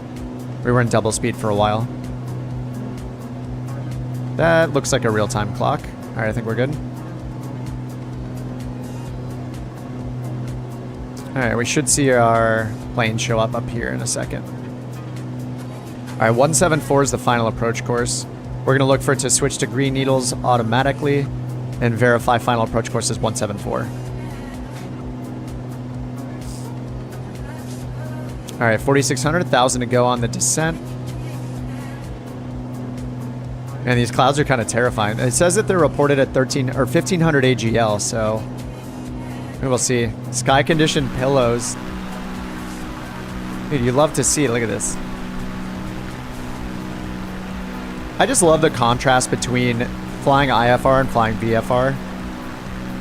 Like, do you want to see beautiful things or do you want to be scared, you know? Especially when we're intentionally flying into like marginal VFR or low IFR conditions, like, I don't know, it's just fun, man. You just love it. All right, altitude's flashing now, 5,100 feet, so that's because of our step downs here. So we're on 5,100 until we are on our way to the FAF, so we need to, we have 12 more miles to get to SysApp. SysApp? SysOp? System operator? All right, I'm gonna go ahead and just give it full throttle. Echo, you are cleared into the Lubbock class Charlie airspace. Continue straight in towards the field. Descend at your discretion.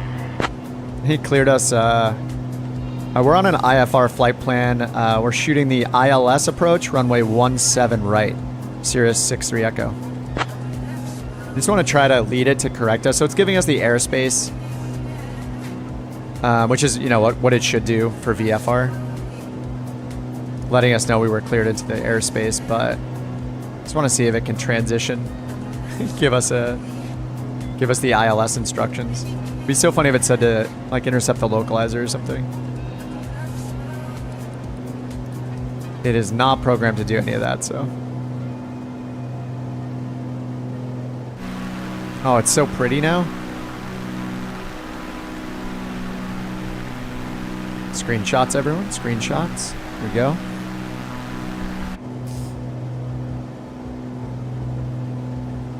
All right, we are 8.7 nautical miles from SysApp. That's our, it's kind of an intermediate fix. That will allow us to start descending to 4,600, and then we'll get the glide slope at Kyiv, which is 6.1 on DME.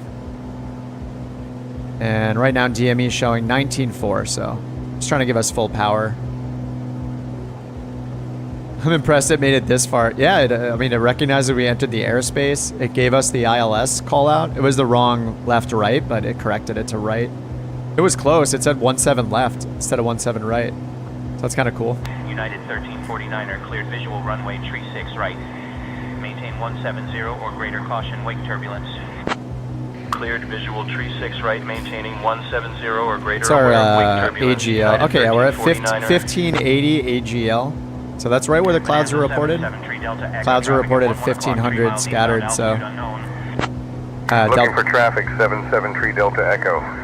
Delta says, Kip will have a knock on his door late tonight. It'll be the AI saying, I don't appreciate what you made me do on live stream. What's up, VZ? New ATC update. Negative. This is a third-party ATC. There's a link in the YouTube video description for it. Diamond 786 Juliet Kilo. It's meant for VFR only, but we're at the end of the stream where we're kind of just messing with it. We're messing around with it, trying to get it to give us IFR instructions, even though it's only for VFR right now. But yeah, if you rewind and want to watch the replay, that we did 2 VFR flights with it. Yeah, I think the biggest bug we run into today is really just the departure frequencies weren't right. And then when we did connect to or tune into those departure frequencies, it talked to us before we talked to it, like instantly talked to us. But besides that, everything's been pretty smooth. All right, 3 miles until SysApp. I hate how many fixes are not pronounceable. Like the one after this is fine. Kyiv, Hydro. I wonder if these two are not official fixes. No, it's not. It's right here. SysApp. CI-SAP. I mean, how am I supposed to say that? SysApp? SysApp? CSAP? I have no idea. I thought they're supposed to be like obviously phonetic. Watch out for the smokestacks. Yeah. Oh, are there even more? I saw the ones to the right. I saw these over here. I have no idea how to say so many fix names. All right, 0.4 nautical miles. So we should start our descent with VNAV again down to 4,600 feet. And then we'll grab the glide slope at Kyiv. 5.4 nautical miles. Nice. Localizer 1 is on. That's arm approach mode for glide slope. We got G and the diamond. We got our baro minimum set. Contact Lubbock Tower on 120.5. Lubbock Tower 120.5, Sirius 63 Echo. Nice. 120.5. Nice, he passed us off the tower. All right, let's see what the tower does with the ILS. And let's see if that's right up here. Yeah, 120.5 is the right frequency. Lubbock Tower, Sirius 6063 Echo on the ILS 17 right. I thought I was going to say more after that, but I did not. This will be really weird to see what it says here. It's like not expecting an ILS approach. Sirius 63 Echo, roger, continue approach, runway 17 right. Lubbock altimeter 2980. Nice. Continuing approach, 2980, Sirius 63 Echo. Clear to land. Oh, it kept talking. Oh, it kind of talked over me. It said Sirius 63 Echo winds 230 at 20 knots. Runway 17 right, clear to land is what it said. All right, glide slope. 17 right, clear to land, Cirrus 63 Echo. It just kind of stepped on me a little bit, so. All right, we're gonna pull our power back, get our flaps out. We are at 4,900 feet. Minimums are in about 1,400 feet at 3,490, call it 3,500. So 3,500 is gonna be our decision altitude, but I already have the runway lighting system. We can see it right there. There's the approach lighting system right there. You can see the runway. We can see just me and 420 Texas out there already. We're gonna turn them off for now though. Holy shiz, it listens to you and talks back. Yes, yeah, it's actually, this is the best voice recognition of any ATC I've used so far. Yeah. Delta's getting closer. All right, they gave us clear to land already, so we're just gonna slow down. We're gonna get into flap range. It said the winds were 20 knots, so 12 knot headwind. What's the touchdown zone elevation? Okay. Let's go ahead and get our missed approach set. 3,700 feet. Climb straight ahead to 3,700, so we're gonna set that up. 37 in selected altitude. Right click on the heading bug to sync it straight ahead. So that is set. If we need it, we're gonna hit the suspend button down here. Once we pass the runway threshold. But we're good. But it's climbing left turn to 6,000 actually, so I'm gonna change it up to 6,000 feet. We're not gonna need to go around though. We see everything, we're good. 500. All right, 500 AGL. We got 300 to go before our minimums. 6,000 feet set. All right, saying flaps. Let's go ahead and get flaps 1 down. We have like an almost 10 knot headwind, so I think I'll just do flaps 1. Glide slope's still looking good. 3,490. We got 60 feet to go till minimums. Getting ready to turn autopilot off. Glide slope's getting ahead of us, above us a little bit. Whoa, what the heck? All right, autopilot's off. We hit minimums. Turned yellow. That weather change, what the heck just happened there? All right, we're good. We just got a 10 knot headwind. It's kind of insane headwind. Need to keep our speed up actually because of the headwind.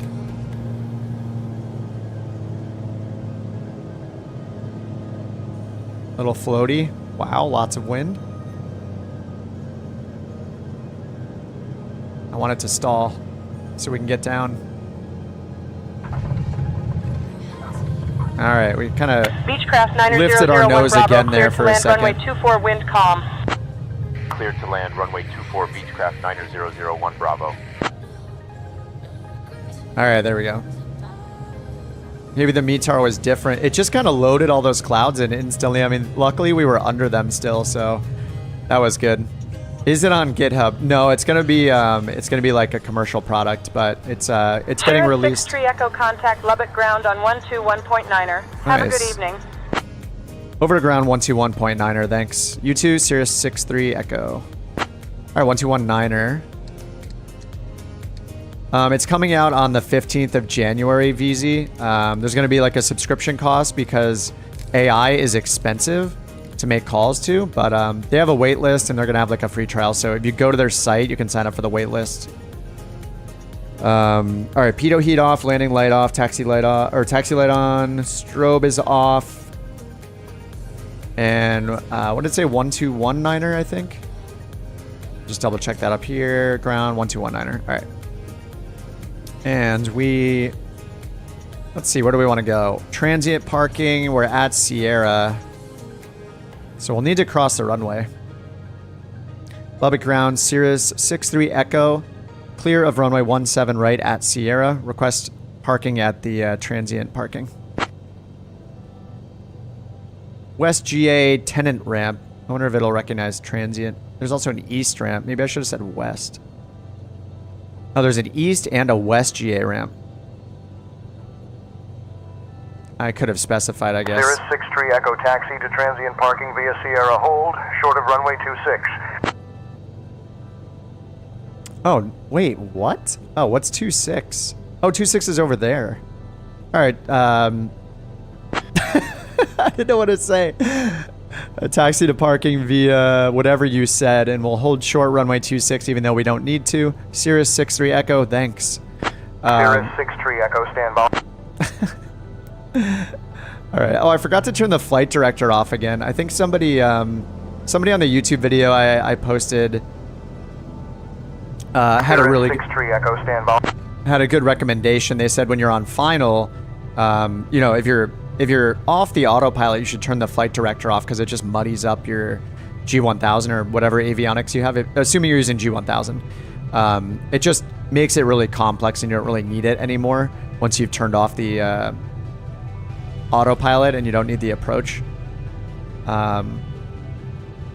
Because it's not going to help you land on final. Like, the only thing that's going to help you is that little track vector indicator, that little green target symbol thing. Anyway, yeah, this, I was just kind of... I didn't say anything relevant to the ground controller, so I'm not surprised it's not really telling us anything.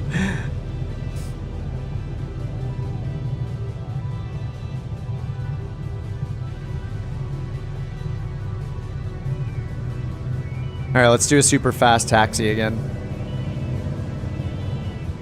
This is a gigantic airport. Get my flaps up. And we're going to taxi just over. We'll go to the... He said to hold short runway 26, but that would... You know, it's the wrong side of the runway and stuff, but it's fine. We'll just go over to the... We'll just go to the East GA ramp over there then. This sounds amazing. Yeah, the voices are so good. Like... I've been hoping for literally years that Microsoft would just add a few more voices. They have their Azure text-to-speech thing that it uses. It's had 3 voices since, like, the release of the Sim in 2020. Like, what? I know the ATC is bad, but at least if you have it on... 63 Echo Taxi departing via Sierra Golf Cross runway 26. Like, do they really not have the ability to add a dozen more voices to that? Because they don't sound horrible on Microsoft Flight Simulator. I think these sound better than the Azure-powered ones. Oh, whoops. Looks like we're going to the terminal.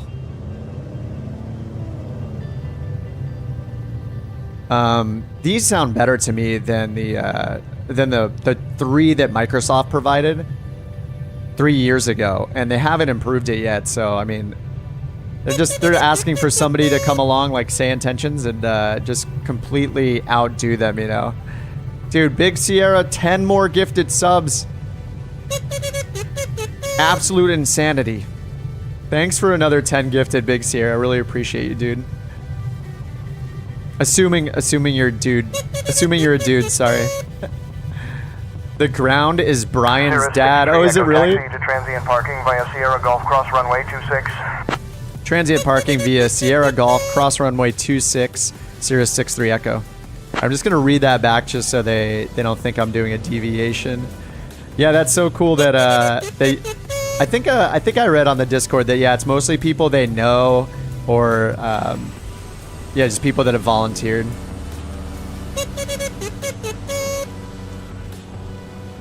Thanks for trying it out. No problem at all, dude.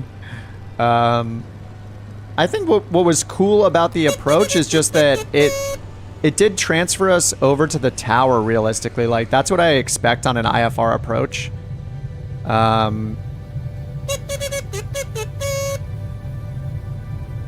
So many kazoos. Thanks again, Sierra. Discord, VZ, the Discord for my channel is in the video link in the video description below. The one for SayIntentions is on their website. So if you want to get in their Discord as well, I think it's in the top right corner, like in the main navigation of the SayIntentions website. So you can hop on that one too if you're interested. And at the least, if you're interested in the software, and they're like they've opened up a wait list for when it releases because they're going to slowly trickle it out to people, just to make sure that it can handle the volume of people using it. But the wait list is on their site as well. And I just got invited to like test the beta a couple weeks ago, and it's been super fun. Like, I don't know, I've been hoping for something like this for so long. I know a lot of people have, right? There's a lot of hype built up around these AI ATC programs. So, yeah, this is the airport isn't huge; it's big boned. That's true. All right, we are finally at the East GA ramp. We got airport fire rescue here, ready to go. Jeff is right behind me, and 420 Texas is also here. I know Delta is out there somewhere. All right, let's get this shut off. Cross runway 24, contact ground on 121.6. All right, we'll pull the mixture out and ground on 121.6, Falcon 762, Foxtrot Romeo. alternators off. I'll leave the battery on so we can hear the chatter while I say goodbye to y'all. Where is Delta? Delta's at 21,000 feet still, so I accelerated like crazy and outpaced him. Sorry I don't see you landing there, Delta. Oh, Delta says flying the bus with the mini FCU is amazing. Nice, man. That's super cool. I really love that box. Like, I looked at it, like I think a lot of people did. It looks solid. Like, that thing, I love the compact design of the mini FCU. If I flew airliners primarily, I would totally get that thing. But for now, for me, like, you know, the Bravo throttle quadrant works so good with its little autopilot section. So I'm just going to keep using that. It works great for, you know, all the GA stuff I fly. But yeah, the mini FCU looked awesome. Liam says the script's available to get you started. This is so fluid. It'll deal with you not actually knowing. Yeah, that's what's so good. Like, this is going to be such a huge upgrade for people. Like, everybody that's too intimidated, and I still am intimidated to use, you know, Pilot Edge or VATSIM or IVAO. Like, just talking to humans is intimidating. I get intimidated saying things to it, even, maybe not so much off stream, but even right now, knowing I'm talking to an AI, I'm just like, oh no, I don't want to say the wrong thing and you know, have it give me a correction or something like that. Like, you want to do the right thing, but I mean, I think that, like, the benefits of AI ATC are clear, right? Like, the amount of variation you can put into it with the voices, personalities, it's on 24/7. It's only going to get more realistic over time. And then the stuff you guys have talked about on the Discord about, like, multiplayer, potential for multiplayer stuff where you can hear other people's calls through like a text-to-speech thing, you know, where it gives them an AI voice and you hear their call to the same controller, or you hear CTAF calls. Like, it's just awesome, man. I'm really, really excited for it. And yeah, I'm stoked to have, you know, been invited to test it. So I love being able to give a sneak peek at this stuff is great. I'm really stoked about it. VZ says, yeah, signed up on VATSIM over a year, never did anything on it live for that reason. Yeah, I mean, I think Pilot Edge is pretty good. When I got started, I did Pilot Edge after I had the phonetic alphabet down and everything. The Pilot Edge resources for training are really good, and for me, it was worth like the $20 to do it for a month or two. It's like $20 a month or $25 a month, something like that. But even Pilot Edge, like Pilot Edge boasts their like 15 hours of coverage a day, which is super impressive that it's so consistent. But it's only the Western US. You know, like, they haven't expanded into East Coast or anything. They haven't expanded to Canada or Europe or anything, right? It is such a good service, but it's another spot where, like, AI, ATC, it's going to get better and better and better, and it's available globally, and there'll be some maybe potential multiplayer fueling stuff with it. What if you could roleplay a controller on it? No, that makes no sense, right? That would defeat the purpose. It would be pretty interesting to see how realistic it can get to think that a human is controlling it, though.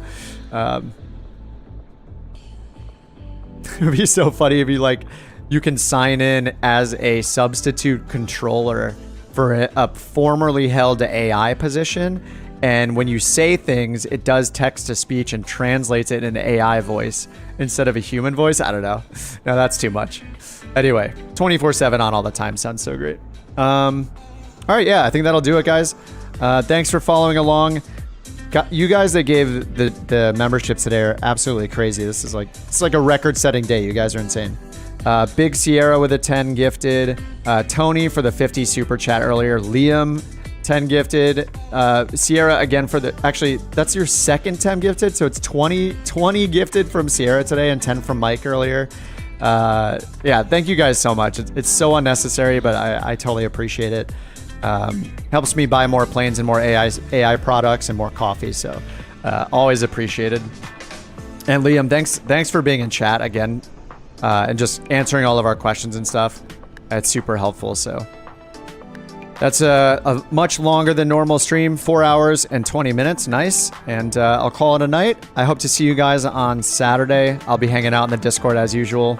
If you guys want to hop on the Discord, it's linked in the video description below. If you guys want to check out Say Intentions, that's also linked below. Go and sign up for the waitlist if you're interested. And it comes out in 11 days. And I think I will still be using it over the next couple weeks until it comes out and probably beyond that. Because, yeah, I'm genuinely just super excited for this. And I will be one of the first customers. Beta tester or not, take my money. So, yeah, appreciate all you guys hanging out. Delta, good to see you. Raccoon. Sierra, thanks again. Johnny, thanks again, dude. Cyber, good to see you. AREC and VZ, thanks for hanging out. And Jason, hope you guys all have a great rest of your day or night. I'll see you guys on Saturday. We'll do a group flight on Saturday as usual. If you guys have any recommendations for where you want to fly, hit me up in the Discord. We'll figure out somewhere fun to fly. Otherwise, we risk me picking it. And we know the risks there. So, all right, guys, have a great rest of the night and day. Thanks for hanging out. I'll see you on the next stream. Peace. See ya.